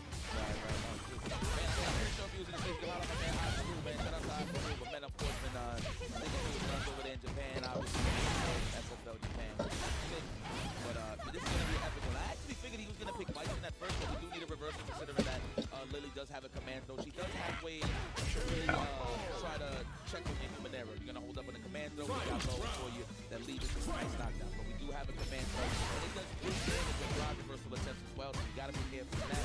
There's my beautiful people. Sí, estamos aquí, loco, tranquilo. Estamos aquí. I was getting ready for the KO. Yeah, we got to win first. We got to win first. MinRD, what can we say? Hibiki, though, look, listen, he got an Alex in the tank, too. He has that back as well. I haven't seen it yet, but yeah, I don't know if that's going to be coming out the woodwork, though, in regards to this matchup specifically. Yes, definitely. He got the beautiful buttons. That I don't know what to do. is pretty good. I want to see how he's going to utilize his anti-air, considering that something like, for example, like a negative, like a low forward or something. Chat. I'm curious to know what Hibiki does to tame Mena and keep him grounded. There you go. Alright, one more. To break the tie. Any sort of character with good pressure off of you. Oh, okay. Anti-airs on time too. So we'll see if that's going to be playing throughout the matchups. But I want to see what happens. It was just dab jab. Dab jab. Exactly. This is the first dance, right? So That hits meaty? the first date. MinRD or Hibiki. Let's get it popping. Opening gambit time. EWC 2026. I'm walking. Already walking and establishing offense. I like that from Hibiki. Not walking back and waiting for win punish. No, I'm gonna take it through. Nice. For the most part, the carpet in the living room and facing. Yeah, this is the ground game I was talking about. This is just going to be so problematic. What are your reversal options? Exactly. What are you going to do? The only thing that has reversal is the level 1 of this super entirely. Okay, Hibiki finding some footing in the sand right now. The legs, of course, you were just talking about that option. Command throw might be represented next time. That was mad far. Get him at the edge of the shoe for the sweep. Bro. Of course, the edge of the shoe. We thought the same thing. MinRD was probably anticipating a command grab, hence why he got hit with the light string. Oh, Hibiki actually walked back and got caught with the roll. Yeah, he's showing too much respect on the wake-up reversal option from MinRD, man. I feel like you gotta take it to it towards the offense. You don't gotta be scared on his wake-ups. He has to show you that he doesn't respect you. This is still higher global for Hibiki. GG's. Oh, I thought he was gonna go for the uppercut, the tomahawk buster. You know, this stick is so hard, man. I think 30mm buttons. Too big for me. It looks like he's walking around with 2 dislocated shoulders. It really does. Guy trying to swing and a miss. You know, Hibiki look like he likes playing baseball, but this is the Dominican he's playing against, so you know a lot about baseball. Probably the best. I mean, you got 2 of the best, like Dominicans and Japanese. But I find doing DPs like super easy. Still. Land of the rising sun scores 1 on the board with this round. Hibiki running footing here in the sand. Damn, son, that was a perfect throw. Ooh, snap. We're gonna hit the button, yeah, it's the command grab. You finally coming out in the last game. Oh, did that hit? Is this not a normal? That was a counter hit. Man, I just in the sea. Command grab. Oh, back dash. I mean, I ain't gonna lie, I thought it was too. Man, I did too. I think everybody in the building thought it was gonna be a command throw, but no, it was the dash forward dash back to the side of Hibiki to pick that out and close that out with a big punish. That is a strong start Let's see if you can build it. Dude, the instincts and needs that come from grappler players are like out of this world. Like, your game sense has to be like super on point, one, and then two, your matchup knowledge against certain players has to be even like extra on them. The flapjack. I'm making breakfast today. Says the beacon. Bacon pancakes. I love bacon pancakes. Oh, you're talking about the Okay, okay. You know? Okay. You're ready. Stand around for the person from a beat. And I like how he backed away just to see how Menard would react to it, because the last time he went for the tick throw, right? He went standing forward to the command grab. Ooh, punish counter that far away. Give me that. Tomahawk on the other side. Oh, man. I'll get back up and reset. I was just about to say that I haven't seen him represent the standing meter much yet. As soon as I was thinking about it, he does it. What a punish. Commando in range, no backing up the lane, just in case it's a reversal. Man, of course, trying to bounce some off as he gets this quick level 2 and get the party started. Can he actually do it? The big bump there for the meter build. Just so close to getting that level 2. If he survives the rest of this, he won't. Hibiki immediately to the super. Yeah. Cutting it short. Another round on the board. And Hibiki is looking amazing right now. 3 rounds straight. He's got 3 rounds straight, guys. There it is, the buff is okay. It's like Mena's good, but in terms of tip and tap right now, Hibiki's definitely getting most of the mileage for sure. But there it is. This is the Funko Pop. He has some friends. Let me have some friends for once. Battery's not included. He has to get the charge on. They're so successful. What do you do about this now? He's looks up in the corner. The drive up. Damn, swinging. He's double A all natural. Double A battery. Oh, speaking of which, we are double A. Oh, I should have called that. Double A batteries. That's right. Gotta get energized for it, man. Oh, Lord. Man, which one is a stand strong with a stand jab while establishing off of the plus rings, of course. Alright, with those gotta come up with CFN name. Well. Damn, son, he ran right into the normal. The activity is just too much on that normal, man. RD Kentucky suffering 2 games to Hibiki. Boss is It's playing. looking like a button check right quick. I ain't gonna front. I never thought I'd say that to my Oh, shit here. He's getting lost right now, and then rightfully so. Hibiki's playing phenomenal. How do I change my CFN? How dare you? You legend, you. I think it's Oh, you great player, you. That's Setting the change. nicest thing you can say in such a disrespectful manner. Like, if you were to come up, oh, I respect the hell out of you. Guys, I think I should be something like this. Yeah, but nah, definitely. I actually thought early on he was gonna play Bison first, considering Psycho Crushing actually goes through the Condor if he sees it from full screen. But the way that Hibiki's using it is in strings, right? So he's making a guarantee. What was that? I don't know, a bit of a brain fart there right now. There's a lot of gas in the mind Change of it. Mena while he is getting clipped. He tried to jump back, block the ball, but he is getting clipped. Man, yo, Hibiki is on one right now, close to the burnout as well. That's rough. One big opportunity that Mena RD had to open up and get himself started. Hibiki's gonna run away with it. Oh my God, Mena. Yo, Hibiki has not changed expressions since he sat down in the chair. Wow, what a sweep. Mena looked like he tried to walk up and block. Couldn't block in time, going for the frame. Ooh! Okay. No, Hibiki's definitely got that. No, Hibiki's definitely got that, by the way. First name Goku, second last name Dami. At least within this matchup for Hibiki, but nah, he's got those for sure. Jeez. This guy laughs. I see. No doubt he laughs, right? Oh my God, already with the opportunity to knock down, go for another mix. I actually thought it was going to be a command throw. They wait and just stalking on that jump in. Wow, just to snipe out the blocker ball. Hibiki in dominant fashion, taking it over the Evo champion. Wow, bro. Look and see, he's trying to keep it cool, composed. I know he's excited right now. His blood is pumping. He just took out one of the GOATs in Street Fighter 6, well, in modern Street Fighter history. Has just took it to Mena RD in strong fashion, winning. I'm gonna still do stuff. I repeat, I will repeat this. 3-0 is an replace the amazing microphone feat with a character that is not popularized at all. Levelers can.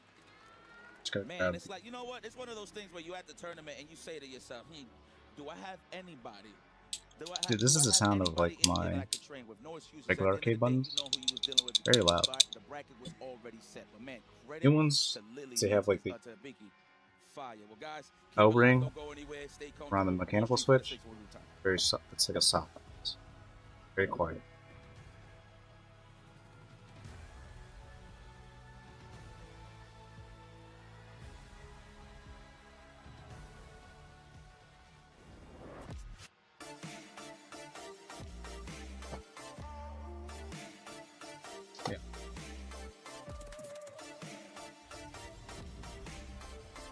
Pretty dope.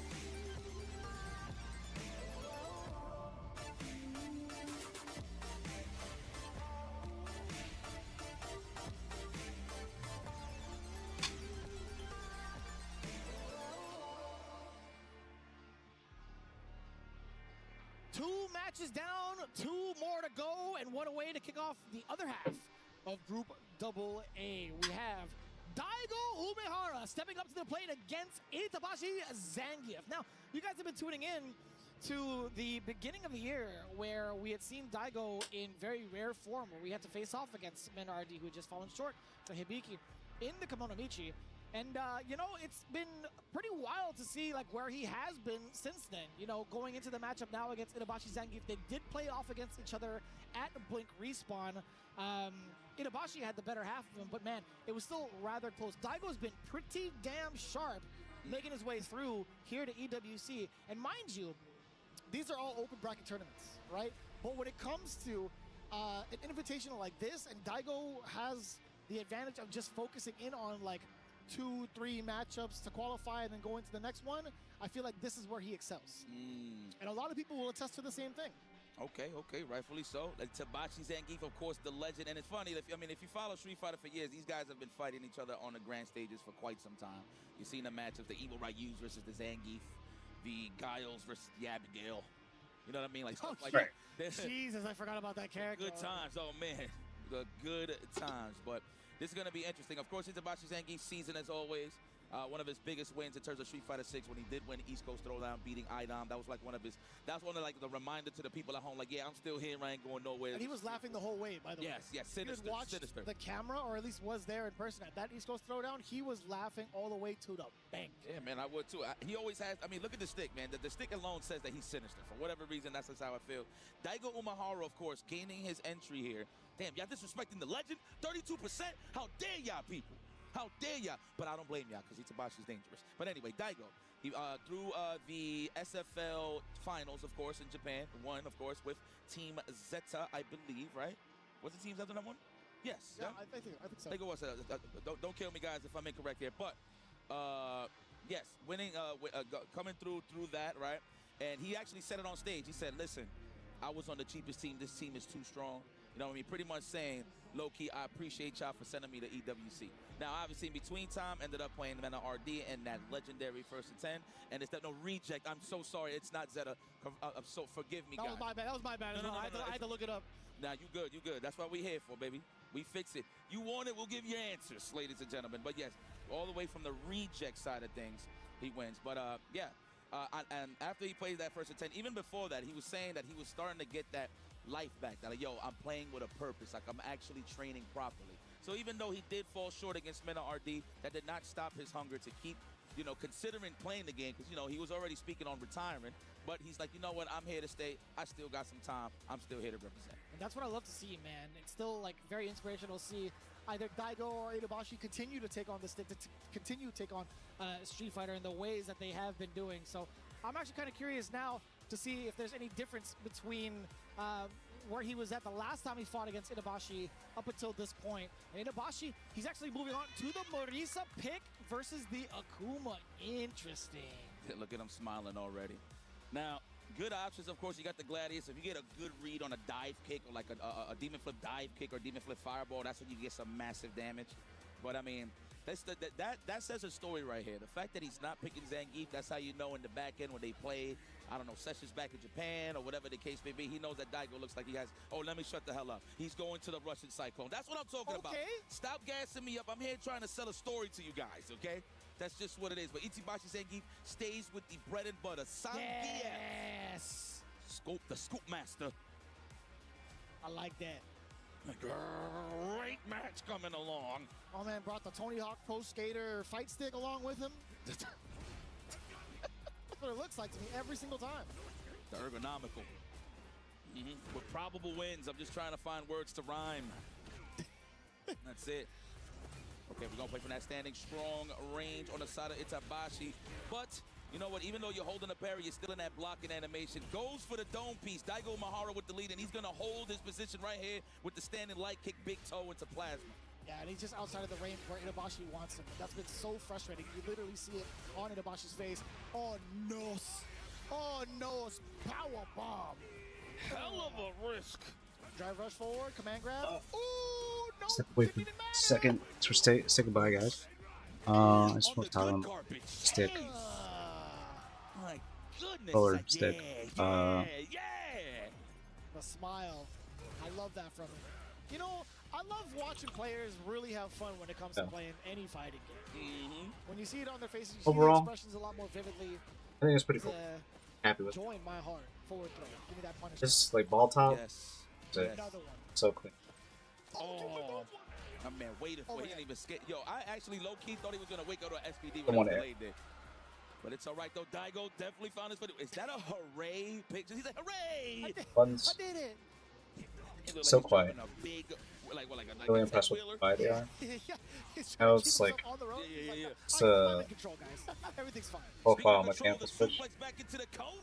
Yeah, the cap, the ring thing. It's everywhere I want ya. Oh Jesus! I thought he was gonna be able to option select the time. So that's a cool exchange. Really good. Good angle for the roundhouse to connect from Daigo. Close, good. Nothing too big. I think. I just need, if possible, make the blue, this gray. It's like a lot of damage left on the table. Okay. all points to 7 minutes. A much faster red fireball, by the way. Love that change. I don't know how to remove this. The toes. He thought he was at max distance. Even Itabashi thought that was. But of course, first blood for the legend, and the crowd loves it. I mean, they both legends in their own right. But this is Daigo Umehara. Huh? Like, did I just drop a nail in here? I'm a little too nervous before the match. Let's go. Man, the people are loving it. Look at that. Get your content. Those are memories you want to hold for the rest of your life. Daigo the Beast. That is right. That is right. Look at the old school photo, by the way. Oh, that's young Daigo. That's the throwback. That's that don't put a quarter up on the machine. I'm going to whoop your ass. Yo, imagine what happened. There was a smidge. Too much blood. I get it. Too much blood. All right, we're thinking about it. Wow, this man went, what, to a printer? He just found like a local printer. He just printed out some data. Impressed with it. I think I spent like $50 on the button. It's a tongue. That is a double untouch. He got facts on the page. He got facts. Ball top. Oh, yeah. I was there. Like, you gotta explain it to me. I know. I love how you were breaking it down to me. The look in your eyes, I'm like, yo, I appreciate you. Marisa. The Razor Panthera, fortunately, I have worked it. Different character, straight off of the bench. Marisa is getting represented. She gets suffered by mileage as well. She definitely can get oppressed. Oh, big punish. I know Itabashi did not like that. You saw the head tilt. Now he's going to have to watch his life ball just get melted. It's like that good rib when the bone, when it falls off the bone, that's how your life ball looks. Which, honestly, my input errors were kind of consistent. Pretty damn good. I like that. Ribs sound great right now. I'll tell you what. It's Sama. You know, I'm getting a lot of chicken shawarma. Sama. Yeah, man. Tatsumaki, the ceiling fan, straight off the carpet. Now, it's so difficult to see like what angle Daigo's going to be approaching from majority of the time. Itabashi has not been able to find any sort of success in like interrupting him, stopping him, whether it's airborne. Now, it's been so rough to deal with. Another throw, a big weakness against Marisa. Another one, again. Even Itabashi was impressed. He's like, you went for it again? Look, he's got a smile on his face. He's like, I couldn't even believe you did that. And Daigo's like, I mean, if you're going to give it to me, I'm going to take it. This man, Itabashi Zangief Marisa, was looking like a statue. Straight up, just stood still and did nothing. And there's nothing wrong with that because at the end of the day, it's Daigo Umehara you are dealing with. Itabashi Zangief. You must raise that difficulty setting, my brother. You know who you're dealing with. That picture is killing me, but at the same time, I'm loving it. Shout out to the retake fans. Yeah. I was talking to Alex about. I just hear Tasty Steve going, I did it. Like it's every time I see that like Daigo some, photo. The face on Daigo. It's like, well, let's just bust small. It's like, let's see if we can close that's this. fine. Make this a speedy W on the side of Umehara. I did smaller button and all button. Yeah, a lot of the fireballs doing a lot of the talking here in the third game so far. I just it's been rather frustrating. Itabashi has not been able to close space. What a backdash, too. I think he was already out of range, Yipes. That's Okay. right. Tom Cruise mom shoes. This Just one, I for got no reason. Let's go for the throw. Yes. If you know the movie with the socks, you know. Scoop. I don't know why I said that, but it's all right. Battle Rap fans know. And already, game, set points here on the side of Daigo Umehara. The big toe for the confirm. A throw. Here we go. Conditioning time. Oh, give me that. You saw an attempt at a command grab as well. Daigo with the wherewithal to press the buttons, to press the jab and get the interrupt. Overhead block, finally. Perfect parry. Perfect parry in Paris. The Eiffel Tower SPD. That's right. Slow and steady. That's what Daigo is. That's one of the signature moves. A Hadouken straight in your face. Daigo's been doing that since, hell, before Blas was born. And Crime. And Crime. I think Mickey, technically. Thank you. Thank you for adding on. Got you. My God. Look at that. They dancing. Ooh, that's smart, smooth movement here from Daigo. Just trying to force Itabashi to... Wow. Is that a hit? Oh, okay, I was about to say, is it too far? But I like that. Big conversion. Oh! Counter hit! That was so meaty. There was no vegan in that kneecap. I tell you what. That was a whole buffet of beef. That's it. Holla at Luffy. That's right. Oh! The range he's been playing at, Yipes. Yes. Wall splat. Let's get this back roundhouse, of course. More action. DP, no Tatsumaki. Another throw. Oh, legs. You try to jump out the corner. I understand the pressure's on. Be able Is to it going to pop be a off. backdash this time? No. Takes the throw. Is it going to be another one? Takes the throw. One more time. Signature. You want to talk about scooping? I got a scoop for you, and it comes in the form of 2 buttons. Light punch, light kick. Daigo Umehara.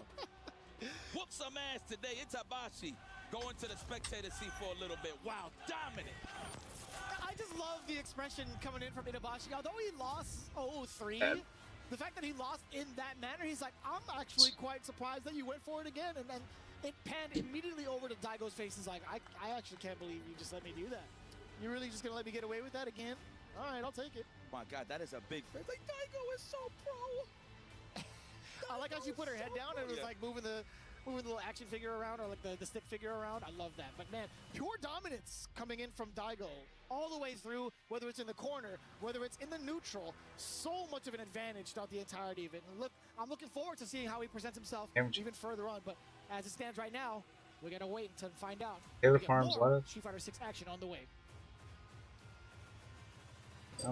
Parasite.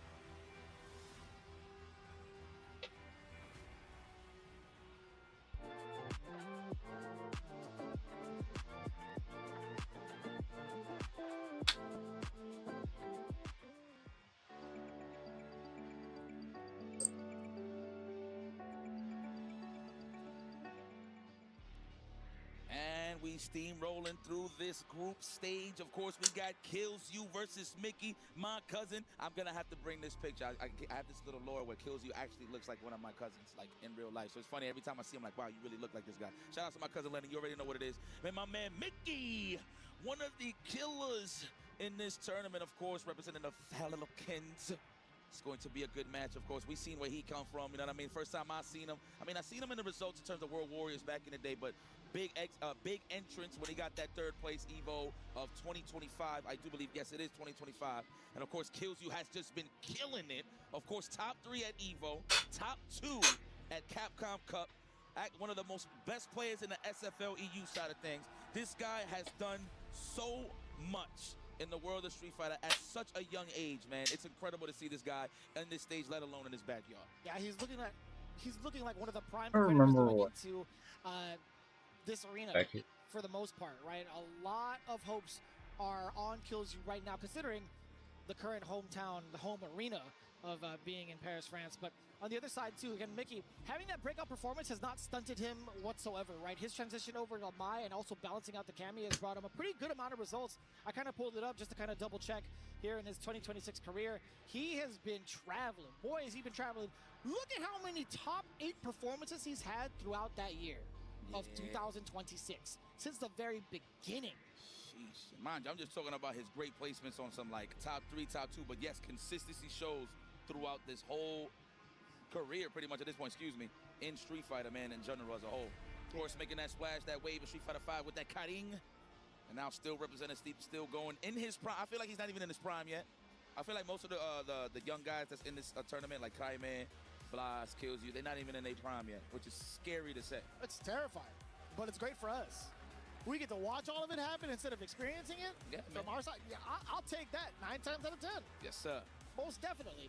Looking at the matchup coming up, most of the things that you can I do the is the My Mirror match, right? Who's going to be the one to force themselves off of the Cammy first? Now, looking at how it played out during Capcom Cup, this is the reason why I bring it up. Going into top 8, they actually fought each other. Be great. It was 5-3 in favor of Kills You. If you look at the first couple of matches in that match, the first 2 in favor of Kills You in the My Mirror, Mickey switched off to the Cammy and actually got 3 on the board. So we'll see if that's going to come to fruition now, but in a much shorter set.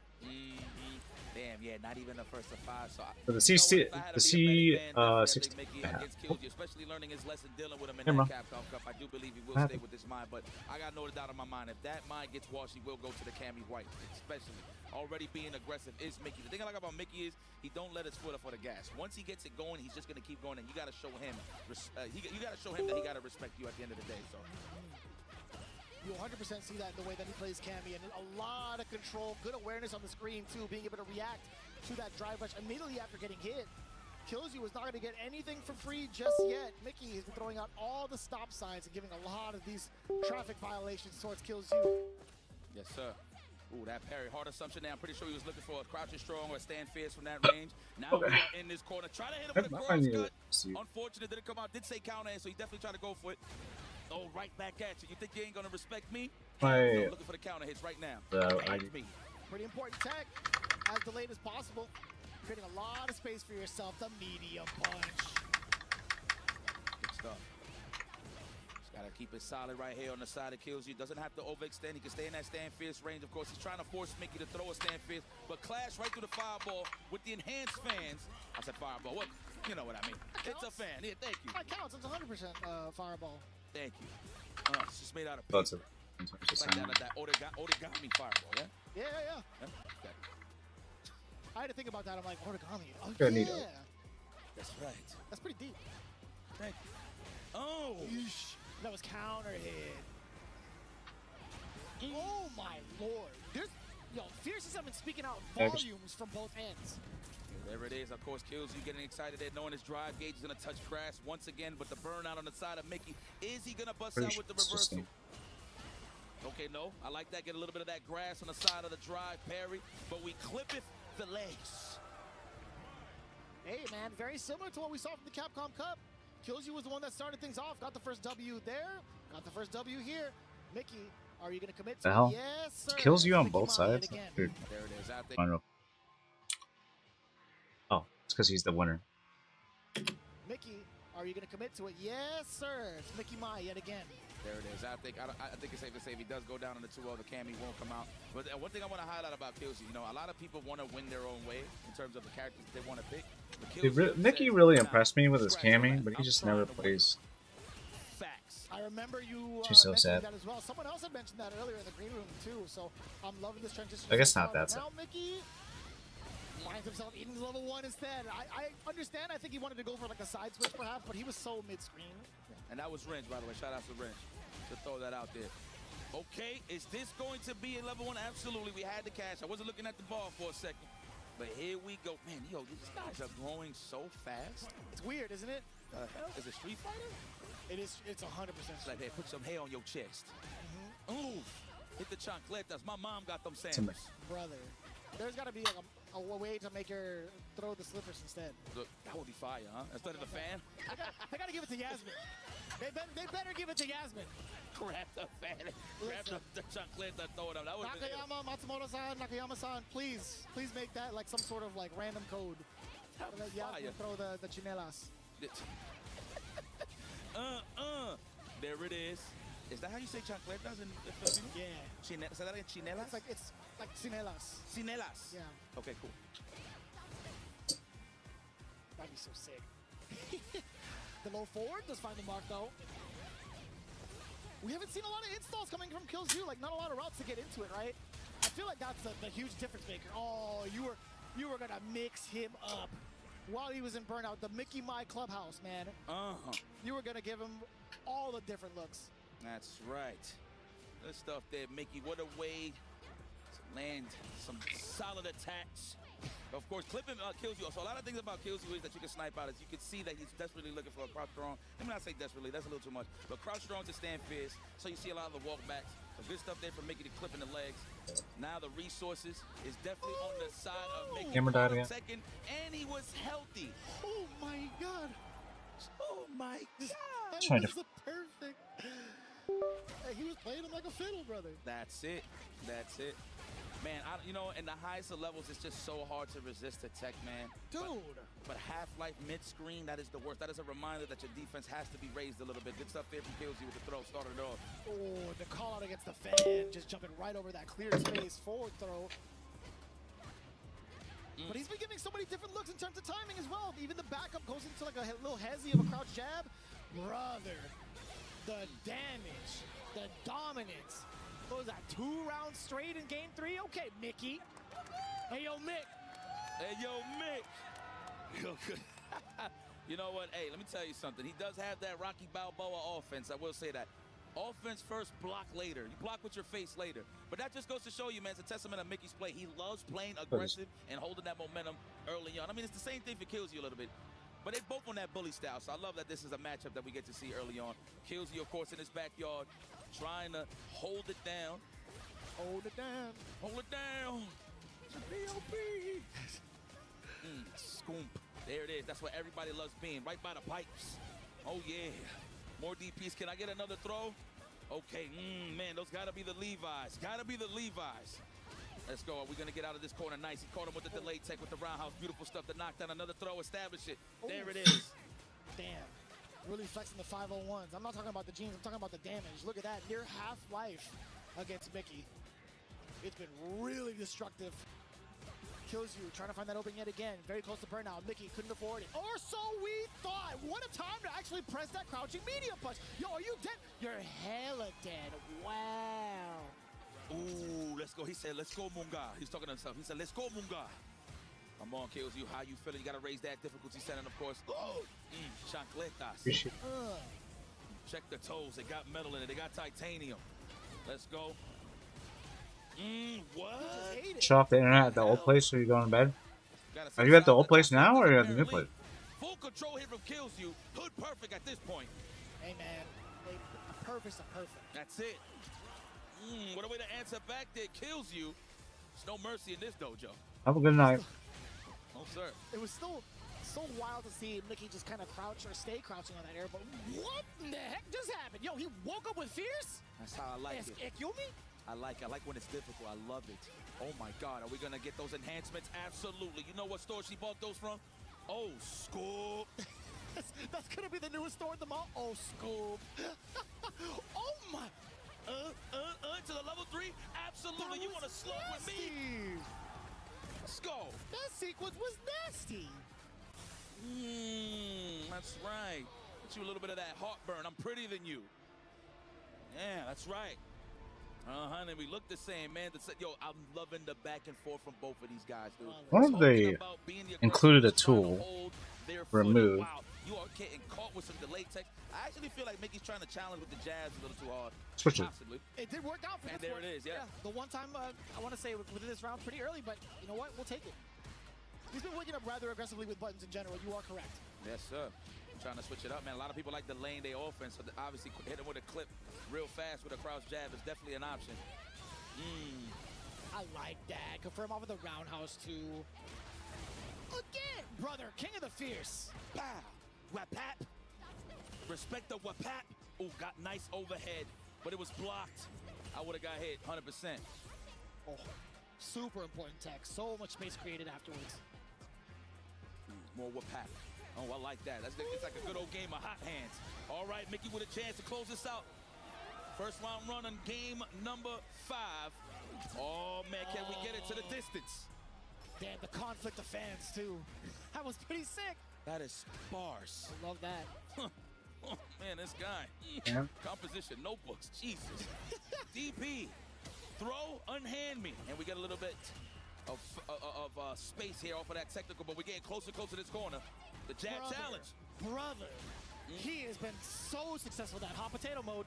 Yes, he's sniping out the delay attempts from Kills You on the offense. You've seen a lot of standing roundhouses in that scenario. Oh my God. Lord have mercy, is gonna be a throw. Look at that. I like that he's just using his moves to make him look like, make it seem like he was gonna throw. Is that enough? Mickey, Lord have mercy. You wanna talk about a scramble? We block with our face with the good offense. Mickey did not show no mercy.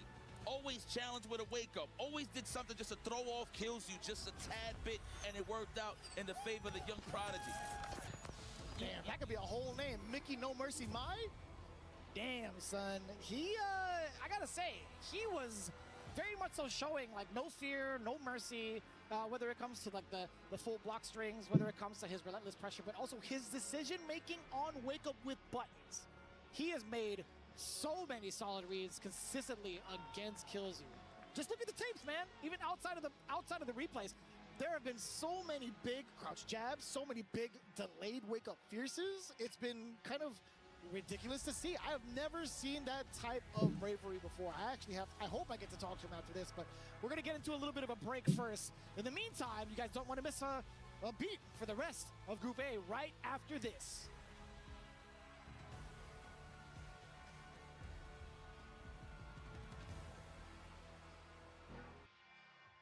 I wonder if it's too late to vote for who's gonna win. This is it. They've always had to work on their spatial awareness. You always have to be cognizant of the combo win because there are situations where Liddy can get a free store, but Kobian's making sure he doesn't give any breather room and it can be a combo ender. Thought he was going to jump so he can get the drive rush cancel off the hell stab, but he trying to run away from a command opportunity himself, Logan. All right, Hibiki with no store and burnt out as well. He's just going to have to play this poking game in Kabayan. Trying to throw different looks at him as well. Wow, he goes for a no contact sweep, but it works out here. And he close out the round with the Cyclone Lariat, but the Jackhammer Slam should do the trick. Not quite. Rockstar. He hasn't got much walk speed, but Can't he was vote him. fast enough to close the gap. Yo, He just people stuck the poke out there. rooting for Shanghai? That's sick, bro. With the YOLO sweep paying off. He's out already. As well, outside of crouching heavy punch, because that's like basically a button that's so versatile. It's the forward heavy punch and the back heavy punch has been catching a lot of people off guard, just in general from the LCQ and with the blast. thus far today. But he's going to combo into the Breezing Hawk here and get some Oki off of this. Just takes the throw, not gambling on the wake up. It clicked it again. We saw it again. I think I just played, moments ago, and another conversion into the Breathing Hawk should close it out. but I too late. The cherry on top with the 7 golden letters. Hibiki is running away with this. They're all level now after that very, very impressive second round. A lot of whiffs though. Those mediums are very whiff punishable. Need to look out for that. It also looks like the ranges that Kobian's supposed Yo, to you guys don't believe in Kaba? Gonna get the conversion here. He's not getting a massive reward. It's just a Phenom? swing, or it's just a button. It's no big monumentous combo, but he is gonna get a light SPD here. Oh, all right, okay. Returning. Okay, fans. Yeah, returning the favor in kind. The hair is up. Oh, high up. You know? You know has a good chance to win into. Sometimes you'll look at this match or some of the matches. Young kids. You can tell that Hibiki's dominating in many aspects, but it's Kobian that gets the dub at the end of the day, whether hook or by crook. Yes, he definitely dominates the neutral, but now Kobian's really settling into that range where he's going to be able to punish those mediums at least. Oh, that's the problem with a lot of Lily's buttons. The reward is not great. She doesn't get huge amount of damage. Her pressure's not fantastic off the Oki. She has to take big risks like that, and they are very whiff punishable if she doesn't space them correctly. Of course, throwing out those heavies. Once again, no drive rush cancel there. And again, these guys are swinging for the hills. Going to get the Tomahawk Buster anti-air. We've got to be careful because Mena got clipped by a back heavy punch juggle earlier when he jumped back in the corner. Yep, exactly. Oh, okay, the heavy spinning power driver closes that one out. And that's the thing. I think he just needs to focus on getting the big damage from an SPD. Everything else, just do the death by 1,000 cuts method. Yeah, I think it's great though for Geef if he does get the knockdown. Of course, Lily doesn't have tremendous wake-up options. Her mobility's not fantastic, and he can afford to take a few gambles like that because the risk reward is not fantastic in her favor unless she's dumping a lot of resources to cash out for damage. Yes, the anti-air doesn't follow up from that though. Another drive reversal. Those have been absolutely crucial for Kobian in the mid-range game here thus far. And he's about to build that level 3. Tried to take a gamble there with the SPD. Forcing the bar. One breaks away. And the bar. Light string, big jump, but no, it was a psych out. And there you go, he's going to land the Super R3, the Storm Buster. That's pretty good. And that's one of the things about Kobian's gameplay, is when does he use this level 3? Because sometimes after Good situation. he wins the round, because it's crucial. Oh, interesting. Get a drive rush from that. Just tried to check the drive rush after the parry. Gets the counter hit Oh, and the okay. scoop. And they get Alright, that level 2 was sucking. second round for the second time. Oh, See if we can okay. convert this into an actual win this time, but there's the standing light kick, there's the wake up super. He's done that multiple times here. We haven't seen Thunderbird or the Super R3, so looks like level 1's going to be doing its work, whether it's on wake up or as a combo ender. Yeah, that's a tenuous punish, but that's pretty much what he can do from that range. SPD. Yeah. Okay, interesting choice there. Another Typhoon.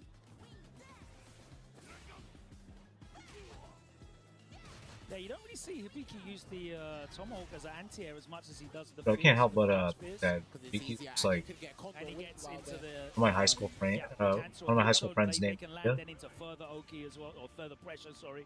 And of course, he's got a Deltarune. Zangief, but against the regular time jumps, at a certain angle up close, it covers the slightly back from the back of her head.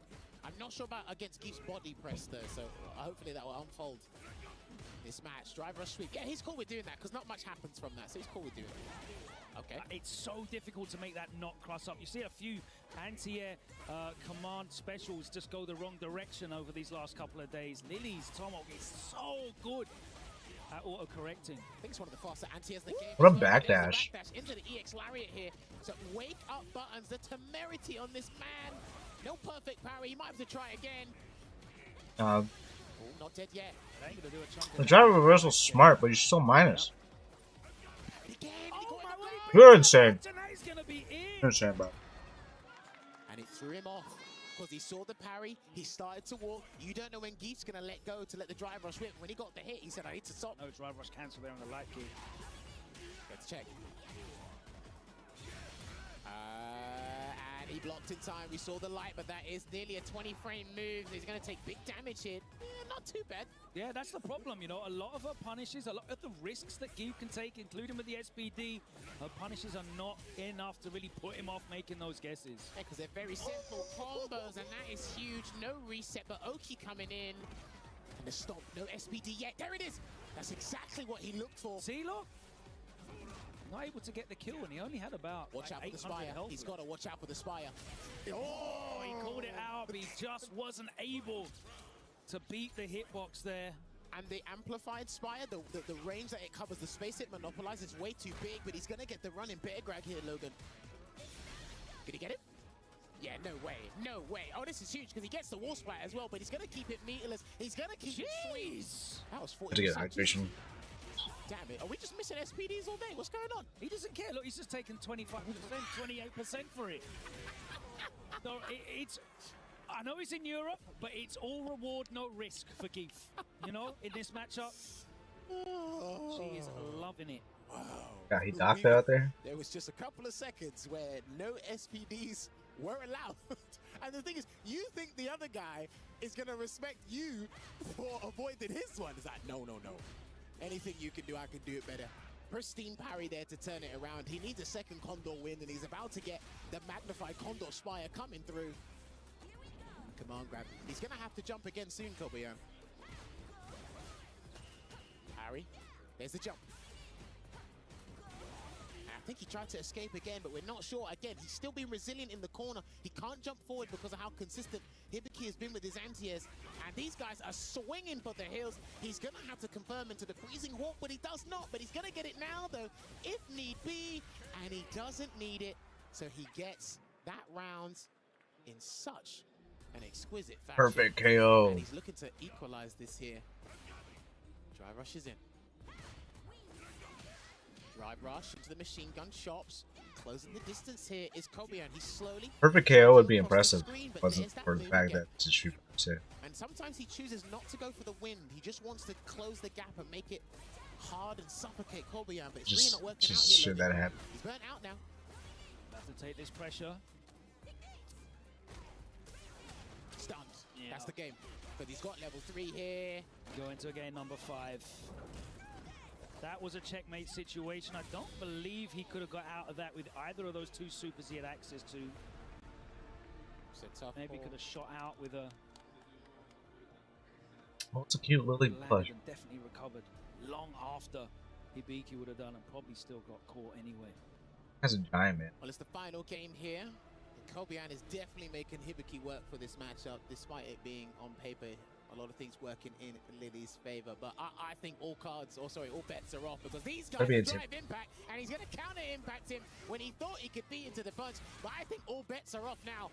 So these guys are going to have to break the aggro meter and just go for it. He's burnt him out in 9 seconds. He can stun him now, though. There you go. I got my own checkmate scenario too. Huh? Can you kill from here? He's got bar for the next. Yeah. Hey. Have it. The Borscht Dynamite. I've seen too many perfects in this set alone, and Hibiki is on the ropes because Kobian has got a point to prove. Yeah, we started the set with 2 perfect rounds. Are we going to end it with 2 perfect rounds? There's a perfect parry to start it off anyway. Off to the corner, the Hellstab takes it most of the way there. There's the SPD. Not looking great for Hibiki. Oh my god, the space in there. It was a punish Yep, counter as well. He could have definitely corner used die. Target combo off of a hit confirm, but Oh, you're dead. He popped off so hard, his headphones fell off his head, man. He could barely breathe, even with the breathing strip on. You can see how much it means to him. Yes. Woo! And like you said, wow, bro. Reward Dude. was heavily lopsided. He was like revving up over there, trying to go shake his hand. Again, the damage output is colossal in his favor. He can afford to hold up. He can afford to backdash. Heck, you even saw it. He'd do empty jump and parry, and it would be successful, and he was still able to. Is Chris the Terran on the staff too? But I like how resilient Hibiki was trying to be. But that guy just looked like him. Just exchanging blows non-stop. Yeah, he went for the light into the reset, but Kobian was holding up forward. The level 3 closed that out, and they were loving it in the crowd. A good performance by Hibiki. Took it to a game 5. He goes down into the lower bracket. Kobian advances. look, he's popping out so hard, his headphones are falling.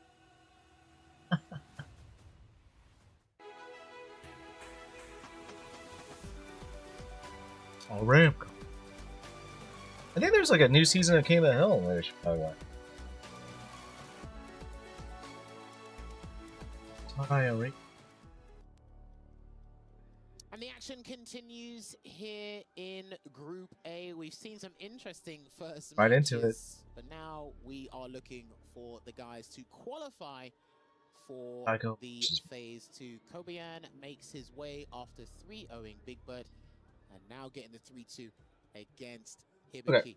But now we must shift over to the other side of the upper bracket semifinals, where Mickey had to put in the work against Killsu, but he's going to be going up against our Lord and Savior, the Beast, Daigo, who put in some work. And again, after that loss he had against Mena RD back in Evo Japan for the Kimono Michi, I think this is a very good opportunity for him to showcase what he's been working on since that, because there was a flame that was reignited in him, Logan. You talk about flames being reignited. Actually, it was in Paris that embers were initially stoked. The loss to Noah the Prodigy at the Red Bull Kumite. Definitely, I remember Daigo coming off of that and doing an interview saying, yeah, I want to get back to it now. I want to put the time and effort into training. And of course, Kimono Michi rose those flames even higher, and Daigo now has certainly become a different beast. He was a little bit of a hibernating animal for the first few seasons of Street Fighter 6. I don't think that's unfair to say, but now he is certainly looking to regain a lot of that competition, and one more victory stands between him and the next phase here at the Esports World Cup. He's going up against Mickey, who's had a breakout couple of years, coming out of a region that was previously very, very strong in Street Fighter. It's great to see the next generation coming through as well, and here he is on the stage representing Falcons, another one of the young players in support of the I Falcons squad. broke Of course, 2 Kwame arcade already buttons today. qualified, only 15 years old. Mickey's still a teenager himself. A big breakout tournament. These are at mechanical Evo Las Vegas last year, where he body, finished dude. in the top 8 placings with a fantastic run. Very, very impressive there, and he's going to be looking to take down a legend in the way of Daigo Umehara. How have you felt about Daigo's performances so far today with that Akuma? It's been pretty good, and again, he's being efficient. He's sticking to the game plan. He's sticking to the ways he knows, because he is rigorous with his training. And dude, he went back to doing the good old 7 to 8 hour streams, just playing ranked, playing some sets, playing with as many people as he possibly could here. And long may that continue, because it's been a while for a lot of people to see Daigo at some of the events that have a huge magnitude to them. That's it, because people are looking forward to this. He's in an event it's very difficult for him to qualify, but he qualified via SFL World Championships. You're also going to see him at Capcom Cup 13 as well. So it's another thing for the Daigo fans to look forward to here. But this is another thing that will motivate him, give him that impetus to come in and showcase why he is one of the world-renowned players. He's certainly going to have the support behind them as well. The Reject super fans have been making a ton of noise all day since day one when we opened out with Fudo, another legend on that Reject squad. But Daigo here, 1 win away from phase 2. And of course, so important for Falcons to get in the placings. They're looking to retain Come on, Daigo. their Street Fighter 6 A lot of people voted for you. has been eliminated, but that club championship they want to retain as well, and points are so very, very vital here in Street Fighter 6. Kind of like, I don't know what any of these other people are. Mickey, of course, in a great position to do Guess I'll so vote as for well. Daigo. So we are most likely going to see Akuma versus Mai. And you can hear the fans there. Listen. Yeah, look at that. That is an exuberant crowd. They've come a long way to watch the man that has most of us sitting in our respective seats to talk about fighting games. And boy, it is a breath of fresh air to see him here. But let's not forget, with Mickey, one of our young prodigies. About the Mickey fans, huh? In SFL EMEA, they announced the teams earlier. That's right. The team Falcons has been announced. There we go. So let's see it already scored. My guy walked up and he gets a nice nice rush overhead to kick things off here. Goes for the throw tech. These two players have never met in a late stage of a tournament bracket before. Okay. So this is all fresh data. Beautiful whiff punish there from Mickey, blowing up with the low crush. Of course, the level 1 to enhance. Delayed crouching medium punch on the wake up there, snuffing out the backdash from Mickey, but he still has 4 stocks remaining. And if he lands a medium, a minimum a medium, then Daigo is dead for this round. Stock on. Daigo looking to react to the fans with Demon Flip. There we go, preemptive one that time. Hit low enough to get the frame advantage. Ooh, Nice. the delayed Nice. gets blown up by the backdash low forward. Daigo closes out. He's really good in that situation. To the joy of our assembled super fandom. That's what you need here. Second hit. The roundhouse misses, of course, on the crouching Mai. And you're going all the way to the corner. A corner carry is sublime, and she has one of the best corner situations in the game. Get used to some reruns. That time the delayed crouch short blows up. Yeah, that was kind of delayed button. Come on, lock in Daigo. Got Let's this. not forget, it's been interesting where Daigo decides to do wake up EHGO Shoryuken. He does it with a lot of confidence in it, no fear whatsoever, because he needs to let his opponents know that he's not afraid to do it, willing to instill the fear. But Mickey still has to get the job done here. Nice rebuttal with the fireball to make that dissipate the fan. Using that fireball game. So well at that range. It's really fast start up. Comes out like a poke.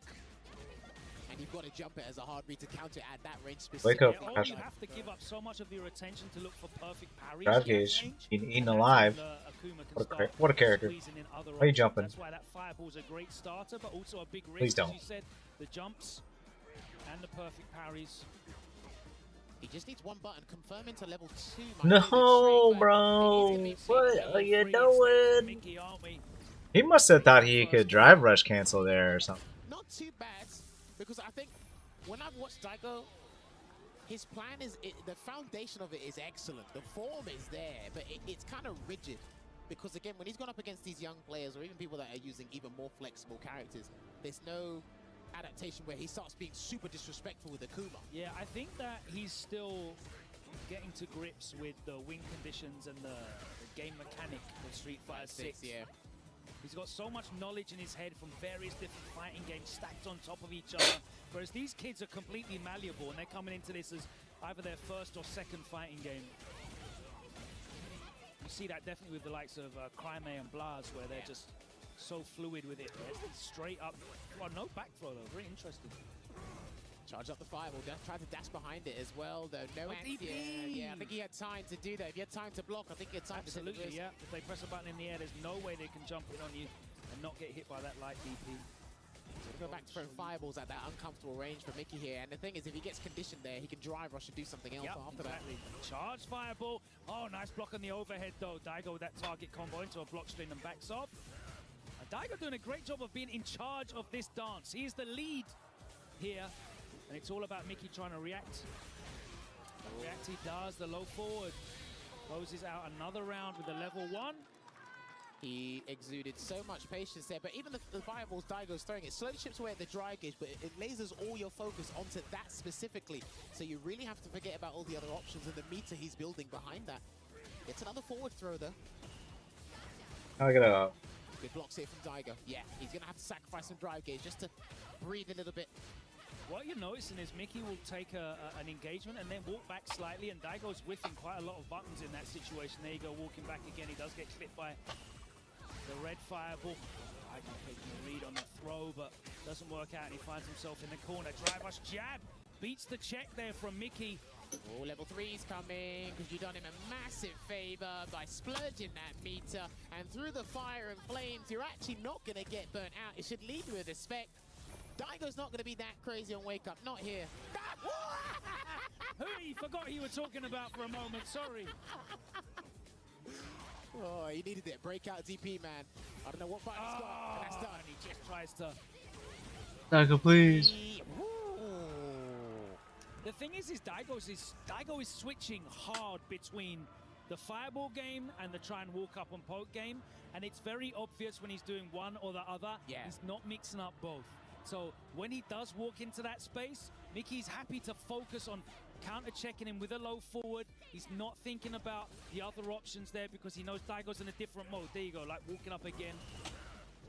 And it's actually easy, like you said, for a lot of these guys to just adjust to it like super fast. And I don't even know if Daigo knows he has to adjust to the counterplay that they're introducing to him. Another whip low forward. Yeah, and he's just going to be harassing him with the fireballs here because he knows non-charge fan. It will beat the charge, but it also counters the non-charge. But he seems content with that. Yeah, Daigo flicking out a lot of standing light kicks, trying to evoke some kind of whip punish flinch response. There we go. Nice. He gets a whip punish. That's what he was looking for, albeit in a different form. Mickey lets it rip. That bottom right-hand corner seems to be the wake-up corner. There's no lions over there. Everyone's up bright and early. All right, Mickey's going to be looking for a conversion into the level 1 nice and early on, but he jumped a bit too late, and he could see it in his player cam. He shook his head because he knew that was a big mistake against Daigo. He might have to break out, but he does a throw tech instead. Oh, Daigo last minute crouched and pressed the button, I think it was, as a check. Backdash there, lovely backdash. Thank God there's the proximity box is gone from that. So again, that's a counter hit. Uh-oh. Yeah, Daigo waking up with buttons here. Level 2. DP's not going to do the trick, but Daigo, he's got to do something. Needing to chill afterwards. Chill. Yeah. Mickey keeping it tight, and I respect that. Get a huge life lead. On the fireball there, and because of this round, he doesn't want any momentum being built on Daigo's side, so he's going to actually shut down I'd put shadow hunting as he possibly can, given the context. Stealing frames on the charge fireball there. He does get the heavy DP as the anti-air. Wanted to make sure with that extra horizontal range. Another anti-air there from Mickey.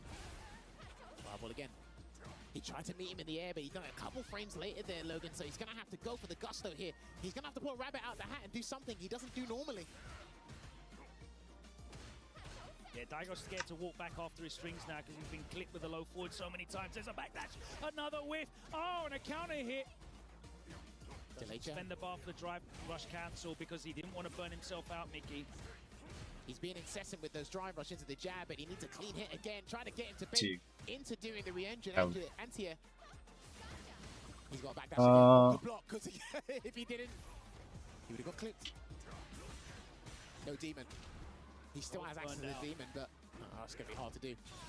For the time being. Yeah, Mickey pushed went for the crouching light punch. Mickey, no surprise, fear. surprise. He had the significant lead there. He was happy to let it rip each and every time. And you're seeing how important it is for these players when they start to take those 2-0, 2-1 leads. They really make it difficult for their opponent to come back because they know they have to pressure. They know they have to go for something.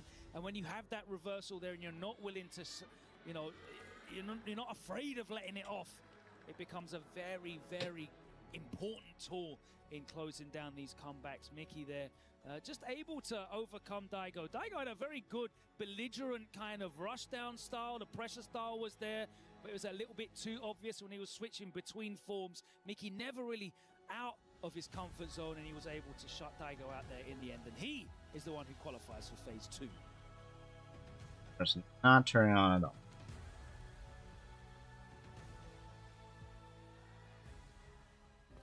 Play is in our DNA. Whenever we let it out, it becomes our superpower. I don't want to plug it. Now imagine an entire city being built to supercharge it. Katia City, powered by Play. It works on battery, not plugged in. Welcome back. We have had our first 2 players make it through into the next phase, but guess what now? One of these 2 legendary players on your screen. Yeah, I want to try a different setup for my. The Esports World Cup. It's gonna require but that is the level of competition. a separate charger, and I'm gonna do mini HDMI or micro HDMI. One of those is going to be going to a capture. And 2. It's unbelievable to say, isn't it? Have a capture card that I use. It is. I mean, we've seen our 2-time EWC champion fall down on the wayside. We've seen the runner-up, the camera to fell by the wayside as well. So it is no surprise, and it is open season to see who actually will take the title by the end of this week. Now, I was having a quick look because it did.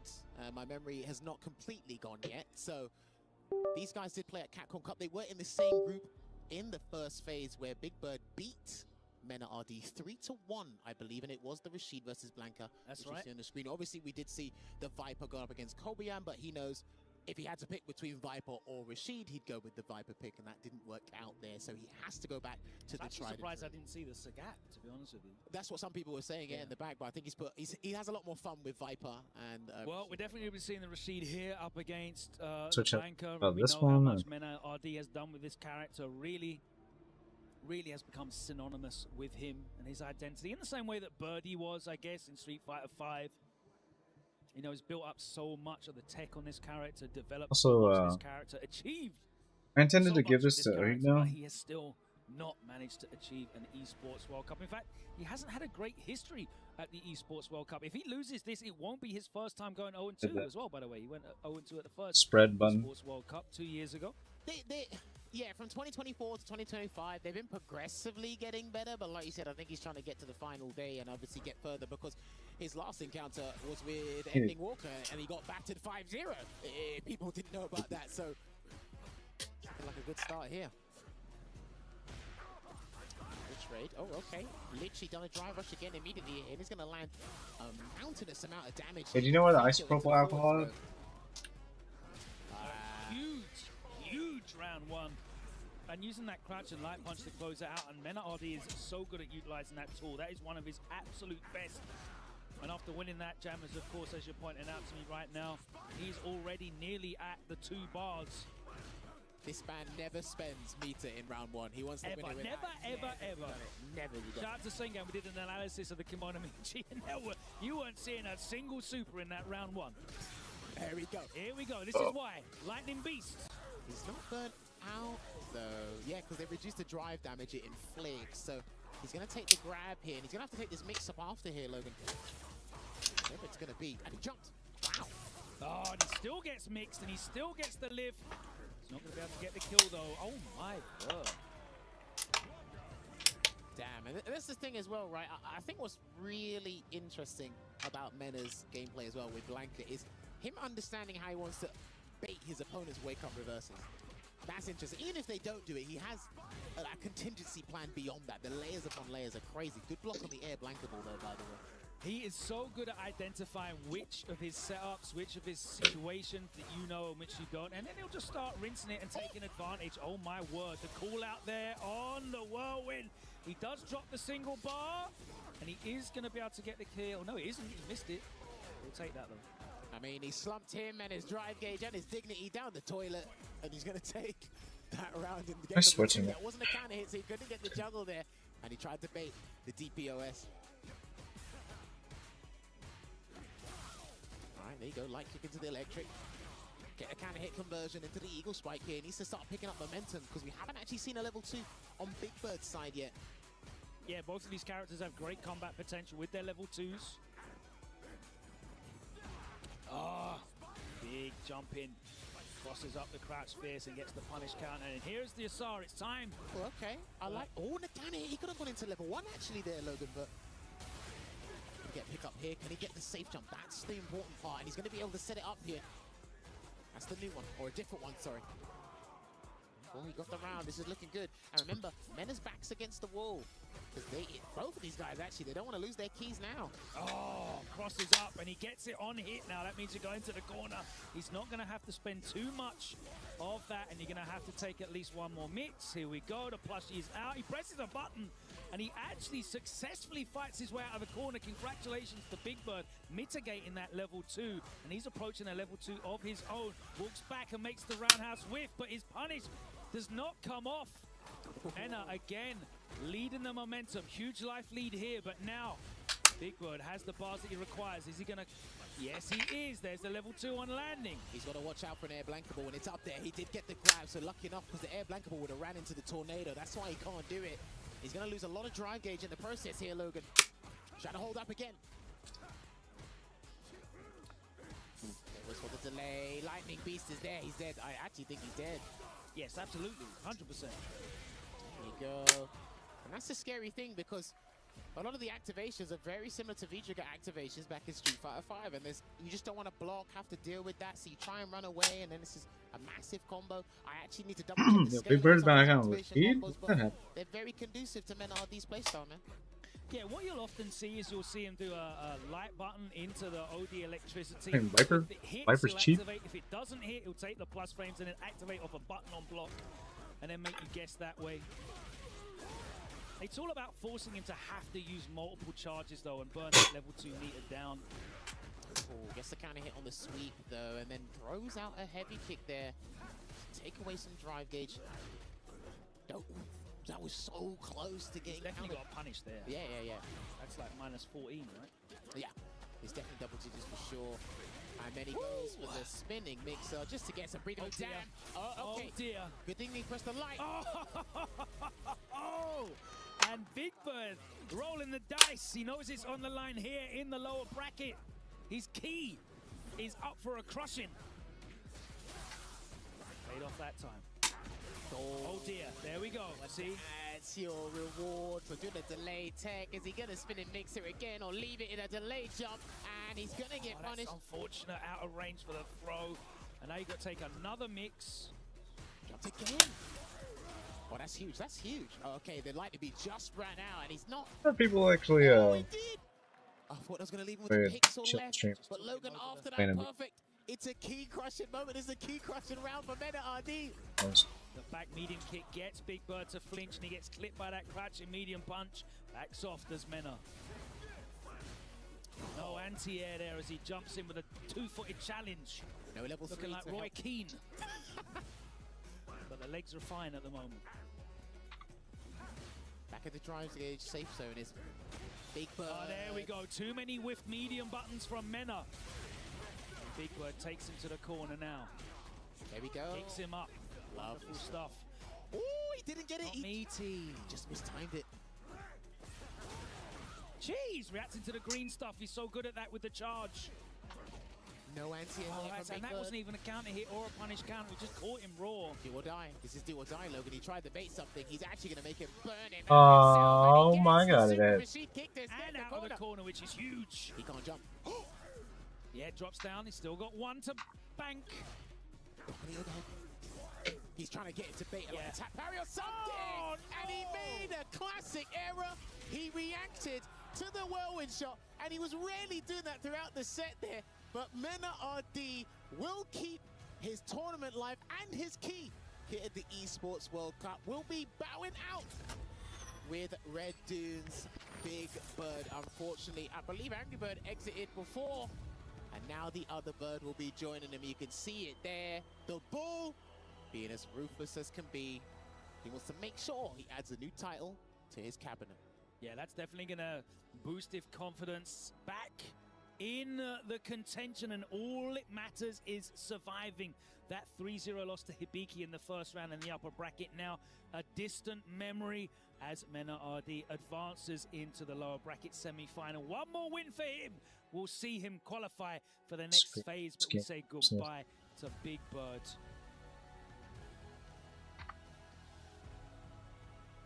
Okay. Was even playing up? Sorry.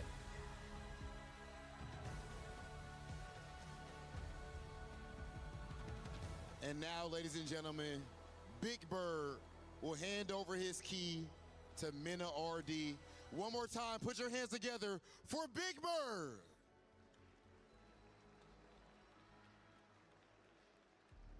Mena's so good at posing with like phenomenal performance. I'm gonna go ahead and let you lock in right now. He's got a lot of practice. As he is crushing this key. Look at my dog. Okay, I see that little smile. Okay, maybe I can talk to you a little bit. So you dropped down and losing your first match. And then now, of course, you bounce back all the way at Mena RD form. How did you bounce back? I don't know what happened with Hibiki. I just lost. I got beat up, and I just got to fight back. You know, when I don't know what's happening, I swing. Okay, and he swung and connected. Please go ahead and crush Big Bird's key. My dog, Big Bird, one of the best players on planet Earth. But we have seen this trend continue throughout the entire event, ladies and gentlemen, as officially the ceremony is about to be complete and we lose Adele from the event. Mena, congrats.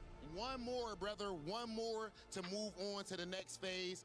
Last thing I will ask you, I seen you smiling right there. I wasn't even going to interview you if you were too locked in. What's the mentality right now, bro? You seem kind of chill. My mentality? Yeah.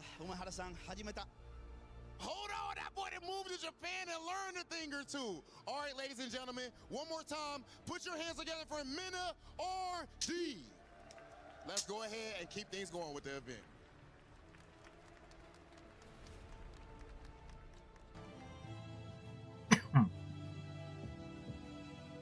Nice audio.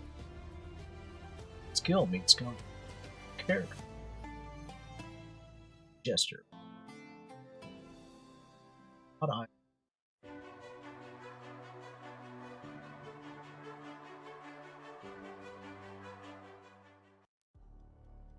The action continues here at the Esports World Cup, the 2026 edition, but we need another key to disappear and be crushed alongside Big Bird in this Group A. And I tell you what, this next fixture, when I watched it back in March earlier this year, I tell you what, I could not believe how a scoreline transformed crazy, so wasn't it? quickly. I had never been The more upset in Itazan my life contraption. when I saw that. But to be fair, this is exactly what started Killsu's Am I journey. right in saying he was 4-1 down? He was 4-1 Stick down. is so To wacky. give you guys context, these guys played in the final day, the top 16. That is a single elimination first to 5 format. And Itabashi at one point was 4-1 up. He was looking victory in the face. And then when I turned my head, went for a little bit of a snack. For some odd reason, Killsu came back 4 games on the damn I remember that bounce. set. It was really weird as well because he switched to Jury, got the win, then lost with the Jury, and then won 4 straight with Mai. Switched back to Mai. They met at UFA last year as well. It was 2-0 to Killsu. That was also Mai Zangief. No surprise as to what is on the character select screen currently. It's going to be Itabashi Zangief with the Zangief. Killsu on the Mai, and this one is going to be a slobber knocker. You said Mena says, you know, he said he comes out swinging when he doesn't know what's going on. This one, these guys are both going to be swinging, and I love Itabashi with the old school notes. He just ripped that slice of A4 paper out of the printer and scribbled down. People say slobber knocker. What's that? I need to get Ryan Hout to find out exactly what's on those notes. Like, so hopefully we can get an interview with him. So I need to know. Hey man, like it might encourage, because obviously we see Boost with the notebook. It might encourage more guys to just bring pieces of paper or just bring. Yeah, you got your what is that? A moleskin, lovely, nice leather bound. Oh, this was a gift. This was literally randomly a gift. Delightful. Sleepy too. So I'm just like, make use of it as much as possible. Especially I'm a digital guy these days. I mean, I need to index everything. Hey man, it works. It works. But yes, Okay, reassemble that with this is wind versus 3 territory. He's going to chips. start off with the Geef, because obviously we've seen the Marisa, we've seen the Alex and the LCQ as well. But this is the tried and true. Wow, okay, already drive. I felt like the buttons spread out. Charge Kaichosa. Working out here. And Kills, you can't afford to make mistakes anymore, to be honest with you. Especially on home turf. Rush medium punch is working out for Itabashi. Zangief there baits out the reversal. Oh, big chunk of damage. More than 50%. Why not? Yeah, of course, why not? Burnt yourself out for almost like 55%. Go for it.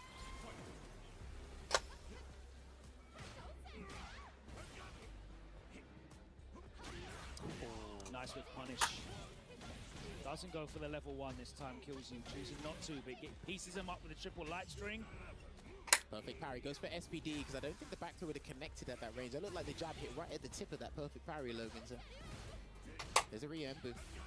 Fantastic poke against someone like Geef now, especially with the buffs that happened in the Alex update. But it is going to be a side switch with the jackhammer here. Almost burnt out, so a headbutt might be very juicy. There it is. Oh my god, he got the hit. Yeah, jumping on that medium punch. Itabashi makes the wrong mistake. That level 2 is coming out. And that was so brave as well, dashing in.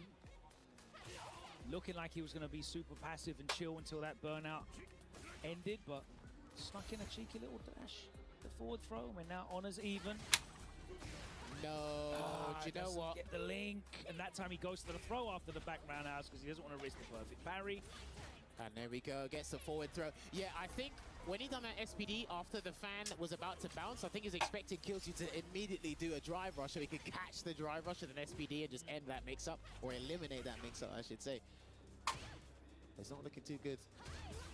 Oh yeah, back throw, nice delayed throw there. Spine buster as well, by the way. Boom.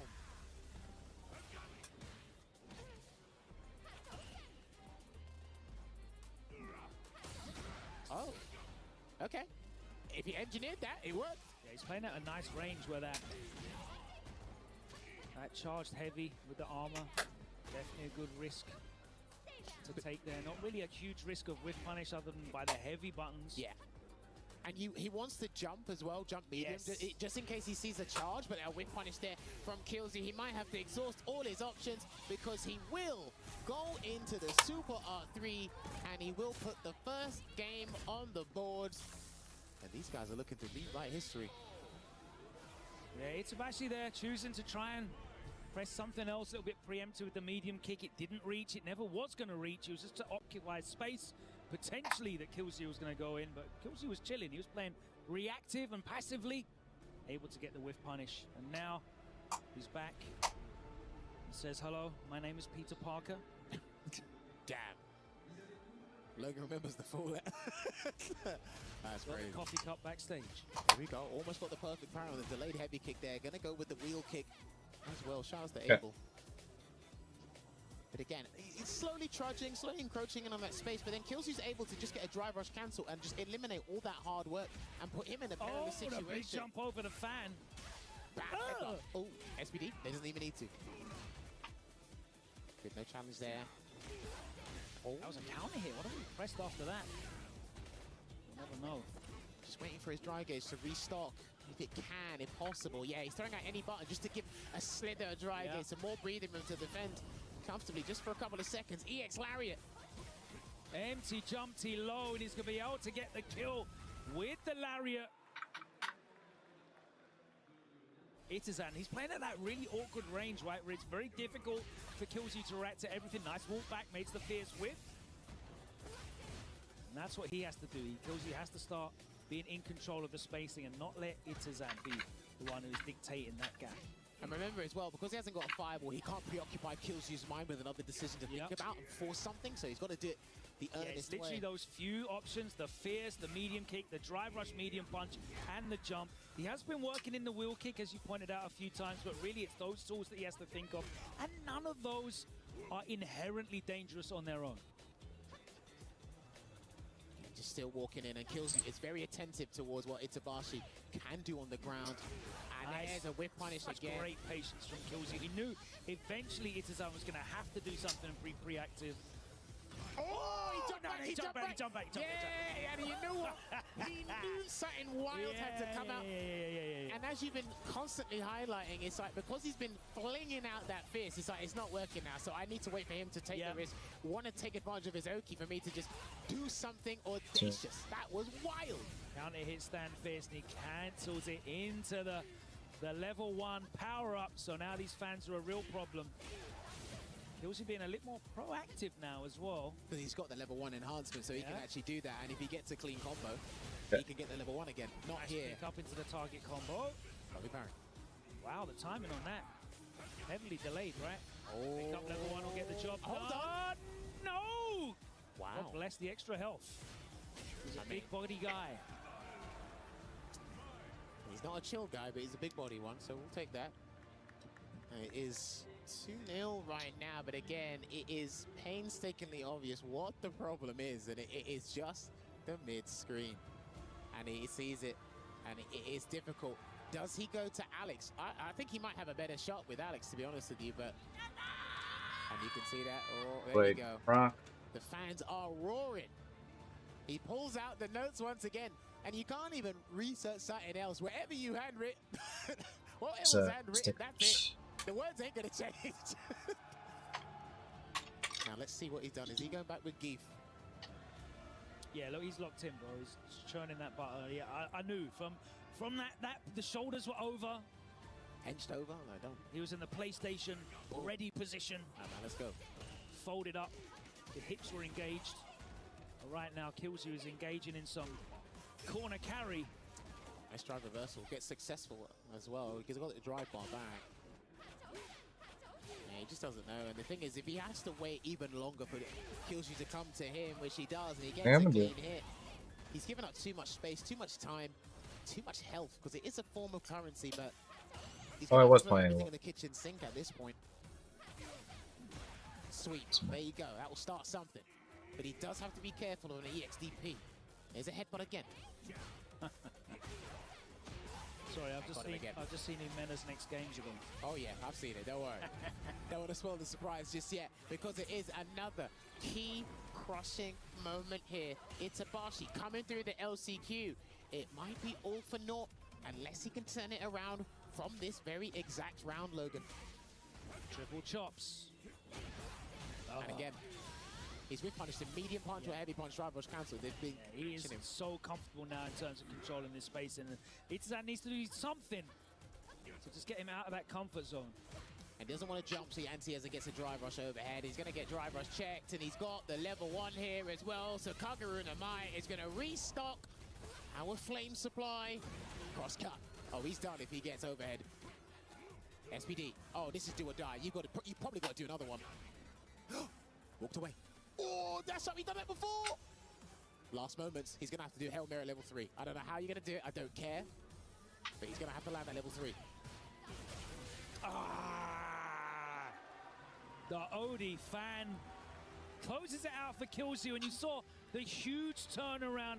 He just realized what I need to do is be in charge of that spacing. It forces Itazan to be proactive. There's no way he can just walk into that space because the fans are there. He has to proactively do something when he engages into that space. The heavies were spaced out. That was the big thing. He started walking back and forcing those heavies to be whiffed. The medium kicks, everything was getting whiff punished. As you said, not just the heavies, but the medium punches as well. And when Killzoo was clipping him with that. It only made it worse. It compounded. He's canceling into the level 1. The zoning starts to pick up, and it was just all downhill from there. And it was a 3-win streak for Killzoo to close it out. A very dominant performance for him as he moves into the next round of this lower bracket.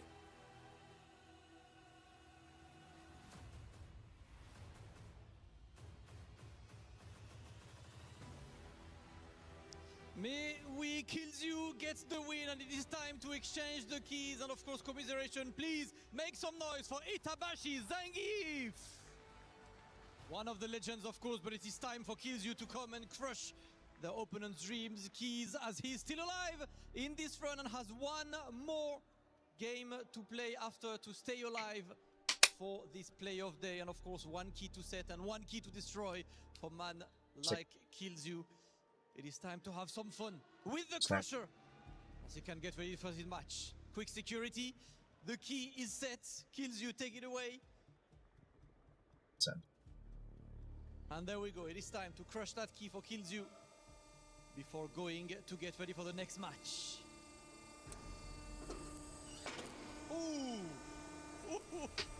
Killzoo, GG chef. Tu te sens à la maison ou pas du coup ici, parce qu'on avait parlé du public? En vrai, le public, il est quand même.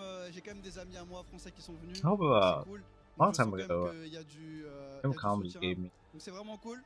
Mais, Emily and Cammy sticker. I don't know where I put it. Et aussi des I can find japonais qui chient un peu pour moi aussi, donc c'est bien d'avoir les deux côtés. Et là, il va falloir faire le boulot le dernier match, hein. Il va falloir gagner. Hein. Il reste que ça là.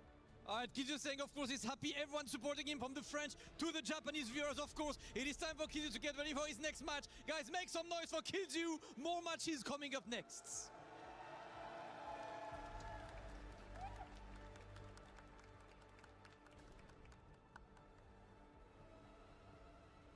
Play is in our DNA.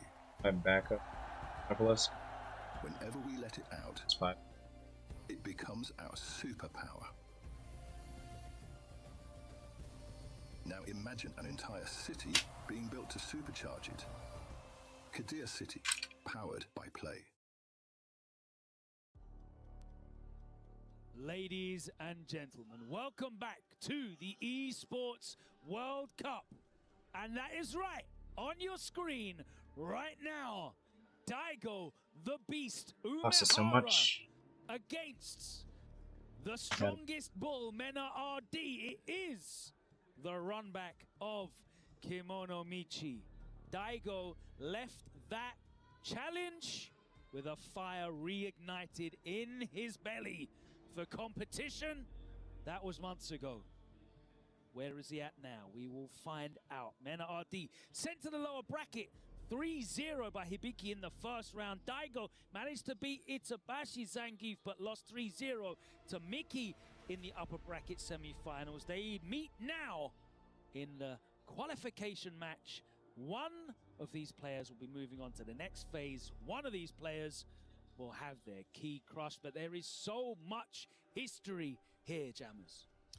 Rich history indeed between the two of them, individually, heck, as a scene as a whole. Some of our greatest ambassadors for the community on an international level. And again, it's an absolute pleasure, an absolute luxury to be able to sit here and do this, not just alongside you, Logan Sama, but just watching this here at the Esports World Cup. We're looking at some stats on screen right now from Daigo.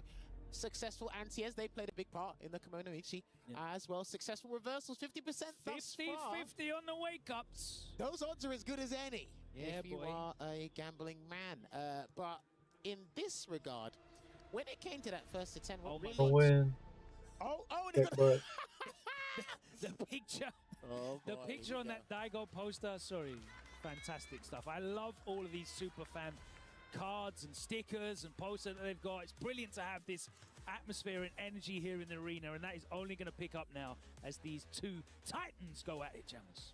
It's going to be the Raging Demon going up against our Brazilian beast here. Now, one thing that stood out to me in the Kimono Michi was how Daigo implemented the air down medium kick dive kick. That was actually pretty useful. Yeah, the airborne mix-up. ODD. That's taking it over 50%. There we go. He wasn't afraid to let those loose as well, but obviously the thing that was the talk of the town was level 2 and how often it came out in that first attempt. Oh, Daigo Managed to get in there.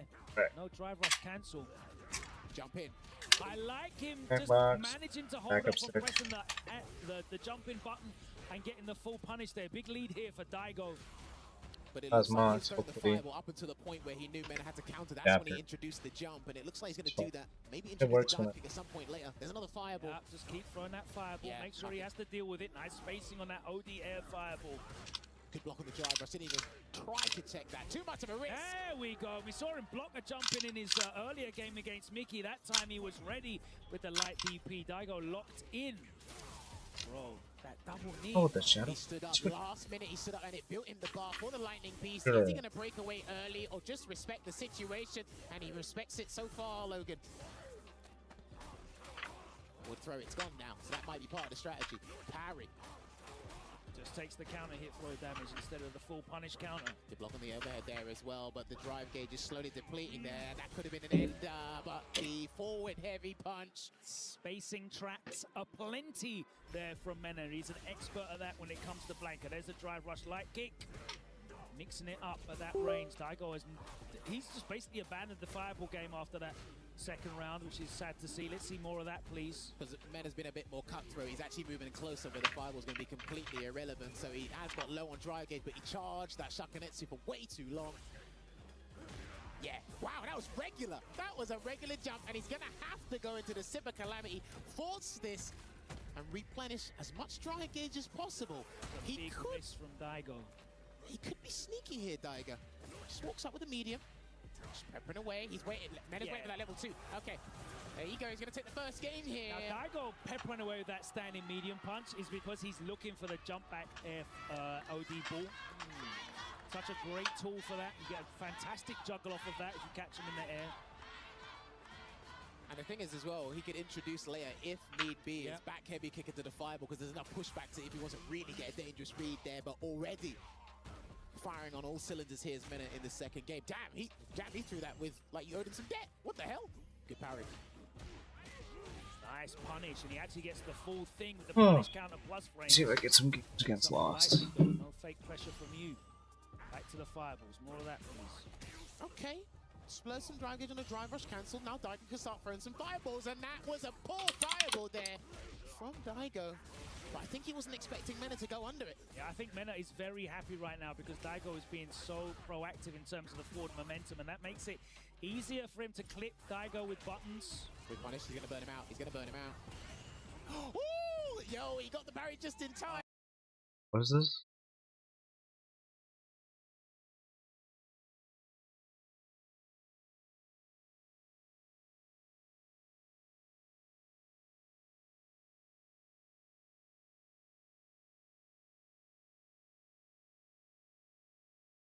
What is this? Is that even the same guy? Is that Tokido? No way, that's Tokido. Who's that?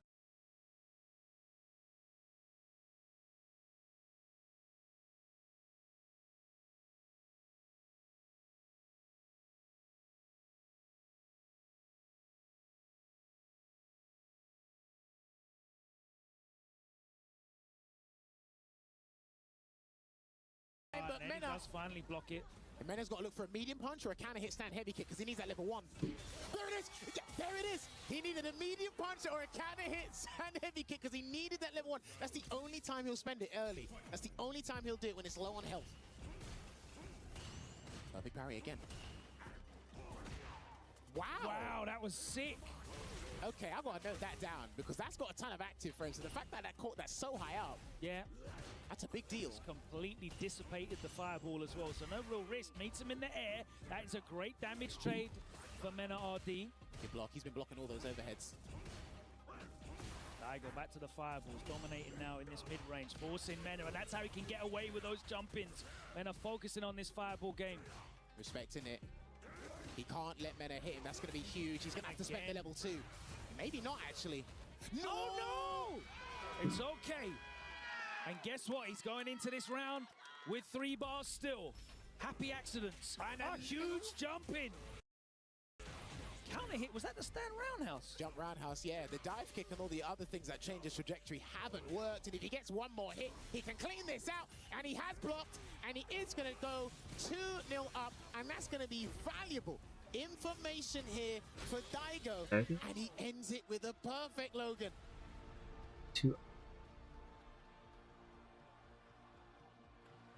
Daigo, the aerial approach is just causing so much trouble here for Mena.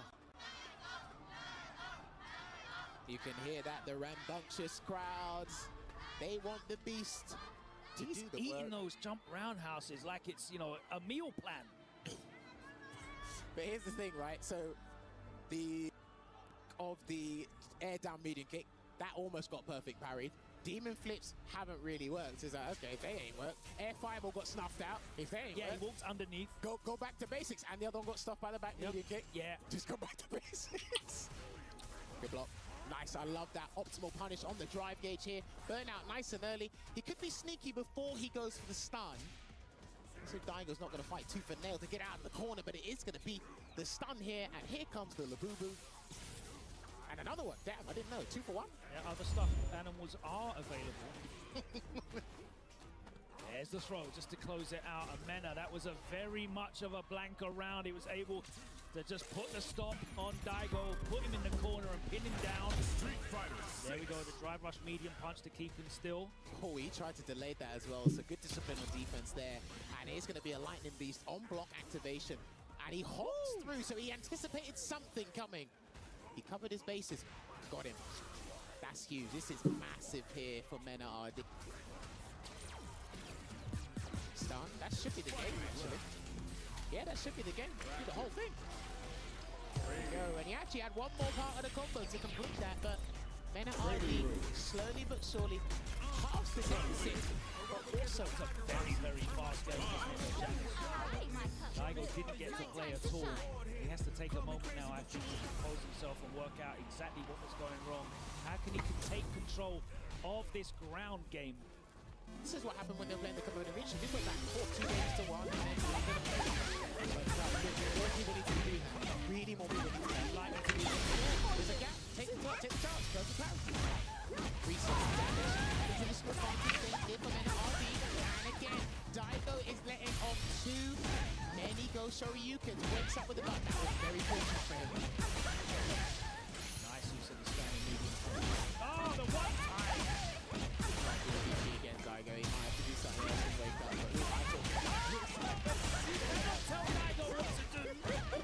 Even if you're right, it doesn't matter. And the family are here, cheering on Mena as he looks to square it up.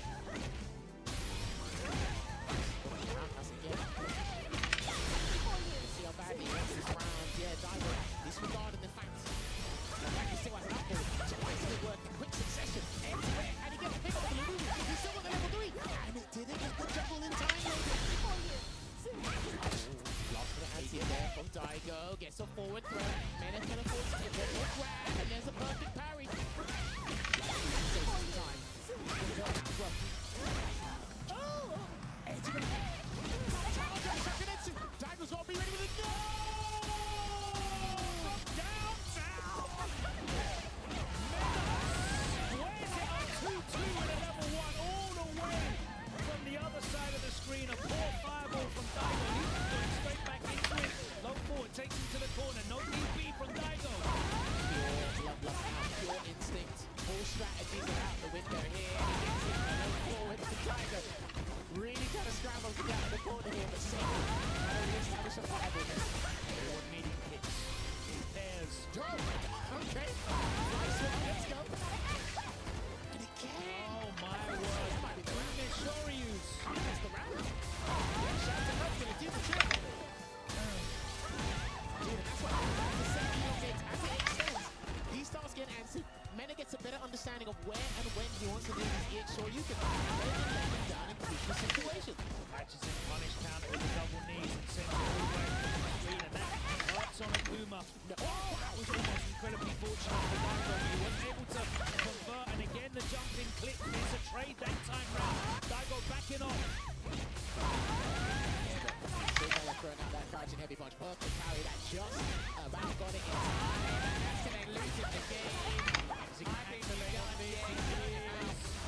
Let's run the check. And he's already got one last ditch effort. Oh my god, instant back foot works out for him. Last ditch effort. He's got the hop.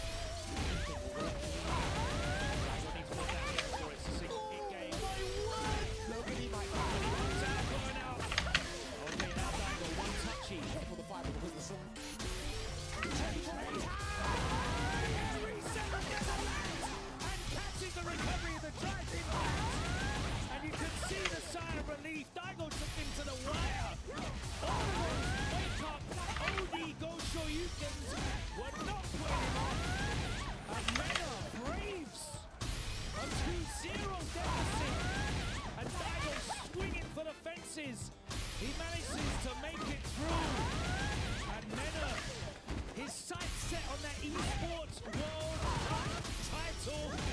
It has not slipped out of his grasp yet. He has survived, and he will move on into phase 2. A fantastic battle against his great sparring partner, who we say goodbye to, but a fantastic performance from him. Fitting end to a monumentous engagement against Street Fighter. But unfortunately, the key needs to be crushed, and they're going to go over to our infamous key crusher.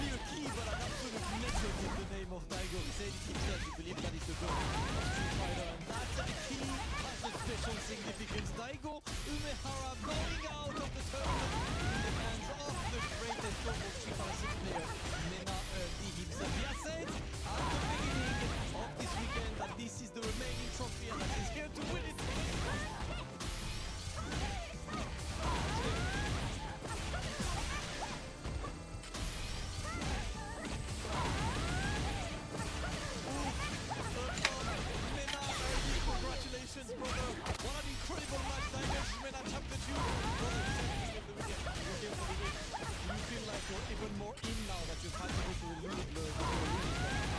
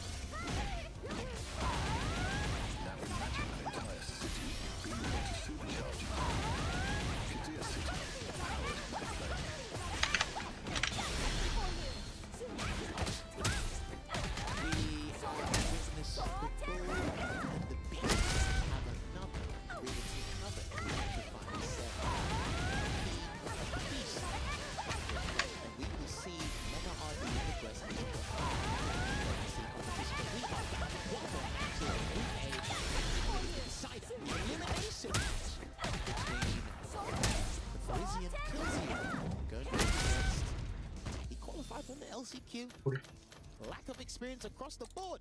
He's been taking that to his advantage heavily in Hibiki.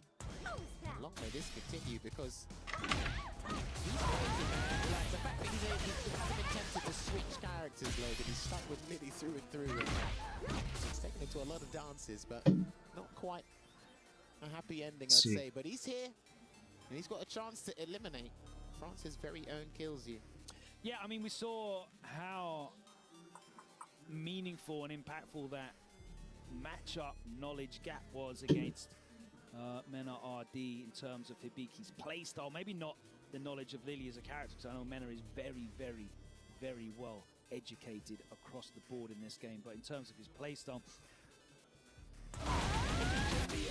Lily's strategy at this level. Sorry. See the same player against the Bayern because, of course, in the region, that's how you get that experience. He, of course, never played with the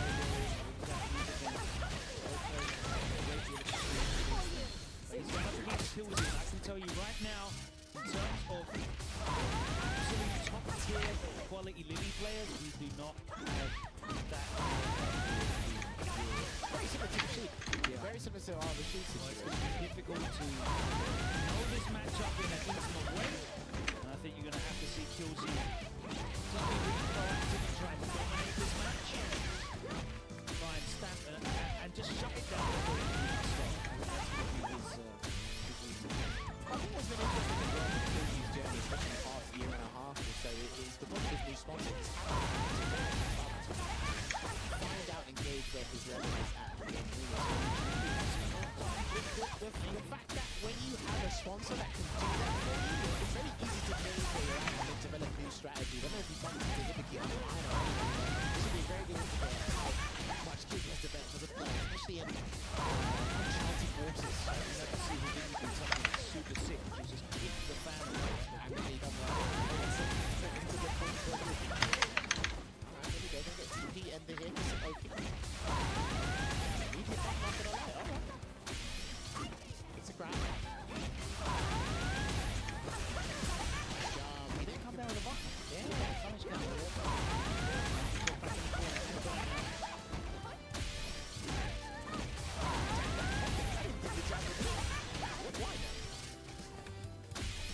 Jumped again, dude. Everyone's been doing it today, and he is yeah, he's gonna get the contour time. There's been so many doing it with neutral jumping or back jumping against it, and he smacked it out. Since Ben RD done it, he would have just been swatted out of the sky.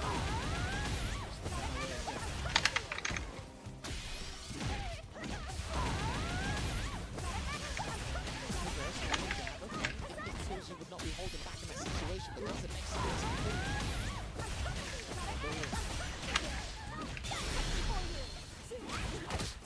Holding the power here. Okay, buttons after that.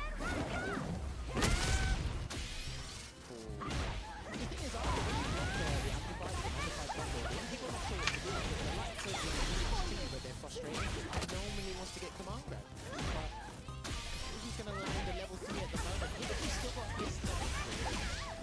Yeah, the light, all the lights, they just bring you in place. You can't really get out. Oh, mate, that situation is disgusting. And a win in there, I'm not sure what he did. I think he woke up with command grab because the drive gate disappeared. Yeah, it was starting with something you saw the explosion. Oh, that could have been punished here. It does hit. He's missed the mark. Past fans. He keeps it tight after the back roundhouse that time after the drive rush. Good block. But he can do level 2. No, he went for a different set up instead. I don't know if he's going to look to regret that. That's the thing with her, right? If you're not spending stuff on that here, gets hit, and that's all that matters. That's a very good situation, actually. Sliver of health. Alpha command grab. Drive rush. No one's going to hold crash every punch into Conquest Fire. They're not going to do it, so that's actually a very good first game. Killsy gets away with it. He does walk into that. What did that be? Even he said OD something maybe messed up his inputs there. You know, ended up being a completely different special than he wanted. Certainly OD up kicks. just tap parry in place. the frame advantage there with the drive reversal. Trying to get in, lovely whip punish. You might need to introduce just a sweep a little bit more just to kind of kickstart that offensive campaign. I've got to stand at a range where you can definitely whip punish these mediums, the medium punch, the crash. Oh, he might be actually. Oh, the last bit of that. Because I think that's one of the moves that's not being affected by significant scaling if you start it as a presser. So you won't go like 100% and you go to see all it. So damage coming through. Damn, the perfect parry master here, Hibiki. Come on, grab him. He needs to win from the stops because he needs to counter his stops. He handled it really well. He's managed to kills you mid-range really well. No context he can get.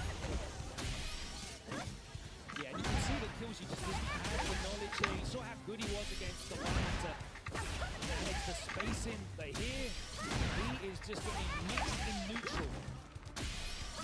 The fans causing no problem at all for Hibiki. Of course, he plays against Mize of the highest cloud, but all the time in Japan. You can see his parry timings are great, taking them away with the medium kick. He's got so many answers. He is doing fantastically here in this mid-range. And it is a problem at the moment that Killsy has not been able to unlock. If he can't unlock it, he's going to have to hand his kill over. He questions Killsy. Let's find out. It's been brilliant work thus far. Delay! Oh, and all steps from that standing everyone there. She had no reversal, so you can get away with that. That's a big deal. It's true, he hasn't forcefully been driving us, and even then, nice meaty there. Look, he's always turning his head when he gets Commander because he just, no one wants to get Commander. It almost feels embarrassing. Reaching with that fierce, and he gets whip punish, and it's set point for Hibiki and Killsy. You can see, like, he has no plan here. He doesn't have the strategy to deal with it. Another perfect parry and an interruption with the light kick. Another command grab, and Killsy looking at the floor, scratching his neck. Yeah, he scratches his neck with his hand. He basically, like, he doesn't Hot under the collar, boy, in that funnel neck. Tracks shot. For wake up level 1, he's had enough, but he needs more than that. Oh, there we go. The counter he works out for him. And then he's just going to further defense here. What a perfect parry against the bounce of the These perfect parries on these fans have been sublime. That's what you need. Forward throw. Can you build on this? You need a stupendous moment here from Gilson. Oh, Jesus. Thunderbird, he's dead. The Thunderbird's going to take it. Oh, and he's going to take it soaring to the skies. And Hibiki takes down another person. 3-0. And that could not be further opposite ends of the matchup knowledge spectrum. Hibiki had tech for days. Killsy was just looking at the heavens, the floor, the side, up and down. Nowhere could he find answers for that matchup against Hibiki, and he is eliminated. Hibiki manages to make it out of the room into phase 2. But Lily is still alive. Let's take a look at this now. When he got the pressure running, it was great, but the perfect play, that's the end of the match, of course. But his answers in terms of the gaps in the fans, dealing with the follow-ups after blocking or parrying the fans, and identifying Killsy's movement, fantastic stuff, gentlemen.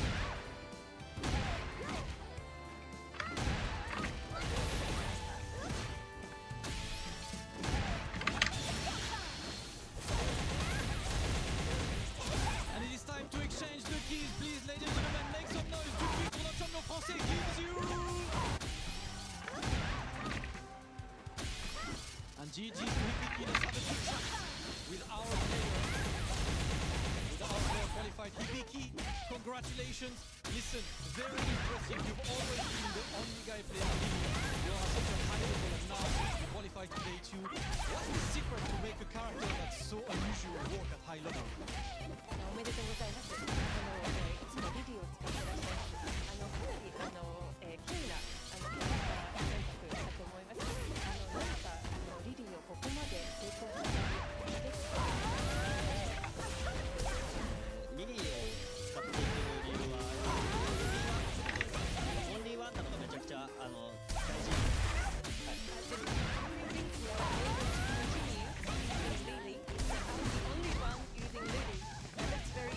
I like that. You know what? I know that I've seen a couple of Lily players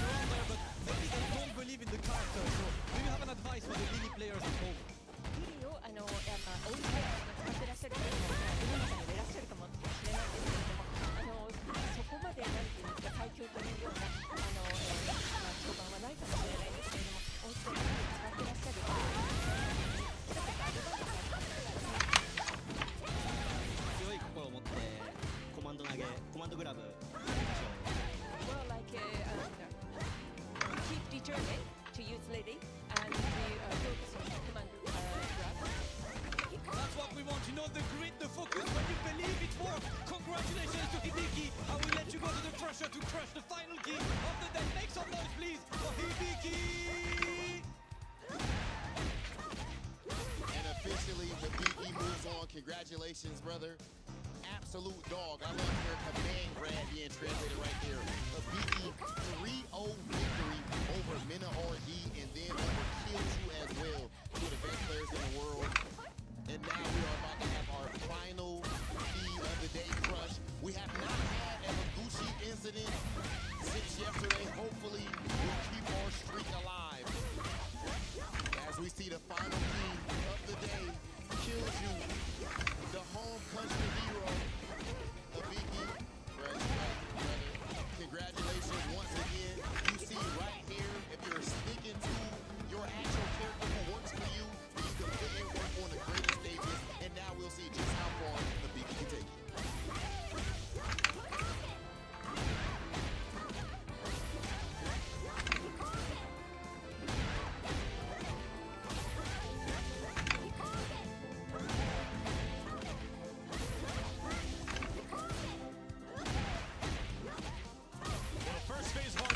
For Street Fighter 6 this year has come to a conclusion. The next stage starts up tomorrow. A&D, absolutely brutal, but it was fun to watch all the way through. We crushed a lot of keys today. We also moved forward some competitors, but that's what this tournament is all about. Welcome back into Allianz Vault. I'm Tim Reflections Noble, Tasty Steve, Yikes Boys.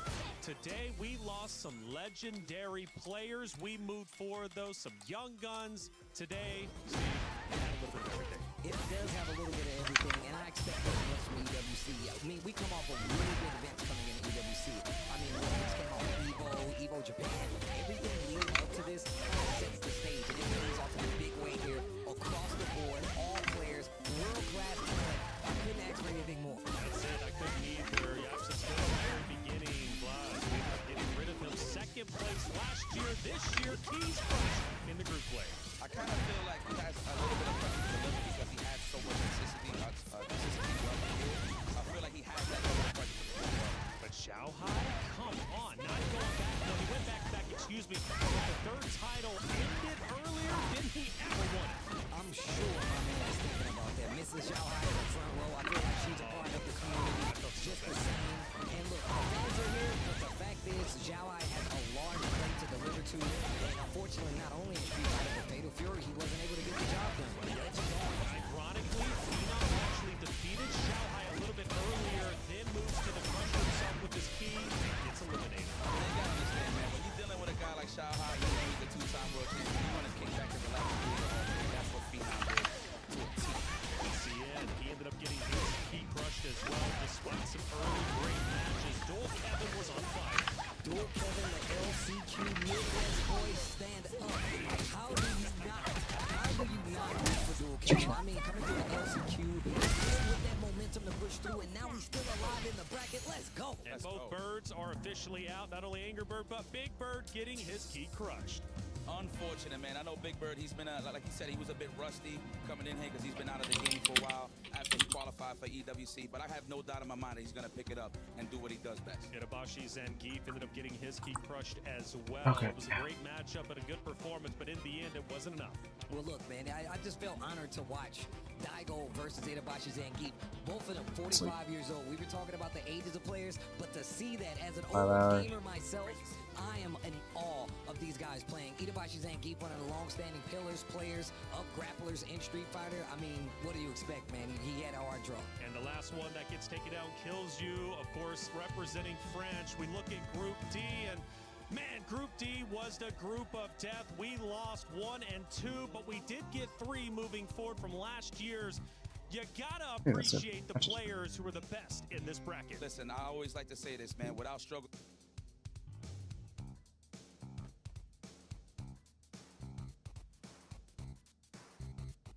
Just to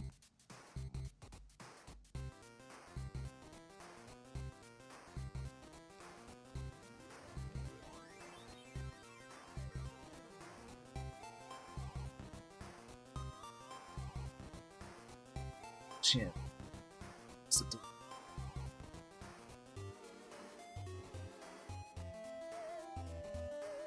Speak.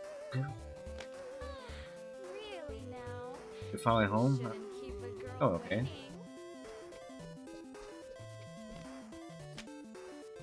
Hurry up, man.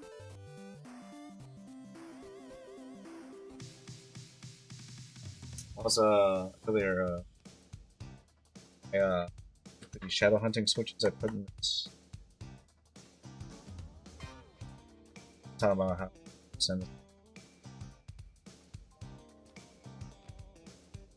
Trying to find like stuff.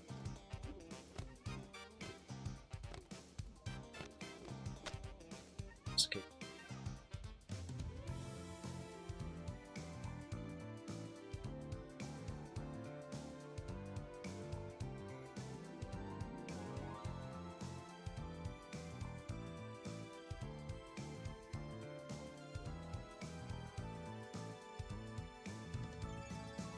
Remember?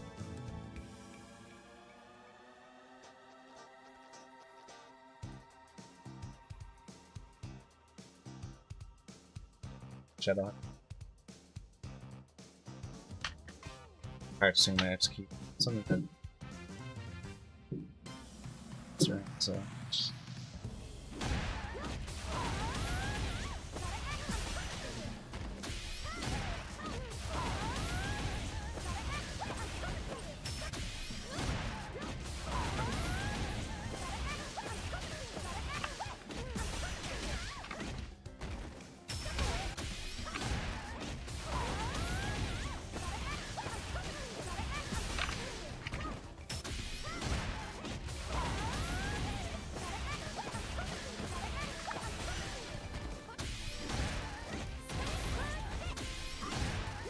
Stop.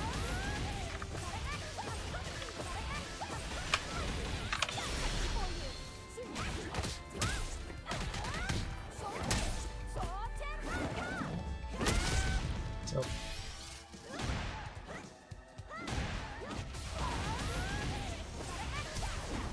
Oops. I remove myself together since I can.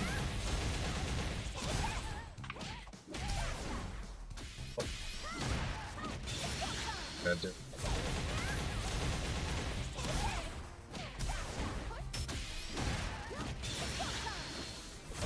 Oh wait, no, I had to do it.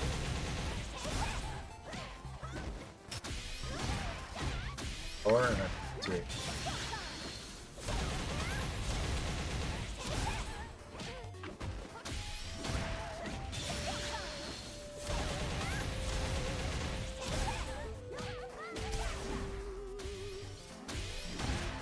I was working on the other side.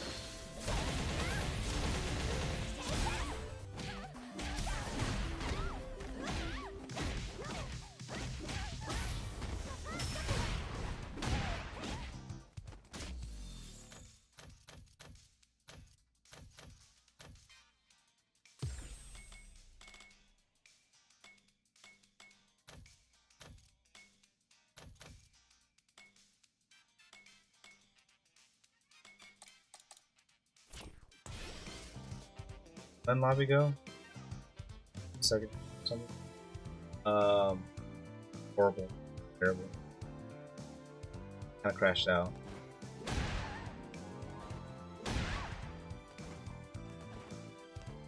Then have tornado. What's this here?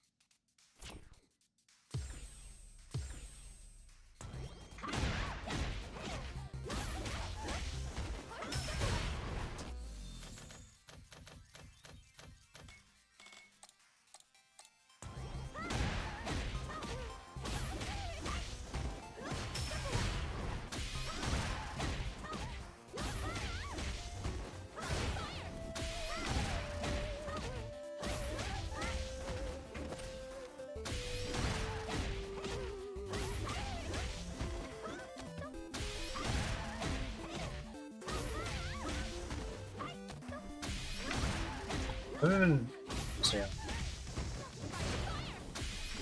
Just been jumping.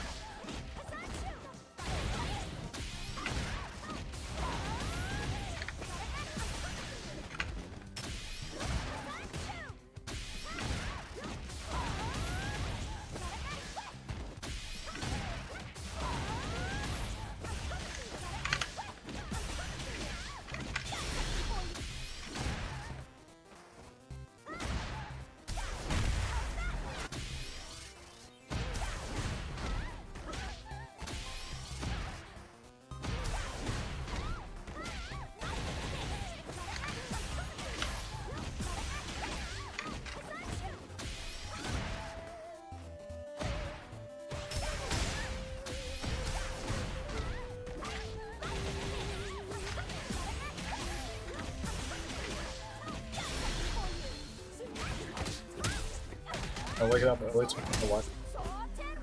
I don't know.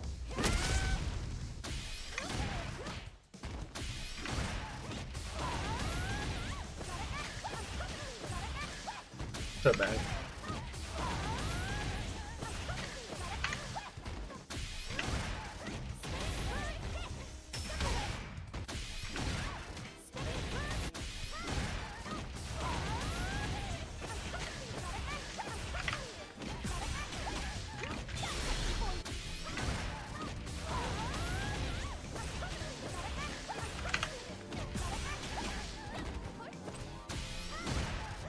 Whoa, don't get too excited. Something like that.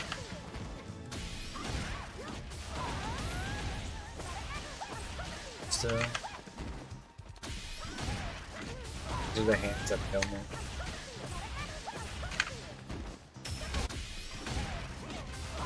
So between, okay. Let me show you guys up. This is the so that mostly the season.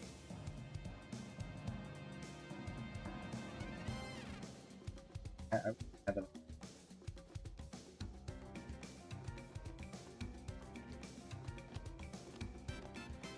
don't some spit a sweat.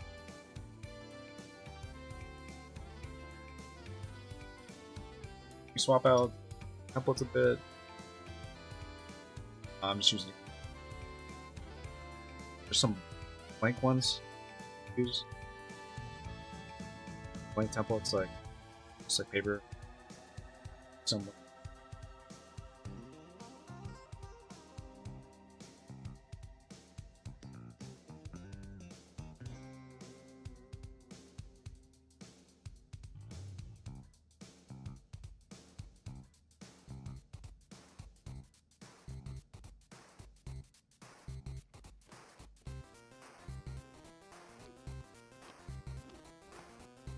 Person.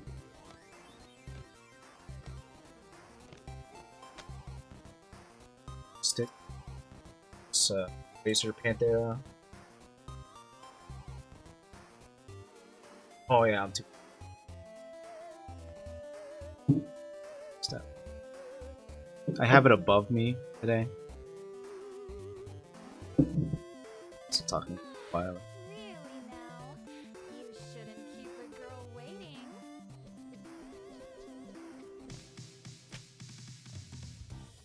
Okay, so that should be a little bit closer. Ugh. So, I made. I'm here. This is the Razor Panthera that I unfortunately destroyed. So couldn't remove the wiring harness from the buttons. Actually damaged one. Razor Chemi switches here.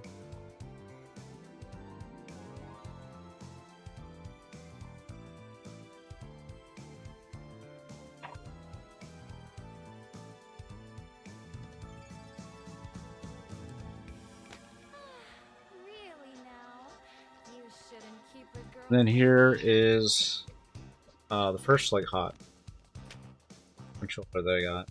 Which, score on bubbles. I do intend to give this to Ohigno because I don't really have use for it anymore. He says his hands probably work better for this. So. This is back on the Tekken.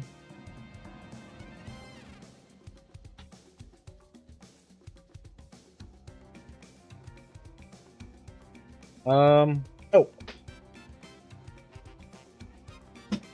So I had bought from AliExpress some Satong buttons. Let's see if it's down a little bit.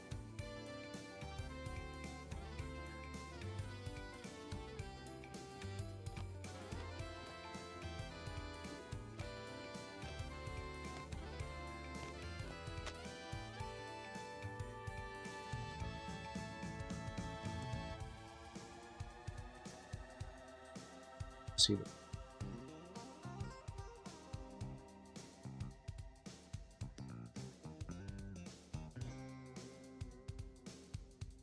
This is what I did mostly today. I replaced the buttons, so Satong buttons. Super quiet. I replaced the ball top. This one, and also I replaced the lever.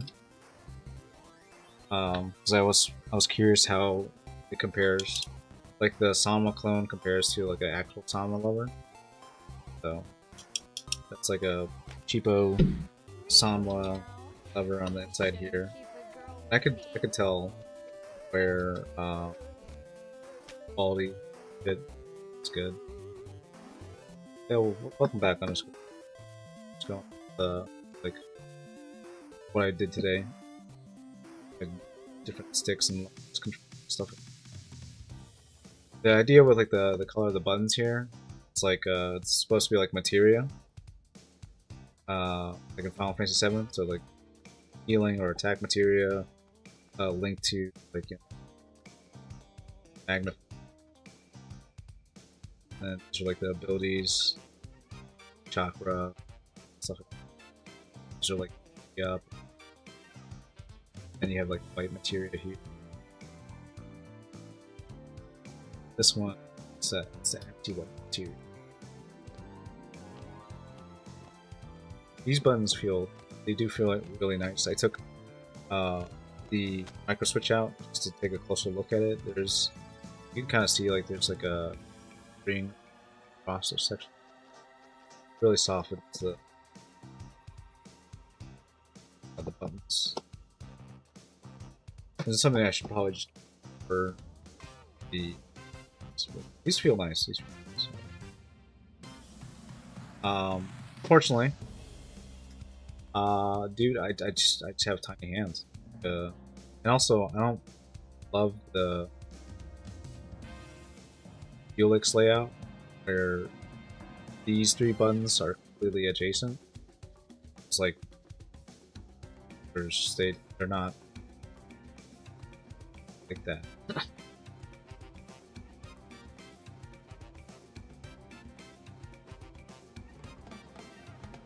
It kind of presses.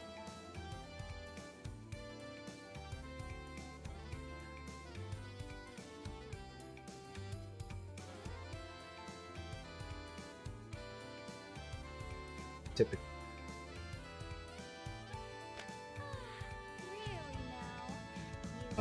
Dude, I suck with. I might try like a Korean lever where it's like a little tighter and it resets to make quicker. Maybe not. Good time for you. Have a good night, Max. Thanks for hanging out. Hanging out.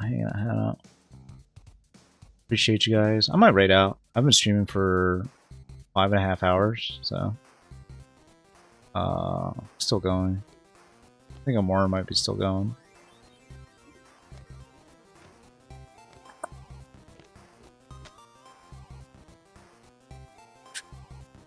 Do I raid Amora or do I raid 100?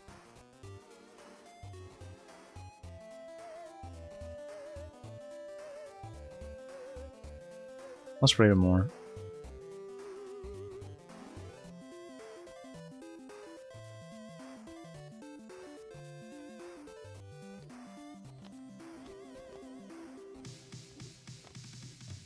Thanks for watching, everybody.